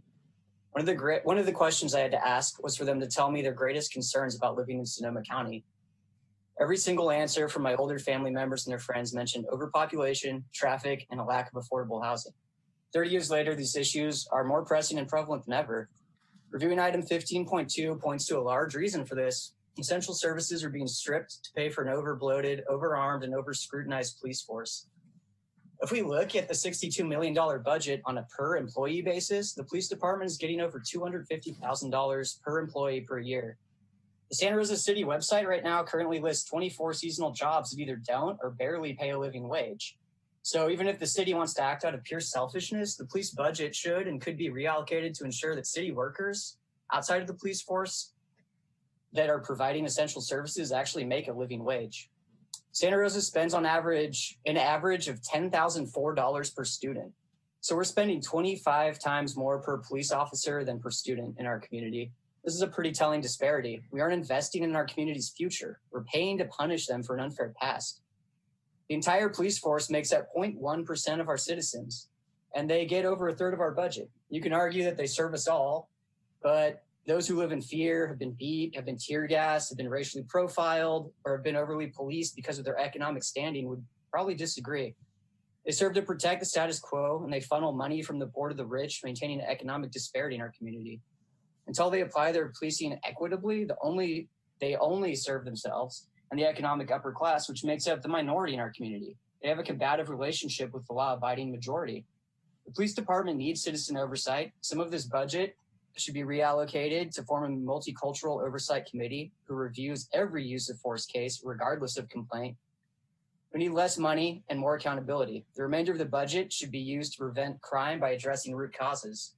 This means improving education in an equitable way. This means addressing substance abuse, mental health, and houselessness issues in a non-punitive way, This means generating jobs to get people back on their feet. This means providing actual affordable housing. Calls for any of these issues, or really any victimless crime, should be diverted to social workers, mental health crisis responders, and mutual aid organizations. Continuing to fund an entity that attacks citizens for exercising their civil rights is unconscionable, and I urge you to stand on the correct side of history. I yield my time back to Joe, who was cut off.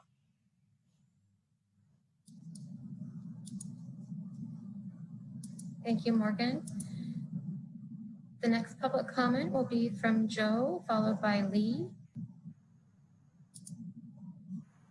Joe, I have enabled your speaking permissions. Please confirm your microphone is working. Hi, sorry, I don't know what was going on with my microphone. My name is Jolie Belinsky, and I've been a Sonoma County resident for 20-something years. I want to comment on the budget increase. Not only that, but we need to actually cut the budget even more to defund the police department and put it to social programs that are going to work for the community. I feel like just this morning, right before we're having this meeting, there was a police raid on the homeless encampment that is underneath the 101. And that is despicable. These people don't have anywhere to go. We have not, as a county, as a city, addressed this problem. We are directly funding police officers to go out and deal with homelessness and mental health crisis, which they are not, absolutely not. I mean, they're not trained to do that. They have, sometimes a minimum of 6 months to a year schooling, and people who deal with mental health every day have years and years of schooling and degrees and certificates, even doctorates. So we have to reallocate funds to places where people actually need it, connecting with the community, being able to help young people, being able to address the drug and alcohol addiction crisis that leads to the inability for people to have successful lives. I mean, housing, community health, community outreach, these things. Really that's all I have to say. We should be demilitarizing things and not spending more money on weapons against our own people and our own community. And we're talking about the young people in this community. If you've seen people out in the streets, these are the young people. These are the people who are going to the polls. These are the people who are going to tell us what the future is going to look like, and you're not listening to them. That's all I have to say. I yield my time. Thank you, Joe. The next public comment will be from Lee. Lee, I've enabled your speaking permissions. Please unmute your microphone. Thank you. Can you hear me? Yes, we can. Can you confirm that you can see the timer on your screen? Yes, I can. Perfect. Please identify yourself for public record if you so choose, and your time begins now. Thank you. My name is Lee Farrell. I've lived here in Sonoma County for 31 years. I've raised 2 lovely children. Like the other commentators, I am urging you to revisit the police department budget, but I'm also asking for a complete overhaul of the police force. Look to Camden, New Jersey, look to San Francisco. It won't be easy, but it is certainly apparent that it's necessary. The funds saved can be directed to mental health, homeless services, and community engagement. Along with the systemic racism inherent in police work, our particular force seems to have an issue with women. Yesterday, Chief Navarro admitted that they have a backlog of rape kits. Couple that with the complaint sent to the Human Rights Commission of a deputy leering at female protester detainees, pointing out which ones he'd like to F-word. And now, due to the violent tactics the police department used against peaceful protesters, the city is having to defend a multi-million-dollar lawsuit and potential class action. Finally, I'm extremely distressed by the comments from one of the callers last night. She said that even though she grew up here, she, as a person of color, does not feel welcome.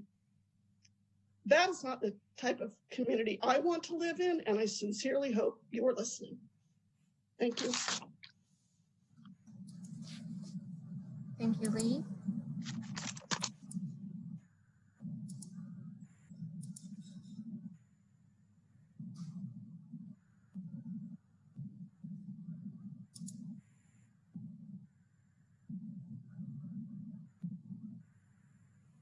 May Mayor Schwedhelm. At this time, I don't see any additional hands raised.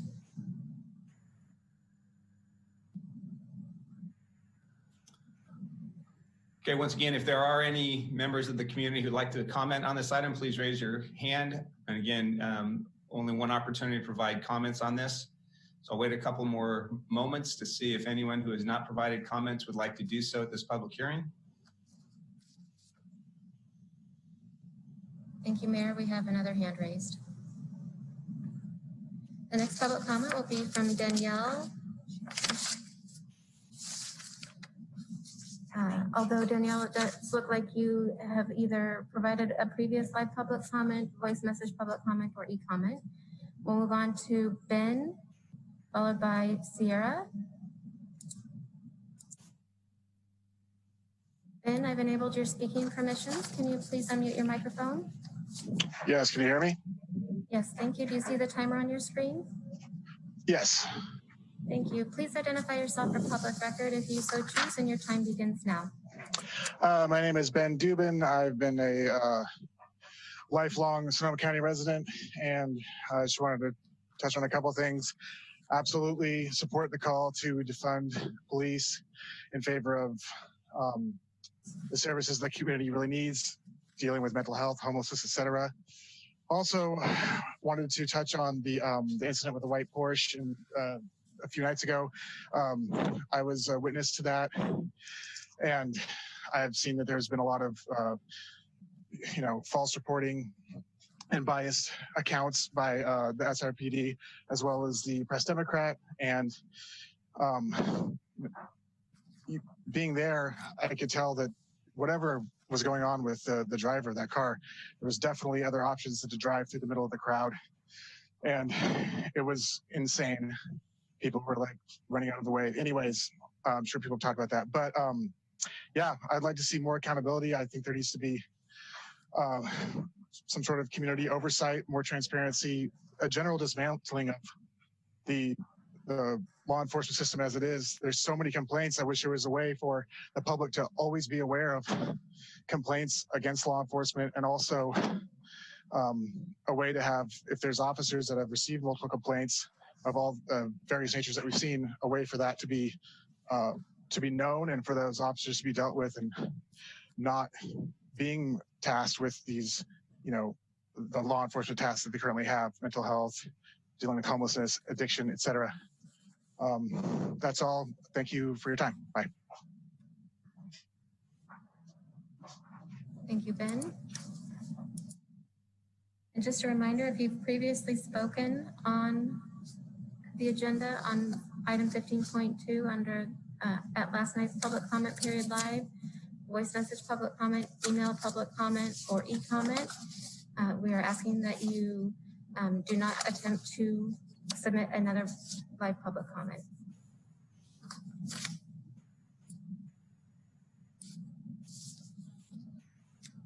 The next public comment will be from Sierra. Sierra, I've enabled your speaking permissions. Please unmute your microphone. Hello there. Can you hear me? Yes, I can. Can you see the timer on your screen? Oh, excellent. Yes, there it is. All right, Sierra, please identify yourself for public record if you so choose, and your time begins now. Thank you so much. My name is Sierra Dondani, and I'm a community activist here in Sonoma County. I organize with the Sunrise Movement of Sonoma County. And I just wanted to add my voice to the groundswell of the public that we've heard, not just today, but practically all day yesterday as well. And I want to talk directly to you, council members. How are you feeling right now? Are you feeling anxious, scared, nervous, like really uncomfortable? Because I bet you are. And I just want to really encourage you to sit with those feelings. That is just a modicum of how it's felt for all of these people speaking for their entire lives here in Sonoma County. And I really just want to encourage you and invite you to take a step forward with us. This is not us versus you.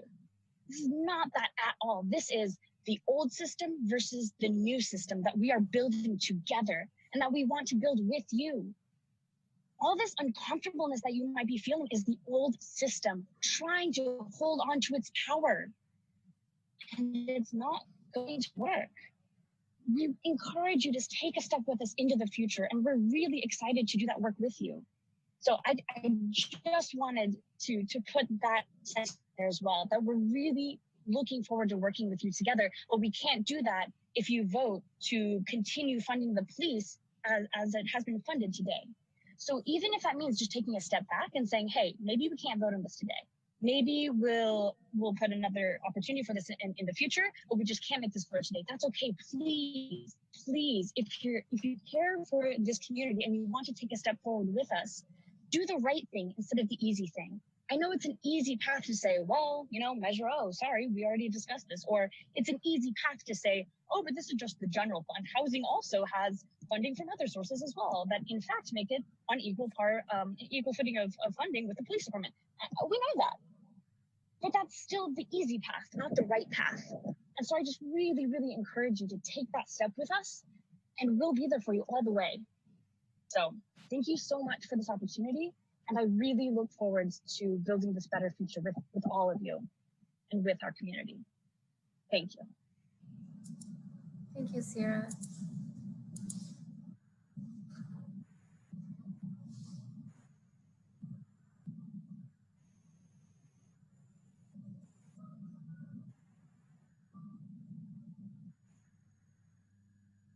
Mayor, I do not see any additional hands raised.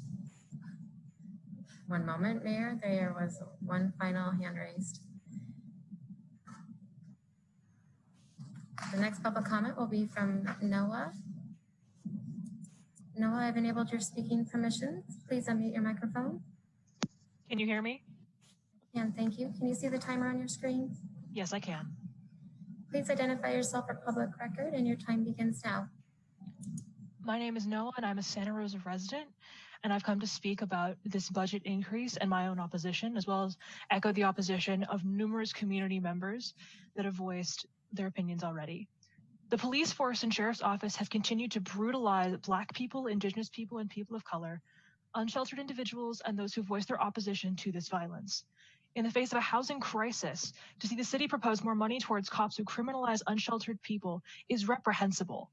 In the face of a respiratory pandemic, to see the city absolve police for using noxious chemical weapons on protesters is also reprehensible. We will no longer listen for any excuses for neglecting the community when the proposed police budget is so inflated. Scarcity has been proven a myth. We have the resources, and it is a choice to put them towards white supremacist institutions. Listen to what Black people and Indigenous people and people of color are telling you. Defunding is the first step, and the movement will not stop until abolition is achieved. We are watching these actions. Andy Lopez should have turned 20 this year. Our unsheltered community members deserve mutual aid, not sweeps and criminalization. Black Lives Matter. I yield my time. Thank you, Noah.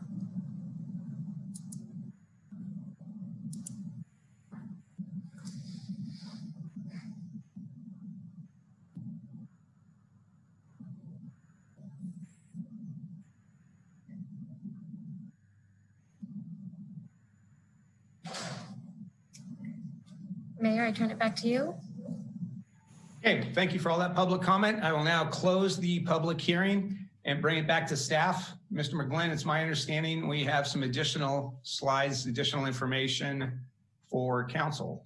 Yes, so we are, based on yesterday's presentations, we want to make sure that the council has some additional information as you go into your deliberative process. The first part will be done by Assistant City Manager Nutt, and then it will be picked up by Interim Deputy Director Riley.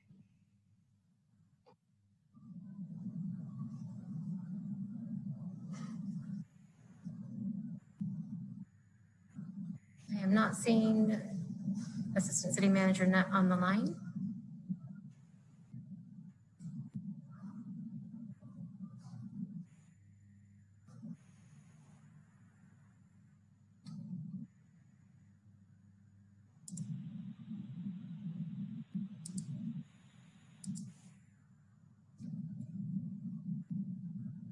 Mayor, can we take 5 minutes?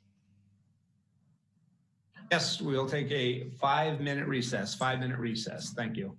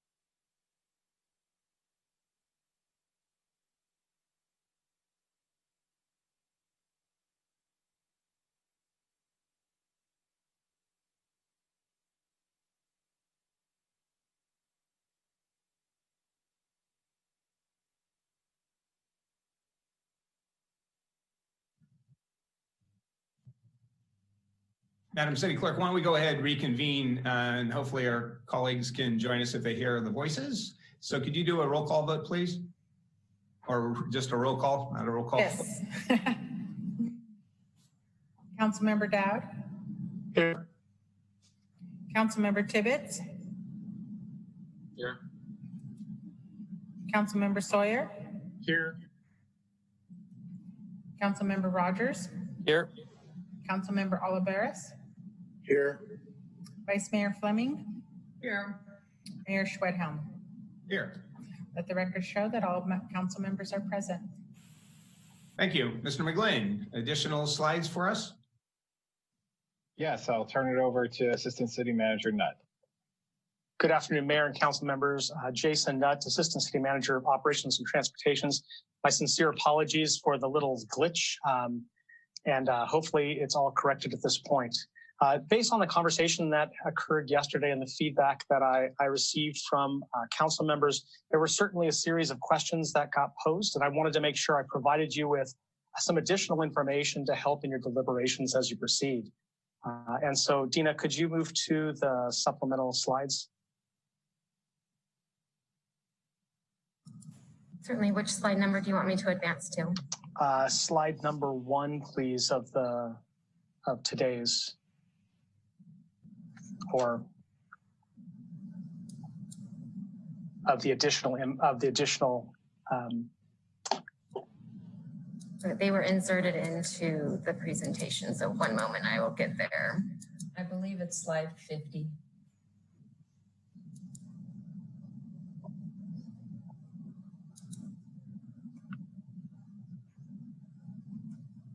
Thank you, Shelley. Thank you very much.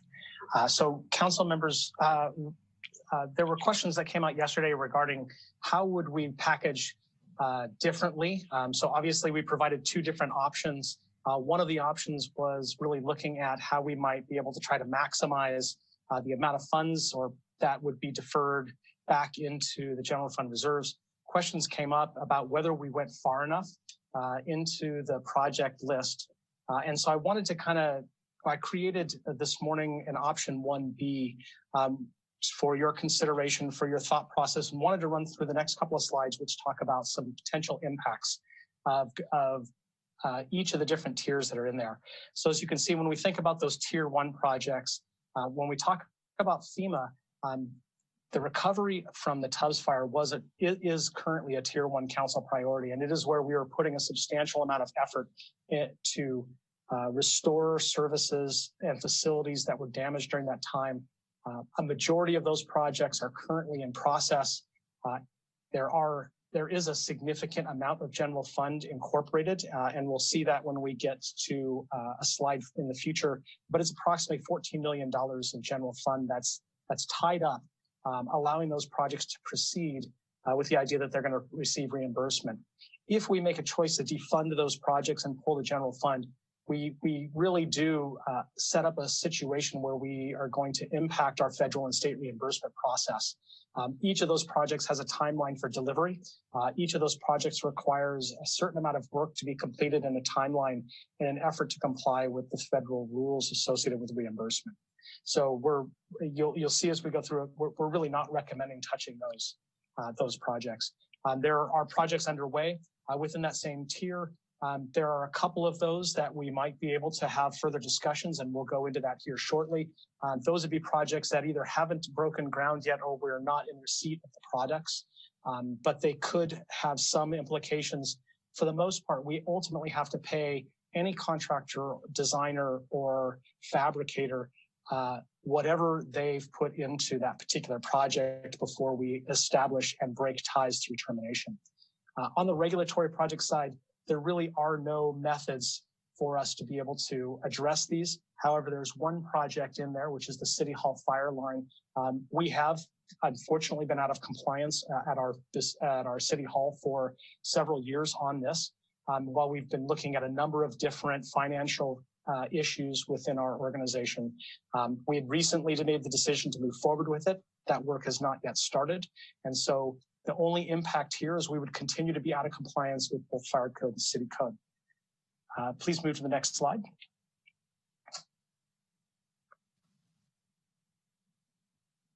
On the tier 2 side, these are projects that are in process in some form. There are a number of these that could be suspended at this point in time. They are active in some way.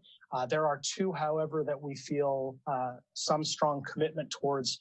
One is the Fire Station 5 project.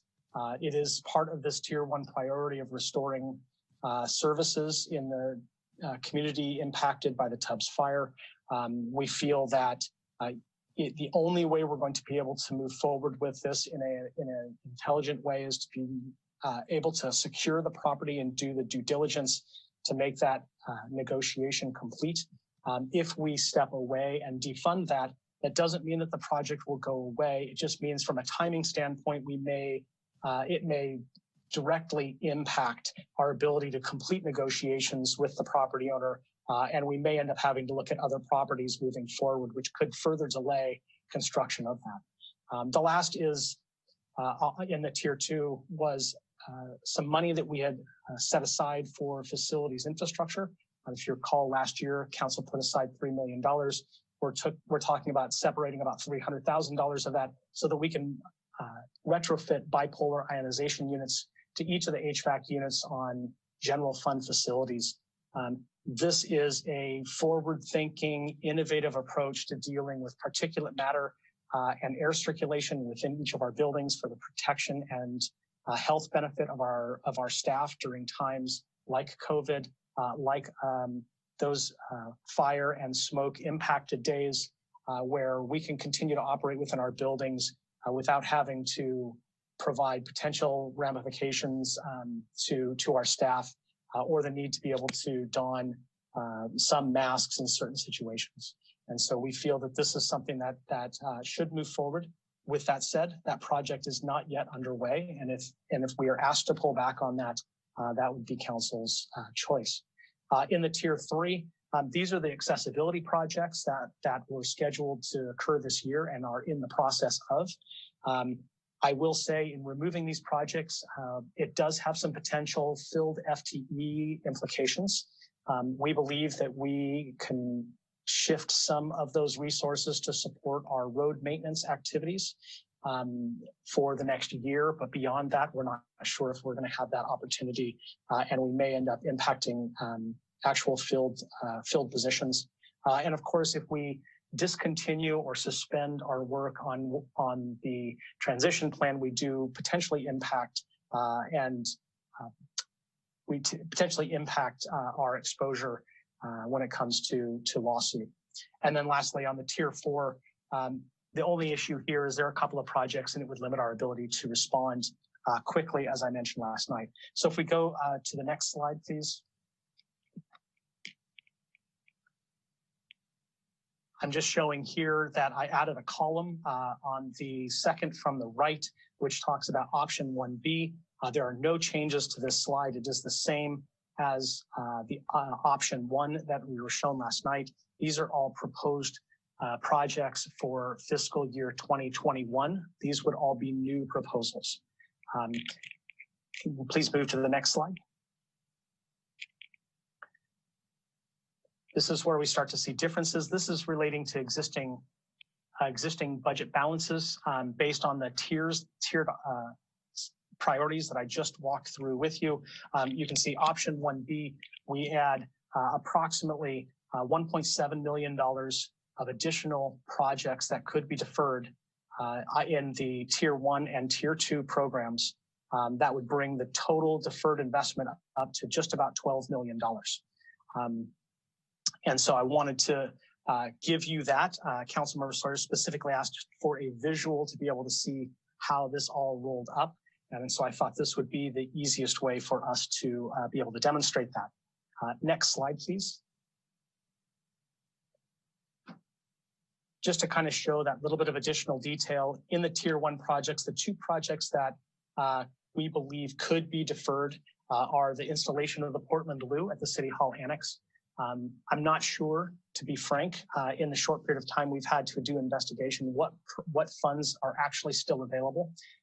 But we have already solicited and hired the manufacturer to build the Loo itself. We've given them a 30% down payment. And there may be some costs associated with separating that agreement if we choose not to take delivery and have them complete that. The installation work was to be done by city forces, and so there's no additional cost to us in that sense. But it would not be a huge amount of funds, in my opinion, that would be recovered in the end once we end up having to separate our agreement with the fabricator. The Courthouse Square Bollards project is a safety project that we've been working on. It is, we just recently awarded the contract at council. However, the contract is not yet, has not yet been executed, and therefore we could potentially separate and terminate that contract without additional expense, and that would further delay the installation of that project. Next slide, please. You'll see in the tier 2, there are 4 projects kind of in the middle of the screen, which is the Luther Burbank Home and Garden design of the re-roof design, the security yard, security work at the Corporation Yard, some park equipment replacement at Colgan Bellevue Park, and the LED streetlight program. Those could all be those projects could all be suspended at this point. The one contract that exists in place right now is the Luther Burbank Home and Garden contract. It is a design contract, and therefore, where we have not broken ground, there's nothing open. There's nothing that keeps that facility from staying intact, and the roof is not in an imminent danger of failure. So if we made the decision to defer that, that would certainly be a council option. The Corporation Yard security project is one that was initially put forward because we've had a substantial amount of trespass on the property, and we've had a series of theft activities that have occurred, partly because of the nature of the security that we have. We'd like to improve on that, and that was work that was being undertaken at this point in time. However, no construction contract has been awarded. The Colgan Bellevue Park project, that is park equipment that was damaged by a errant driver. The manufacturer is no longer available, and council had awarded had set aside and appropriated funds to replace that park equipment. With that said, that particular project could be funded by park development fees, but those park development fees would then not be available for other improvements in that quadrant of town. And then lastly is the LED streetlight program. These are funds that council has set aside in the last year in an effort to complete the LED conversion program. If council chose to suspend this project, we would in essence suspend doing any additional work replacing streetlights unless they actually failed, and we would replace with an LED streetlight upon failure. That's the extent of the additional information I wanted to provide, but I thought it gave some additional information hopefully in response to questions that I heard yesterday, and I'm happy to go into more. I'm happy to provide additional responses if necessary, but with that, I'll turn it over to Shelley so that she can wrap it up.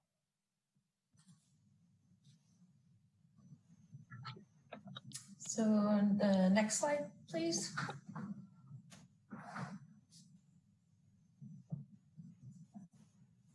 So we just wanted to go over an updated general fund baseline calculation. I presented a very similar slide last night based on the general fund expenditures that were presented originally at the May study session. We didn't want to presume at that time that council would approve the additional requests that we presented last night to the general fund, those being the Community Empowerment Plan, the EEO Diversity and Inclusion Plan, the additional professional services for the Planning and Economic Development Department, and the Evergreen Clean Energy. So if those are approved, I just want to show the slide showing that the total general fund expenditures would increase. It would go up about $1.5 million to $178 million. So this does have an effect on the general fund baseline. If you remember, the general fund baseline percentages are based on the total general fund expenditures. So these 4 additional requests would increase the total. This does change the baseline amounts for all 3 programs. As you can see, all 3 programs are still over the baseline. They are just over by slightly less than what they were over from what was presented yesterday.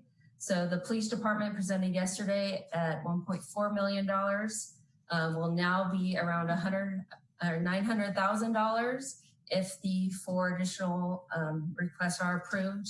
The fire department went from about 2.2 million to 1.8 million over budget or over baseline, and the violence prevention went from 27,000 to 21,000. And I just wanted to point this out for clarity for you all, and this is assuming that you do follow through with approving those additional requests.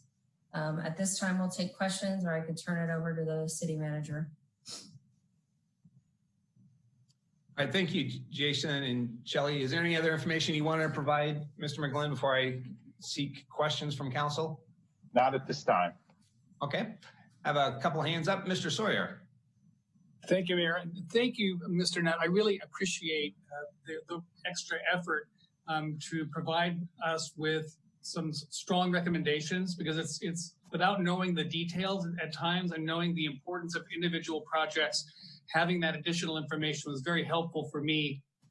And right down to, I noticed that with the Luther Burbank Hope and Gardens cap replacement, your awareness that by not doing that roof repair right now, that the home was not in any imminent danger, and that was a concern of mine because of the age of the building and its status as a national landmark. So I really appreciate this extra work. I know it wasn't easy to do, but it was very helpful to have. Thank you.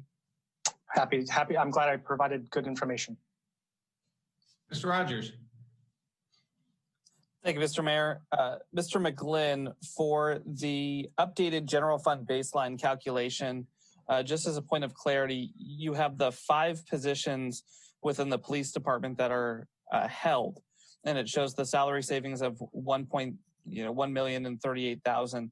Is that currently reflected in the baseline calculation, or if we continue to hold those positions vacant for the entire year, would that then mean that we are under our baseline? So that is thank you for the question.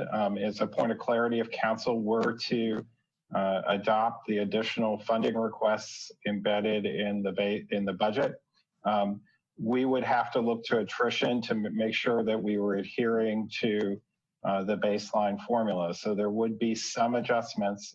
We're expecting some attrition, as it always happens annually, and we would have to make sure that we were not overholding the police department. But part of this is, as I'll remind council, was we were kind of come back in September and do some reconciliation based on actuals.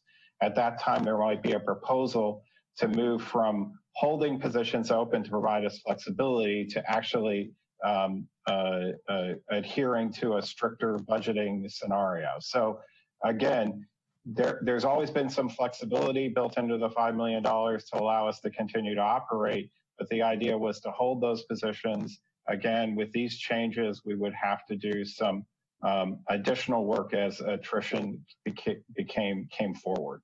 Or the council could, in the adoption process,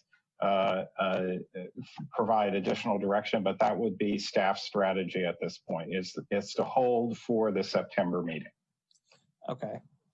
So just to make sure I heard that correctly, that if those 5 positions were held vacant throughout the entirety of the year, we would be under the baseline calculation. That is correct, as it relates to the adopted budget, and that's why we would have to do additional looking at attrition positions throughout the year and amend the plan on the holds. Great, thank you. Ms. Vice Mayor, you have a question? Yeah, I had a question for Mr. Nutt. Can you, I figure if I don't know what this is, then the public probably doesn't know what it is. So can you tell us what a fire line is?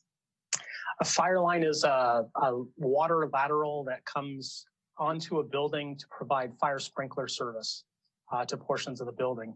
And in particular, we have a damaged line servicing the basement of one of the buildings on our City Hall campus. And so that's an area that we needed to do repair on. Okay, so just for like simplicity's sake, it's an underground water line. It is an underground water line for fire sprinkler purposes. Got it. Okay, thank you. That really helps. My next question is for Shelley. I just wanted to clarify the line items that you said that would increase the budget. You said the EEO Evergreen, and I missed one of them, I think. So the 4 are the Community Empowerment Plan, which was for $150,000. The EEO Diversity and Inclusion Plan, which is for about $278,000.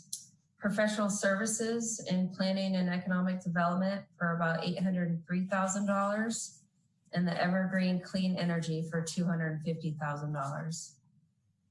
Okay, and that's completely separate from the conversation around the police budget, which you went straight into. I apologize, I got a little bit sidelined here.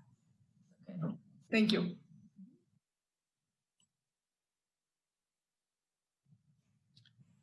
All right, council, any additional questions? Mr. Dowd. I was not aware that Assistant City Manager Jason Nutt was going to go through this additional analysis. In my comments that I made last evening, I'm still concerned, and I'd like to have Mr. Nutt's feedback that if we're deferring projects, and a project that I was alluding to yesterday was that sometimes it could be quite a bit more expensive if you put it off because it throws in additional requirements.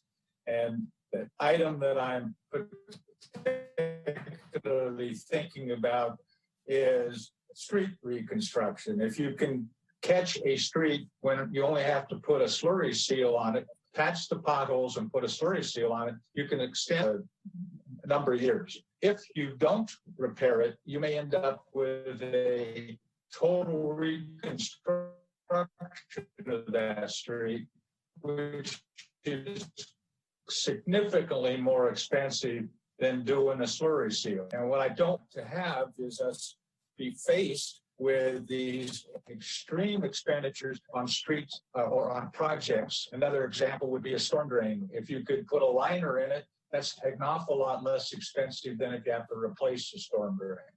So I would like to have Mr. Nutt address those to say, no, we have pretty well brought in the ones that are going to go forward in repair that would potentially subject us to these huge increases if we don't do them. Councilmember Dowd, thank you very much for that. That certainly is an area of concern when we defer a project, or depending on how long that project gets deferred, costs are likely to increase. We generally have inflation that occurs throughout the course of time, and we have seen a general increase in project costs over the last several years. With that said, right now, it appears that bidding climate is actually very good, where we've had a number of bids come in at or just below our engineer's estimate. With the projects that we're looking at potentially deferring, I'm not seeing any significant areas where we would have further degradation of the system, where as your road example where your road example wouldn't necessarily create a similar scenario for projects that we've got here. Unless we started to get into projects that I have not recommended at this point in time. If we begin to look into those projects, I think we find ourselves in a severe change, not only for managing the conditions of the asset, but also our ability to seek levels of reimbursement that are consistent with where we started. And so while I understand the concerns that you have, and I appreciate you bringing them forward, I'm not overly concerned about the list that we have and creating a long-term structural challenge with those facilities if we choose not to do the work today. Did I answer your question properly? Yes, thank you. Before I go to Mr. Sawyer, and I'm going to start maybe with Mr. Nutt with this question. I know council several months ago approved right about the same time we did the new roof for Sam Jones Hall. Also a reconfiguration of the existing structure to better serve the population who's staying there. And as part of that budget, we also added a behavioral health specialist. I didn't hear an update as to the status of that, either the reconstruction and obviously with shelter, safe distance sheltering might have had an impact, but I'm specifically interested in the behavioral health specialist that we had some funding for. Might you know what the status of that project and or position is?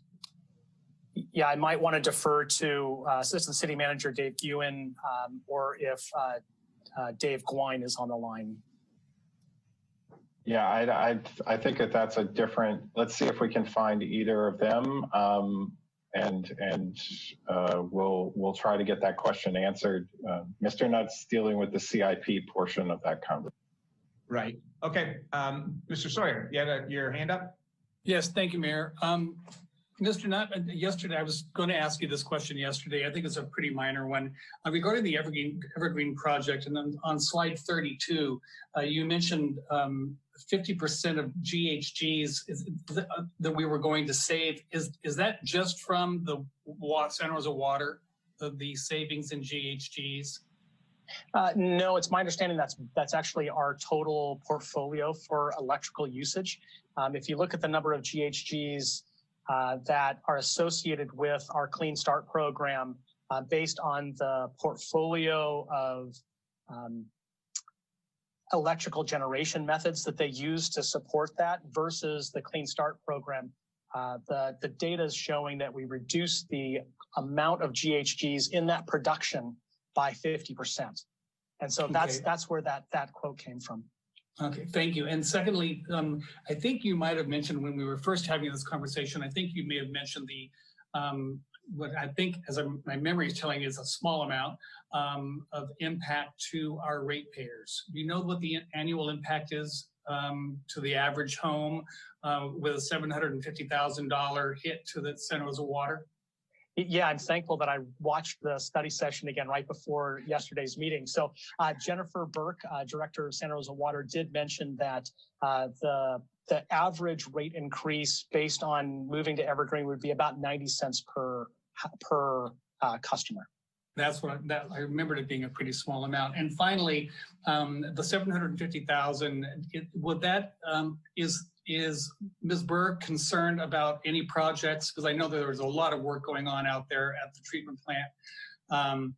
Any work that might be delayed because of this financial impact? No, I don't believe she's been concerned about that. In fact, I think given the work they're doing to complete products within or projects within their energy audit that were identified, I actually think there's a little bit of symmetry going on because they're ultimately in a program of reducing their energy consumption out there. And so the time might be right actually to begin looking at or to begin implementing that Evergreen program, because there's going to end up being a balance, right? As we've talked before, where you reduce your consumption, you increase the amount of electric sustainability that you have, and you're creating a very nice balance as far as your cost goes towards your ratepayers, to your ratepayers' pocketbook. Excellent. Thank you very much. Council, any additional questions?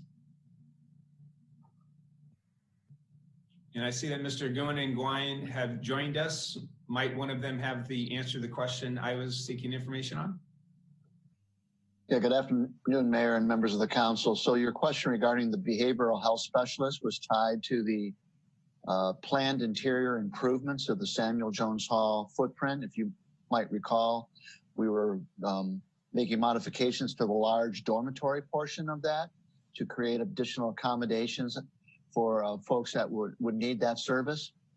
We met with Mayor Schwedhelm and Councilmember Dowd a few weeks ago to talk about how we might be proceeding with that project in light of COVID-19 and the idea of having an intersection, for lack of a better term, with looking at a way to exit the Finley safe social distancing encampment we established. And so right now we're working with Transit and Public Works, and we'll be talking more about this at your July 7th study session. about instead of proceeding with the interior improvements, considering using that resource to purchase a sprung structure and creating that accommodation as well as a behavioral health specialist in that facility. So that's a preview of what's coming, a preview of what we talked about for the Homeless and Housing Task Force Council, and then as well as what we will be discussing at the July 7th study session. Great, thank you for that update and clarification. All right, Council, any additional questions? Seeing none, then Mr. Rogers, you want to start the discussion? You have this item. Yeah, Mr. Mayor. So if it works for my colleagues, what I'm seeing and hearing is sort of three different conversations that roll into the budget. The first is sort of the overall totality of the budget. We can hold on that. The second is the discussion around the police department budget, and we can talk about that as well. And then the third is the capital improvement projects as have been laid out by Director Nutt. So if it works, how about we start with police, go to and do discussion, do sort of a straw poll, go to capital improvement, have a discussion and do a straw poll, and then do an overall discussion on the budget. Does that work for folks? Certainly works for me, and I'm seeing nodding heads all around. Okay. So first and foremost for me, looking at the police department budget, I am one of those folks who believes that there are issues within our community that you can't solve with handcuffs, whether it's mental health issues, whether it's homeless issues. And I think it's very similar to how we've tried to approach gang prevention here in this community with some of our upstream investment programs as well. I think what I'm hearing from the public is an overall desire to look at that and look at shifting how we handle our nonviolent calls for service. I am in particular extremely interested in the SRO positions that I know Santa Rosa City Schools will be looking at later today, and I think quite likely is going to be that they'll be asking us to reallocate the time of those officers that are currently on campus. And I would like to see this council in this budget begin to move the conversation for our priority 3 calls towards non-sworn social worker type positions who are better equipped to deal with those sorts of issues. And up top of mind to me is understanding that COVID-19 is going to increase our need for mental health services. It's going to increase the economic inequality that is prevalent throughout our community. And as I said, I don't know that a police officer is always going to be the appropriate response to those. So for me, and I'll let other colleagues chime in here, we ask people for community engagement around our budget every year. We have never had this level of community engagement from folks, whether it was the 200 plus comments that we've heard over the last 2 days or the 600 emails that I've received. And so I hear you. We also have Measure O. And so for me, my proposed motion for the police budget is going to be to fund it at baseline, not above baseline, to adhere with Measure O, and to begin the process of shifting some of these non-violent calls towards mental health professionals or homeless specialists or substance abuse specialists, and empower the community, the public safety committee, to begin to draft a transition plan for what that might look like as we discuss our coming budgets, whether in September or going forward from that point. So I'll pause there for a moment and allow council members to weigh in. Thank you. Thank you, Mr. Rogers. And I think I'll just go around, give everyone an opportunity to comment on each of these rather than do the shotgun. So Mr. Tibbetts, you're up first. Do you have any comments that you'd like to provide on that?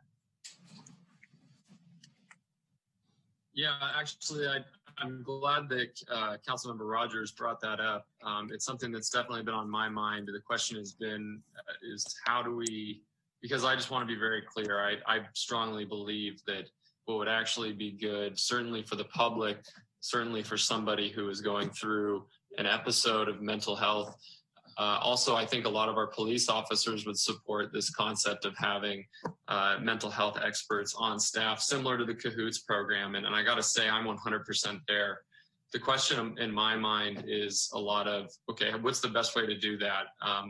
Is it setting it at baseline and, creating, if you will, the programs above that baseline? I would be open to that. But I think with that would have to be some sort of a time certain return to council for me to be comfortable with it. Also soliciting input, obviously, from the department to do it. But I think I'm there. And I also would like to, or I guess the other question for me is it better to provide the funding necessary now to also make those changes? That's to me might even almost be a question for the city manager from a procedural standpoint, because these changes we're talking about ironically require funding. There's no way around that. And I want these changes. So Sean, from a procedural standpoint, I guess in a way what I'm hearing Councilmember Rogers say is he almost wants to put the difference of the baseline funding and what we're proposing into a sort of a quasi escrow account or some sort of set aside to earmark as things go forward. Is that the best way to do it? Or is it better to provide, I guess, the funding that we're proposing now and then go back through the public safety committee process, through the council, and with public input through these community engagement sessions, make decisions? So I think this is a decision council is going to have to make. What I will say is the reason we wanted to make sure that you got a review of the impacts of the proposed additions to the budget against the baseline is that if you took the 900,000 and you set it into remember right now we're holding about $1 million of positions, right? And we're not filling those until we went to into a conversation in September.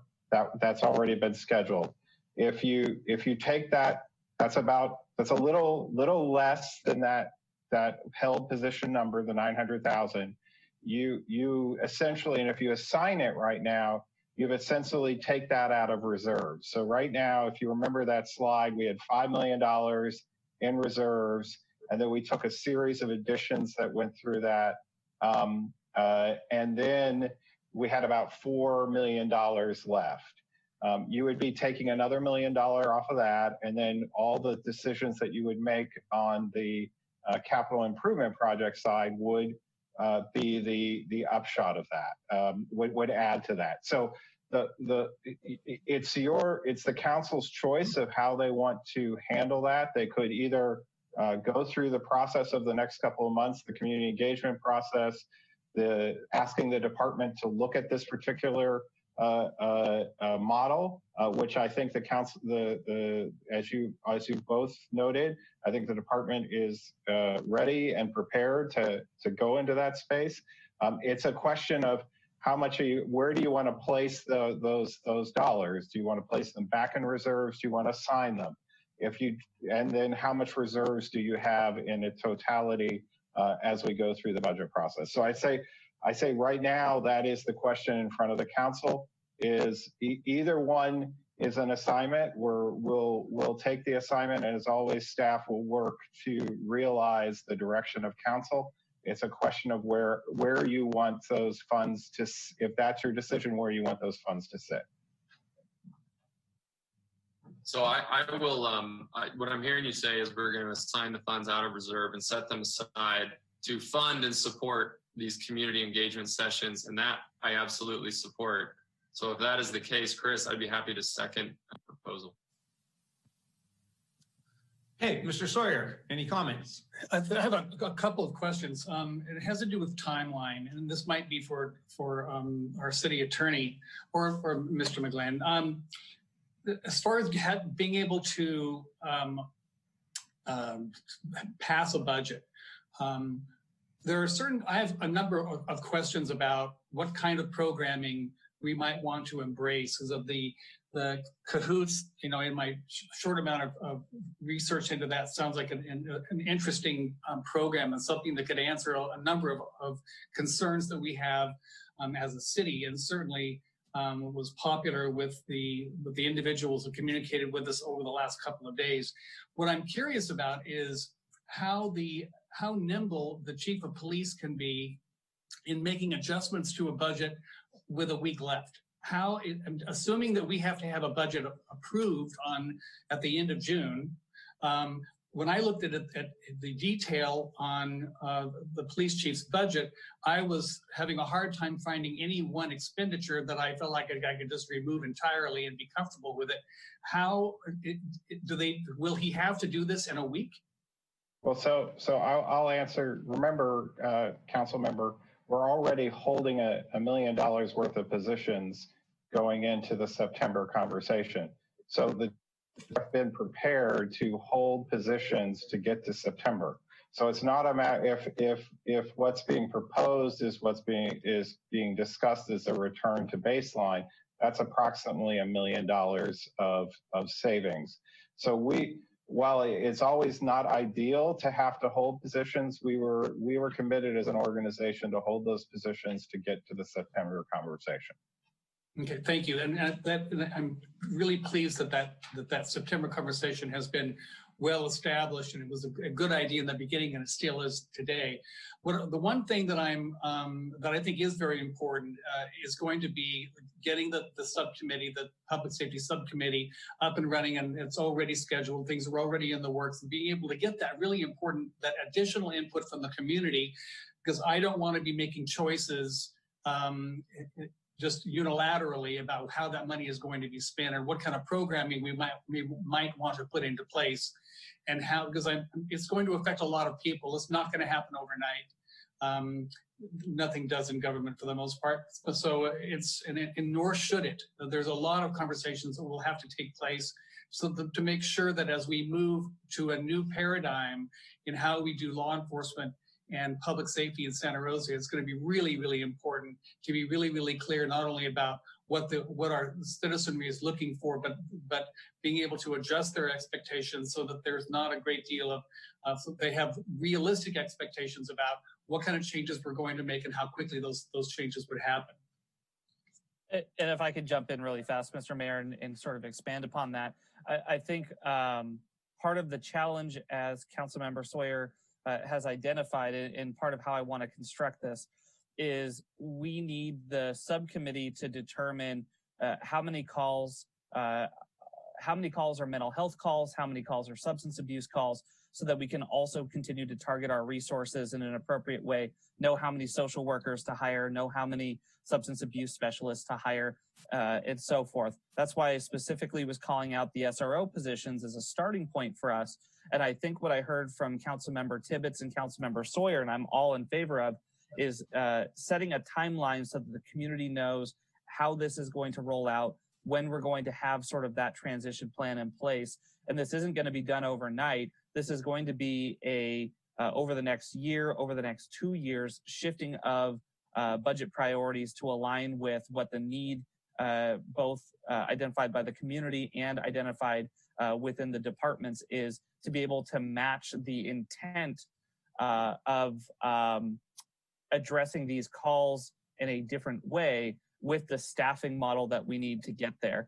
And part of what I'm trying to do with the SRO positions and the attrition positions that might be coming throughout this year is showing the community that we are hearing you, we are working to make this happen, and there are positions, and we also have to build the plan to actually get there. So that's what I'm trying to accomplish here.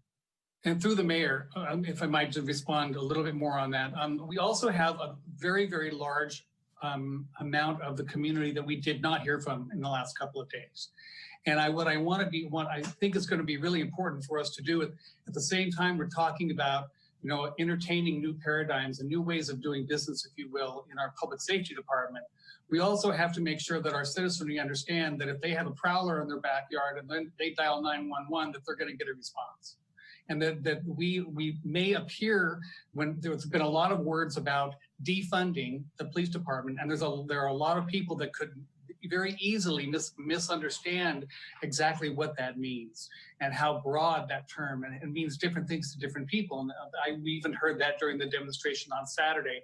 So it's really important. I think it's going to be really important to make sure that our community understands that we are not, their safety is not being compromised by the action that we might be taking today. Mr. Tibbetts, did you have a comment you wanted to make on this conversation? Yes, I did. And it kind of piggybacks off of what John was saying, and that is that, you know, the defunding question of the police department to me would run counter to what it is I'm hearing a lot of folks in our community want us to do, which is to perhaps, I don't know if the term is just a different type of service being offered. And so I guess I want to reinforce that message that sounds to me like the council is committed in going that direction to having folks who can help with mental health and issues like that, you know, as they provide service. And so that is in also. Okay, Mr. Sawyer, any other comments about the PD budget conversation? No, not at this point. Thank you. Mr. Dowd, you're next.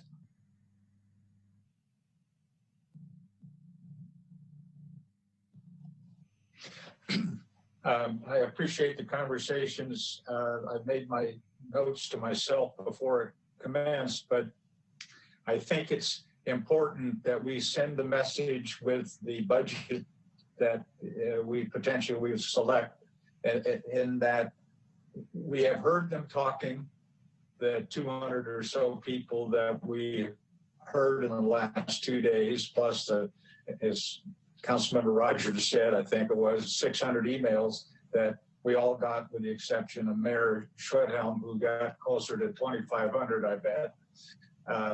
But it's important for us to show the public that we are hearing them and that we need to get our Santa Rosa Police Department funding down into the baseline funding level. And we also need to tell them that we are making a commitment to having an economic status evaluation on an ongoing basis, just so we might make any other short-term adjustments that we have to. And then finally, I'm very, very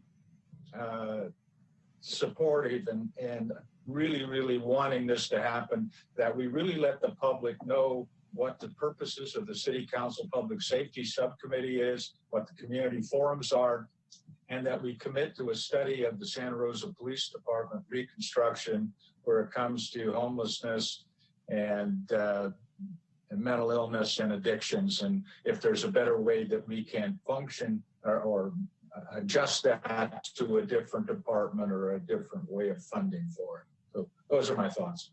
I like the direction we're going. Thank you. Mr. Olivares.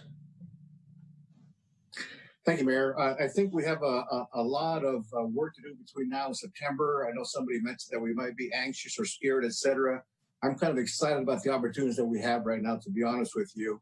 And I agree that there is some misconceptions about the terminology when we talk about defunding the police department. We have a hard time getting our community to understand what it means to say Black Lives Matter, and this is as complicated as that. I see it more as how we can re-examine, how we can reimagine law enforcement in Santa Rosa. A speaker today said it best, we have the best police department in the county, but there's room for improvement, and I agree with that. I think we all hear the public's outcry for action and for a renewed approach to, I see it as a renewed approach to community policing, which has been around forever, but I think this is new. And I think it exemplifies how police in our community is something that we need to do together. It's not something we do to the community. And I think that's important to understand. And I think part of this effort also involves an entire budget as well, not just the police budget. Early on, we heard about some changes coming on board related to recruitment and diversity and other things throughout the city. All of that is a part of it.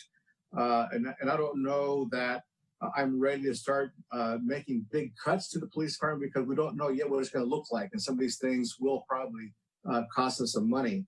So for me, it's not a matter of looking for less as far as the budget, or maybe not necessarily more, but different. How do things get shifted around? I think are going to be important. Historically, police have been called at a time of crisis. That's what we do. And we've expected a lot from our police officers. Besides enforcing the law, we expect them at times to be social workers, parents, teachers, mentors, counselors. There's so many things that we expect them to do. But we do have a lot of work to do. And we still have not gone through a goal setting session. We haven't heard from the entire community yet on the things that are important to them. We look back historically on some of the work that the police department has done in reaching out to the community through the surveys, needs assessments, et cetera. And a lot of that is important too, is what do we want for Santa Rosa as far as our safety?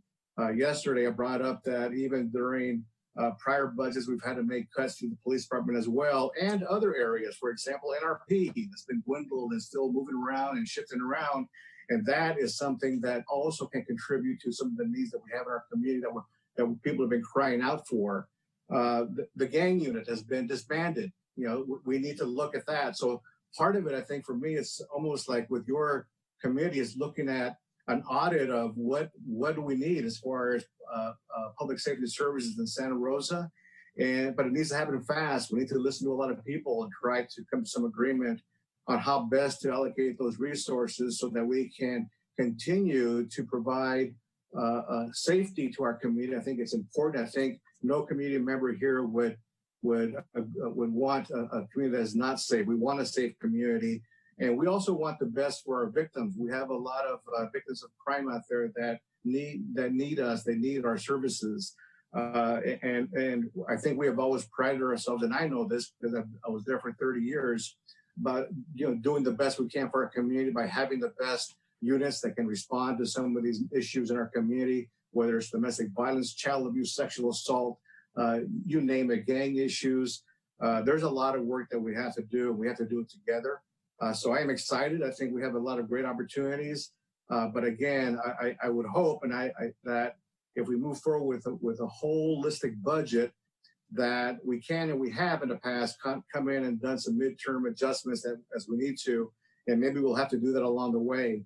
But it's because of the amount of work that it's going to take, it's going to cost us money to do it too. So I wait to hear from the rest of my colleagues, but clearly we've heard the community. There's work for all of us to do, and there's a lot of work still for the subcommittee. There's filling the auditor position, getting more dialogue opportunities for our community, accelerating the process of collecting data from our police department related to the demographics of the folks that we stop and detain. There's a lot of work to do, and it's not going to be cheap. So I hope that we go into this with open eyes and open ears as well, Mayor. Thank you. Vice Mayor Fleming. Thank you, Mayor. What I want to start out by saying is that I acknowledge that what I've heard over the last couple of days and over the last month really is a community that's not asking for a defunding of our police, but is asking for a couple of things. One is a rearrangement of funding priorities within the police department.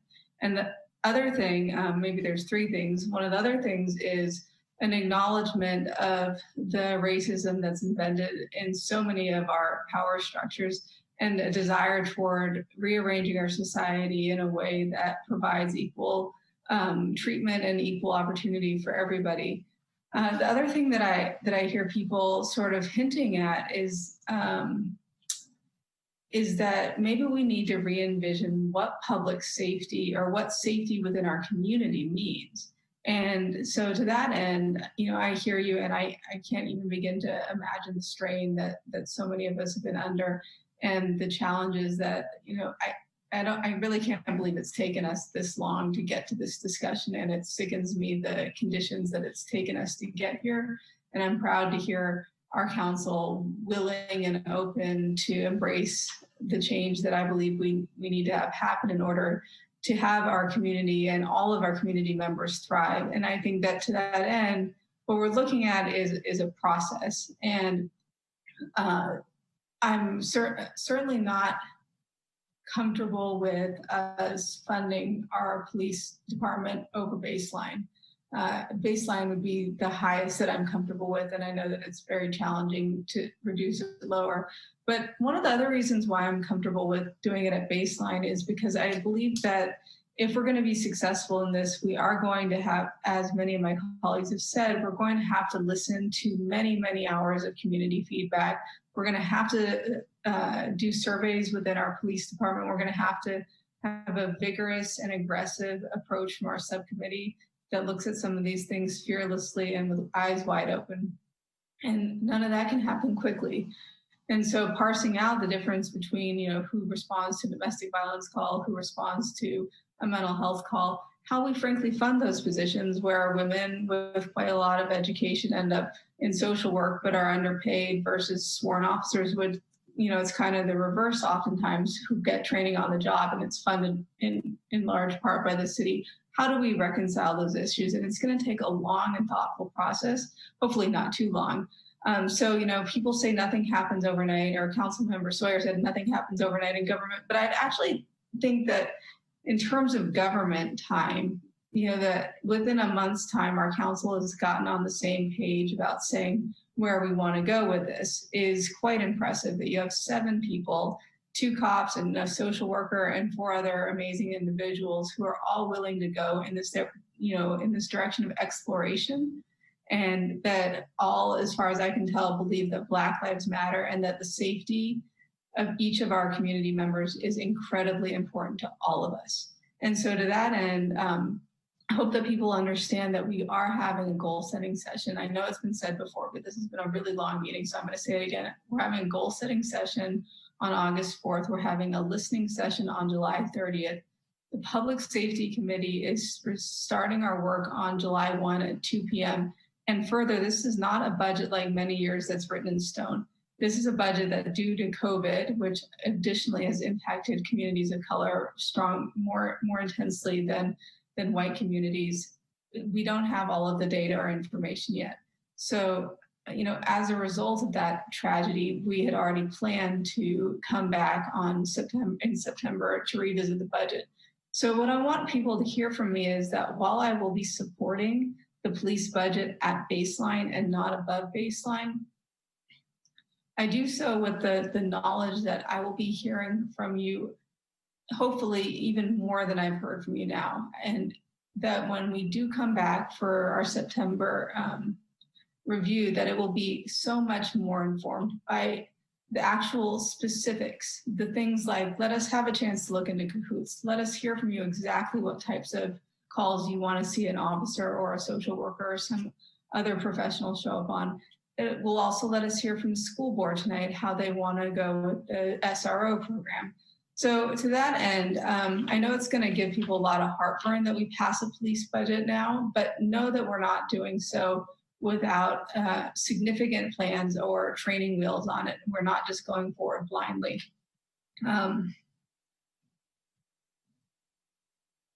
The last thing I want to say is that this is a necessarily uncomfortable process for white people to reckon with the privilege that we've been granted, and that I appreciate my colleagues for going on this, those of us who are white, for going on this journey with me and for being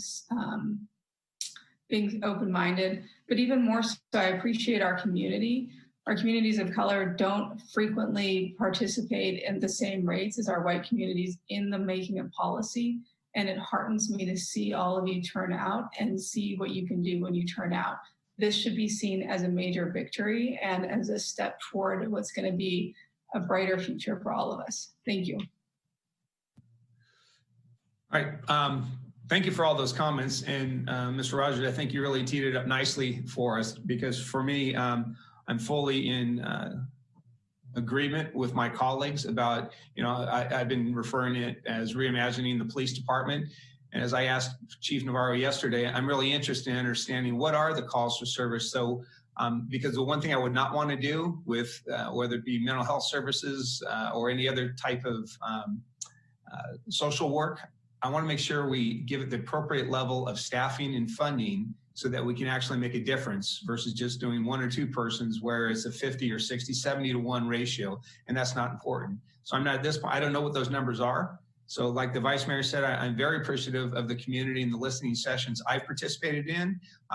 We've received feedback coming from the heart. And so I'm still, we haven't heard from everyone that still wants to share with us. I think the Vice Mayor missed it by a month. Our first listening session is June 30th, not July 30th. So then we'll have our first Public Safety Subcommittee meeting on July 1. And those are opportunities for everyone to give us that feedback. So I am in support of going to baseline. And one of the things I know we heard a lot of speakers saying, do away with Measure O. That's quite the challenge for City Council, since the voters of Santa Rosa, 70% of them are the one who enacted that. And so that is the direction that we have been given from the voters of Santa Rosa. So with that as a parameter, yes, I'm supportive of what you had mentioned, Mr. Rogers, of keeping it at baseline and then continuing the dialogue about what that looks like. I'm optimistic that by mid-September, we will have enough information to start crafting this reimagined police department once we reconvene in mid-September. Mr. Rogers, do you have any questions from any of our colleagues from that portion of what you wanted to share? No, I just see the city manager maybe trying to chime in. Okay, I just want to make sure that the direction was clear enough for staff, because I know it does change some of the resolutions in the formal motion at the end. So as I understand it, we're restoring the police budget to baseline, and that will be the motion. Let me confirm, I will, as you continue the discussion, I will confer with staff to make sure that the resolution is appropriate, okay? Okay, and I do also want to make sure in the motion that there is the discussion around beginning this transition process towards non-sworn response to nonviolent. That'll be kicked to the subcommittee with a nod towards the SRO positions as a potential start for us. That can be kicked to the subcommittee. If we could have a clear direction on that front, we will do that. And in the budget resolution, we'll get the language squared away. Great. Then, Mr. Mayor, I'll move on to the discussion around the capital improvement projects as was presented by Assistant City Manager Nutt. For me, I appreciate all of the work that's gone into this. I'm actually not in favor of one option specifically. I lean towards option 1B with a couple of caveats. The first is for some of the projects that are currently underway, the Portland Loo and the Courthouse Square bollards. The Portland Loo, I think, is something that is long overdue for our community, particularly as we try to make downtown an enjoyable place for folks to go. And then Courthouse Square, the bollards, I think, have never been more important for our community to keep in place moving forward on that project than what we've seen over the last couple of weeks, where folks who have a right to peacefully protest need to feel safe in our spaces as well. So I would actually keep those. I am fine with the LED streetlight replacement program continuing to be as we need to replace lights and slow down there. And then the other two tier 1 projects that I consider to be health and safety issues for folks who choose to work at the city, both the bipolar ionization units, both with COVID and potentially smoke later in the years we've seen the last couple of years, as well as the fire line. I would keep those funded as well. Outside of those changes, I'm fine with the rest of option 1B, and I'll open it up to the rest of the council. Okay, Mr. Tibbetts, you're up again.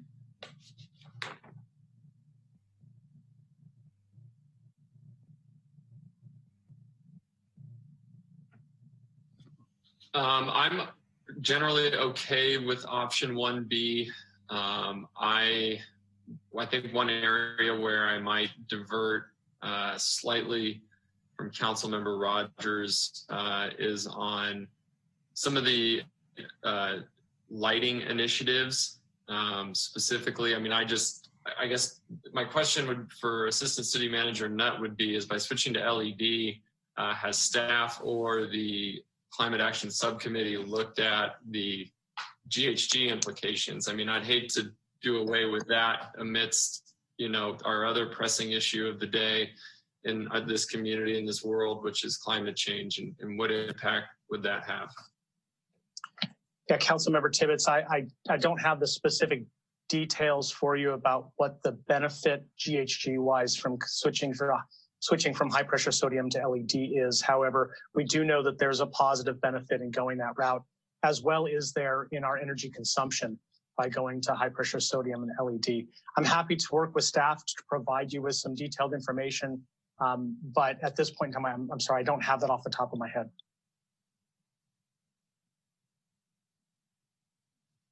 No worries, Mr. Nutt. I guess then I want to voice my opposition to getting away from the LED lights, only because from my limited understanding is that done citywide, and if I recall correctly, it is a citywide program that's supposed to happen over the course of a decade. The significance to GHG reduction and reducing electrical use is quite a lot. I also am supportive of obviously the Sonoma Clean Power Evergreen program, but actually I think when you look at how the power grid works, you know, we're basically getting fueled by the geysers pipe power anyways, which is 100% renewable. So a lot of what Evergreen is in my opinion, is about buying e-tags and creating demand in the statewide system, which is good also, but I bring that up because those sodium lights are quite important. Okay, Mr. Sawyer, you're next. Thank you, Mayor.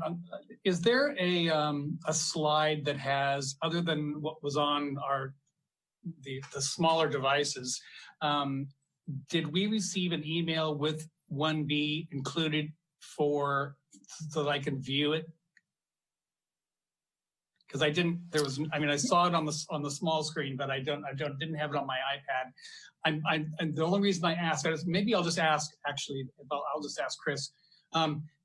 Could you reiterate for me the alterations that you were suggesting for 1B? Does 1B not include the ADA improvements, or it does? It does not include the ADA. What I was suggesting adding back into the 1B were the two health and safety ones from Tier 1, the filtration systems and the fire line, as well as the bollards on Courthouse Square. And there was one more. Let me look through my notes. It was the Portland Loo. And the Portland Loo, thank you. Okay, because the only other thing I am concerned about, having gone through the major lawsuit was not inexpensive, and it really changed a great deal of our workload. I would be concerned about our exposure to not move forward with that program. It at times concerns me that we are so what I consider being pushed to do it sooner than later. Although I can see both sides, but it is an expensive operation. It would concern me to defer that just because of the exposure that it could create. And I can wait to hear from my colleagues. Otherwise, I'm in favor of moving forward with 1B with the changes you indicated. All right, Mr. Dowd, you're next. I can support the amendments that Councilmember Rogers has put forth, and I would throw in one caveat on the LED light system.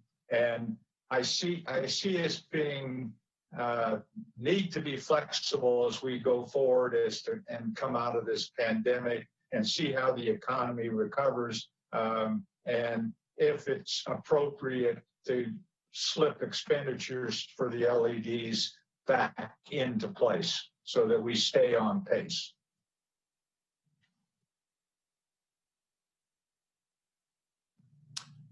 All right, Mr. Olivares. Thank you, Mayor. I can support option 1B with the stated changes.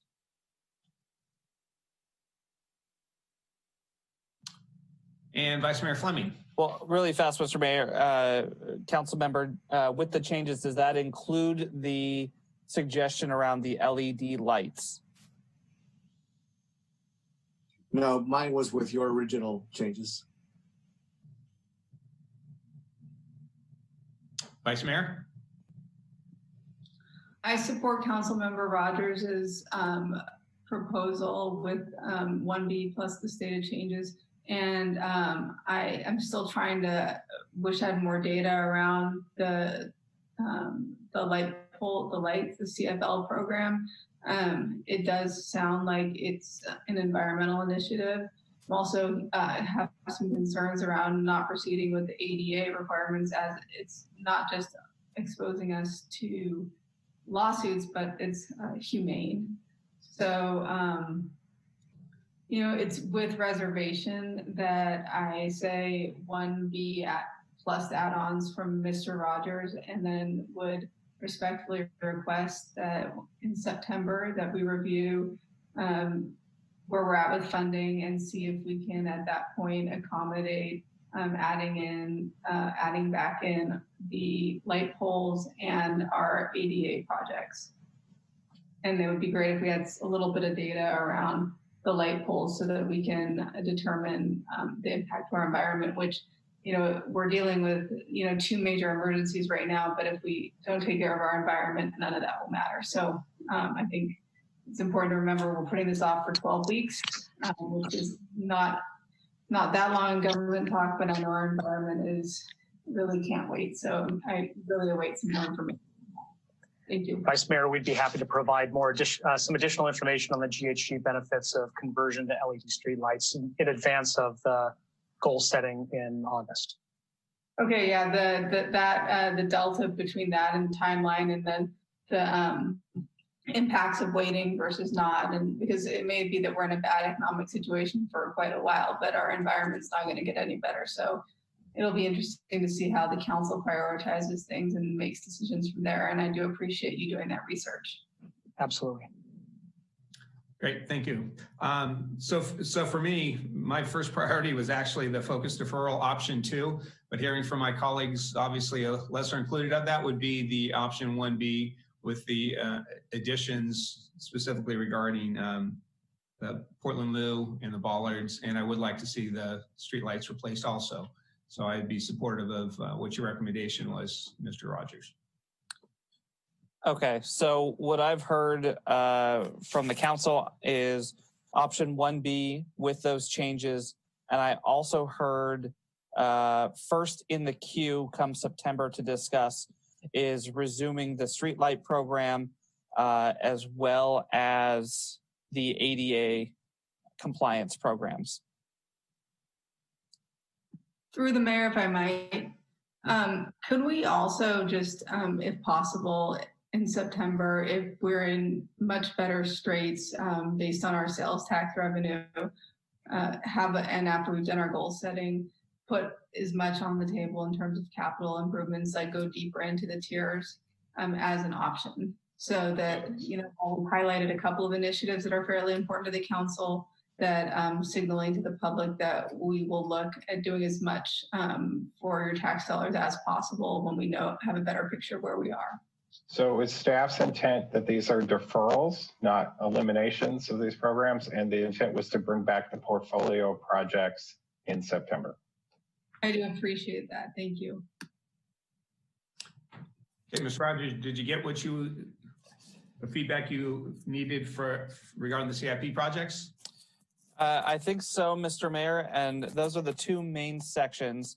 So if it works for the council, we have 4 different resolutions here for the budget, and I'll make the first motion, resolution of the Council of the City of Santa Rosa approving the budget for the City of Santa Rosa for fiscal year 2020-2021, the Capital Improvement Program budget for fiscal year 2020-2021, and establishing reserves for the 2019-2020 fiscal year with the amendments that were discussed by council here, and waive further reading of that text.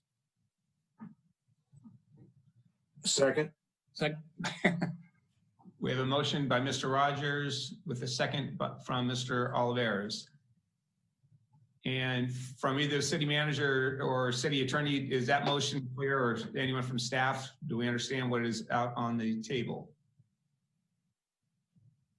I will turn to staff to see if they have any confusion, as I can't talk to them otherwise. So, Shelley, Jason, do you have what you need? Yes, Sean, I believe we've got what we need from the CIP side. So you can vote now. I have what I need as well. Okay, so we have a motion and a second. Are there any additional comments from council before we go to the roll call vote? Seeing none, Madam City Clerk, could you please do a roll call vote? Yes, Councilmember Dowd. Aye. I'm sorry, Madam City Attorney, did you have a question? No, we're fine. Thank you. Okay. Councilmember Dowd. Aye. Councilmember Tibbetts. Aye. Councilmember Sawyer. Aye. Councilmember Rogers. Aye. Councilmember Oliveris. Aye. Vice Mayor Fleming. Aye. Mayor Schwedhelm. Aye. It's passed with 5 ayes. I'm sorry, how many ayes did you count? I'm sorry, 7 ayes. Thank you. Just doing the math. Yes, thank you. All right, I will move a resolution of the Council of the City of Santa Rosa approving certain projects within the fiscal year 2020-2021 Capital Improvement Program budget year and waive further reading of that text. Second. So we have the motion by Mr. Rogers, second by Mr. Sawyer. Any into staff, is that enough clarity with that motion?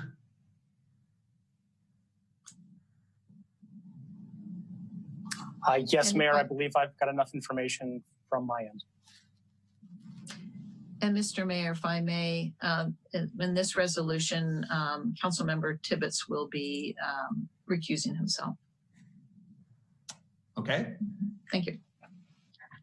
So it sounds like we got enough information. We have a motion and a second. Any additional comments by council? Can we do a roll call vote then, please?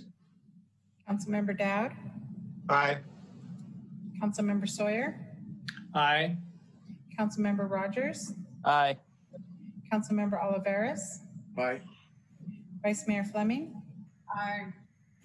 Mayor Schwedhelm. Aye. That passes with 6 ayes and Councilmember Tibbetts recusing. All right, moving along, we've got a resolution of the council. I will move a resolution of the Council of the City of Santa Rosa authorizing that public facility improvement fees funded projects, PFIF projects, contained within the city budget and the Capital Improvement Program document continue to replace the PFIF map and list on file with the city engineer and making certain findings with regards to CEQA requirements for the adoption of the city budget and waive further reading of the text. Second. So we have a motion by Mr. Rogers, a second by Mr. Sawyer. And that one seemed pretty straightforward. Staff, any questions about the motion?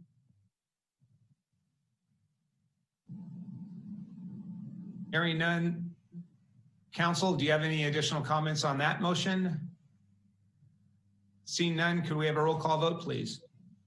Councilmember Dowd. Aye. Councilmember Tibbetts.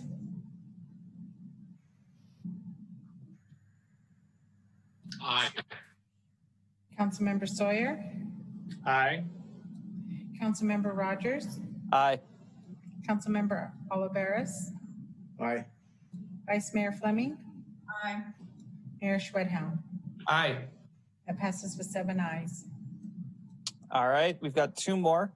I will move a resolution of the Council of the City of Santa Rosa setting the stormwater utility budget and determining the amount of eligible funding that has been received from the Flood Control Zone 1A benefit assessment in fiscal year 2019-2020, and based thereon setting the stormwater assessment per equivalent residential unit for the fiscal year 2020-2021 and waive further reading of the text. Second. We have a motion by Mr. Rogers, seconded by Mr. Dowd. Council, any questions on that? Seeing none, roll call vote, please. Councilmember Dowd, Aye. Councilmember Tibbetts, Aye. Councilmember Sawyer, Aye. Councilmember Rogers, The next Aye. Councilmember Oliveris, Aye. Vice Mayor Fleming, Aye. Mayor Schwedhelm. Aye. That passes with 7 ayes. And finally, I will move a resolution of the Council of the City of Santa Rosa, amending the city classification and salary plan and authorizing the city manager to implement these changes included in the fiscal year 2020-2021 budget as amended by the council discussion and waive further reading of the text. Second. So we have a motion by Mr. Rogers, second by Mr. Oliveris. Staff, are we clear on that motion? Seeing Mr. McGlynn's head nod. Council, any additional comments? The one I would like to make, I really do appreciate, Mr. McGlynn, your inclusion of the EEO and diversity inclusion program, because I think we really need to start modeling some of those behaviors. And this is some of those steps in that direction for the city of Santa Rosa. Thank you for including that in this budget. Council, any additional comments? Roll call vote, please. Councilmember Dowd, Aye. Councilmember Tibbetts, Aye. Councilmember Sawyer, Aye. Councilmember Rogers, Aye. Councilmember Oliveris, Aye. Vice Mayor Fleming, Aye. Mayor Schwedhelm. Aye. That passes with 7 ayes. All right. Before I say that's it for item 15.2, Mr. City Manager, is that it for item 15.2? No more resolutions, no more slides? Yes, that is it for item 15.2. All right, thank you very much. Back to the agenda, item 16, we have no written communications. And then now we'll go back to item 17, public comments on non-agenda matters. So we're now taking public comment on item 17, non-agenda matters. If you wish to make a comment via Zoom, please raise your hand. If you're dialing in via telephone, please dial *9 to raise your hand.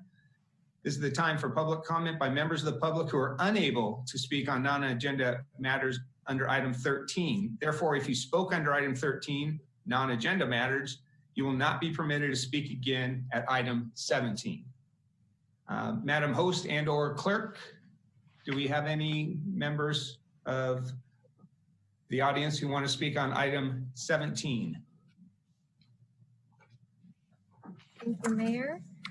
We do have a couple of hands raised, and as the mayor just said, if you spoke on item 13, non-agenda matters, your hand, you may not be called upon if I see your hand raised here today.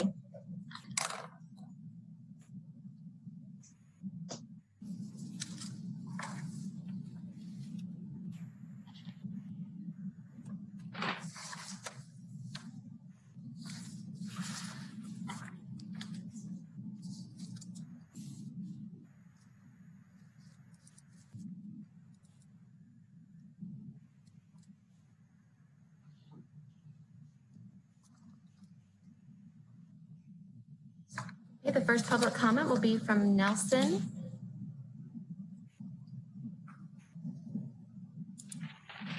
Nelson, I've enabled your speaking permissions. This is for non-agenda matters. Can you please unmute your microphone? Yep. Terrific. Do you see the timer on your screen? I do. Terrific. Please identify yourself for public record if you so choose, and your time begins now.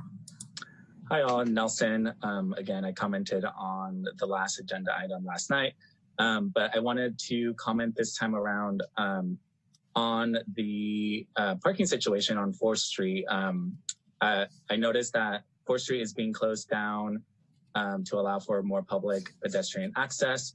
And I just want to say that I fully support that street be closed down, or at least made more pedestrian friendly on a permanent basis. I have a huge issue with the way that parking currently is situated there.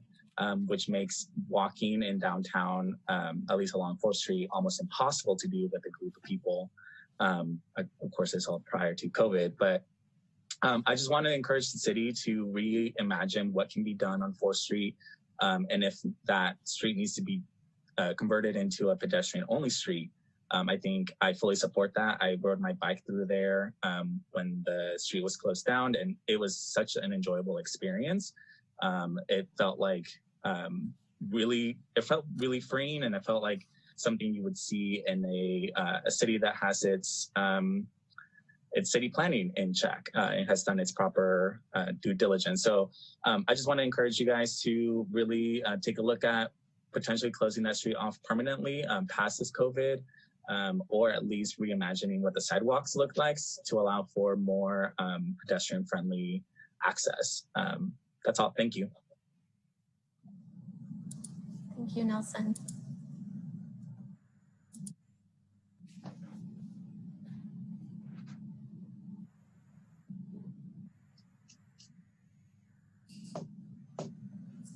Okay, Mayor, I don't see any additional hands.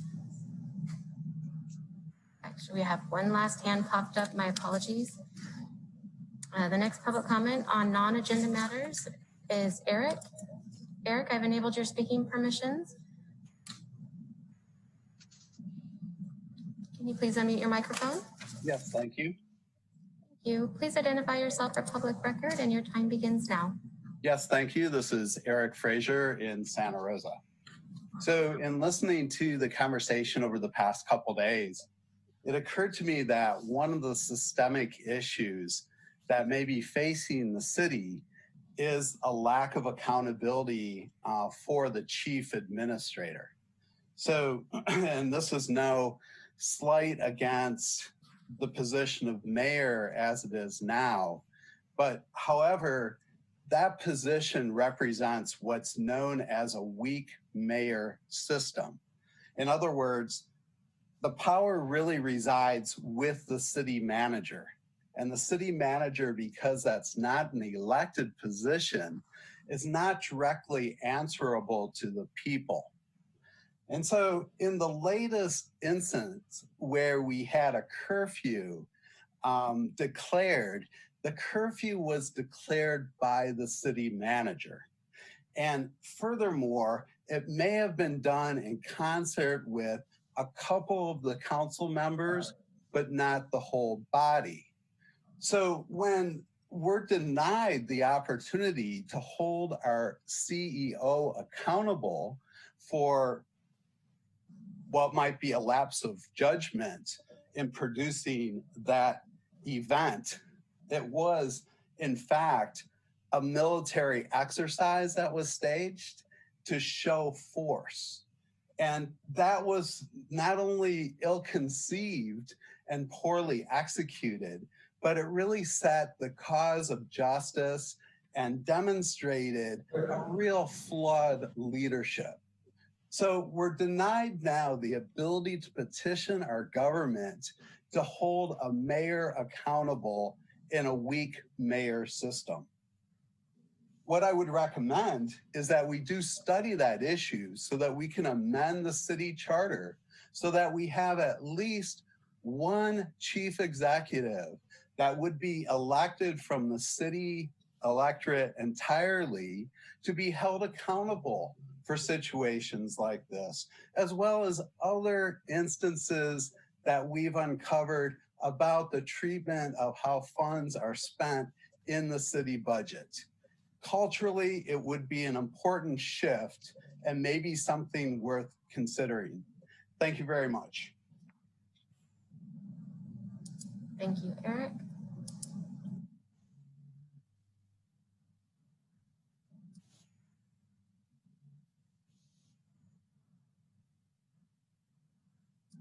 Seeing no additional hands, I'll move on to the pre-recorded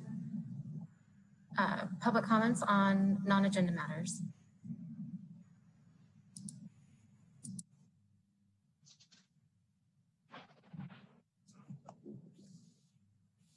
Dwayne DeWitt, public comment, item 13.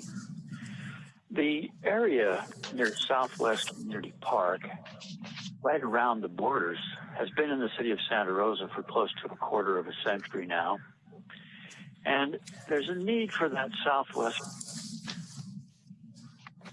Community Park to offer greater services to the burgeoning, growing community of youth that are already there. People in the area have made their own volleyball court on the park grounds. And there's space for more basketball courts. And with the land right next to the park on the southwest side of Hearn Avenue, southeast side of Hearn Avenue next to the park, there could be more soccer fields right next to that Dutton Meadow Elementary School, which is in the Bellevue district. The park was originally put together 32 years ago in 1988 to serve the residents of Roseland and Bellevue who weren't in the city limits at the time. Now that it's in the city limits, it would certainly be helpful if the city would step up and put more sports and recreation facilities on that site as soon as possible before any other work is done there. Get those fields in so that the youth that come out there and already overwhelm the basketball courts and have their volleyball court could be playing on nice, comfortable, new sports courts. That can only happen if you at the city take notice of the needs of Roseland and actually help to serve us. Thank you for your time.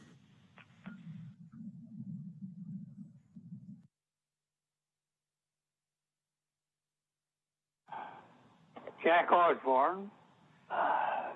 Public comment, item number 13 on the agenda. Black Lives Matter is true. But BlackLivesMatters.com is a multinational organization which is acting in the United States to affect the election of our officials. Now, you don't want Russia to do it, and we don't want China to do it, so perhaps we also should consider whether BlackLivesMatter.com should be affecting our election. And that seems to me to be bad. And also on the police situation. The police have to use enough force to prevent people from causing damages and abusing the public.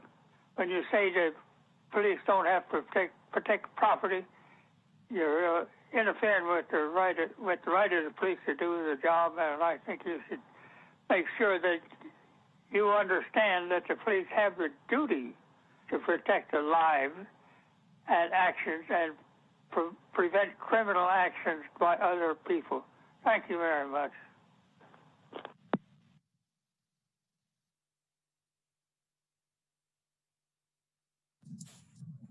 And now we'll move on to the email and e-comment public comments received. City Clerk Stephanie Williams will read aloud. Comment received from Nikki Magallanes. I am writing to you today to voice my concern about your indigestible agenda. Having to navigate through your agenda was an infuriating task. Not only does this language uphold elitist ideals, it perpetuates the significant barrier between people in power and concerned citizens. Your job is centered around service. How are you supposed to serve a community that you can't effectively communicate with? How are we supposed to hold you accountable? Are you promoting transparency? Am I asking you to make it easier to follow your agenda by using understandable language?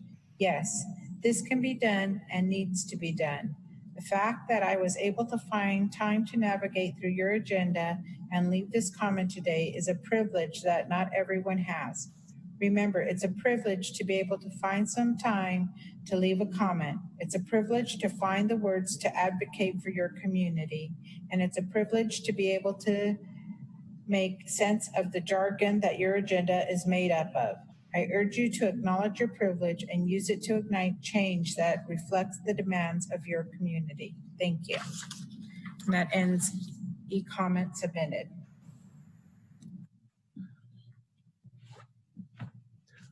Okay. Okay, thank you for that. Having no other items on the agenda, the June 23rd Santa Rosa City Council meeting that was continued today is formally adjourned. Thank you for your participation.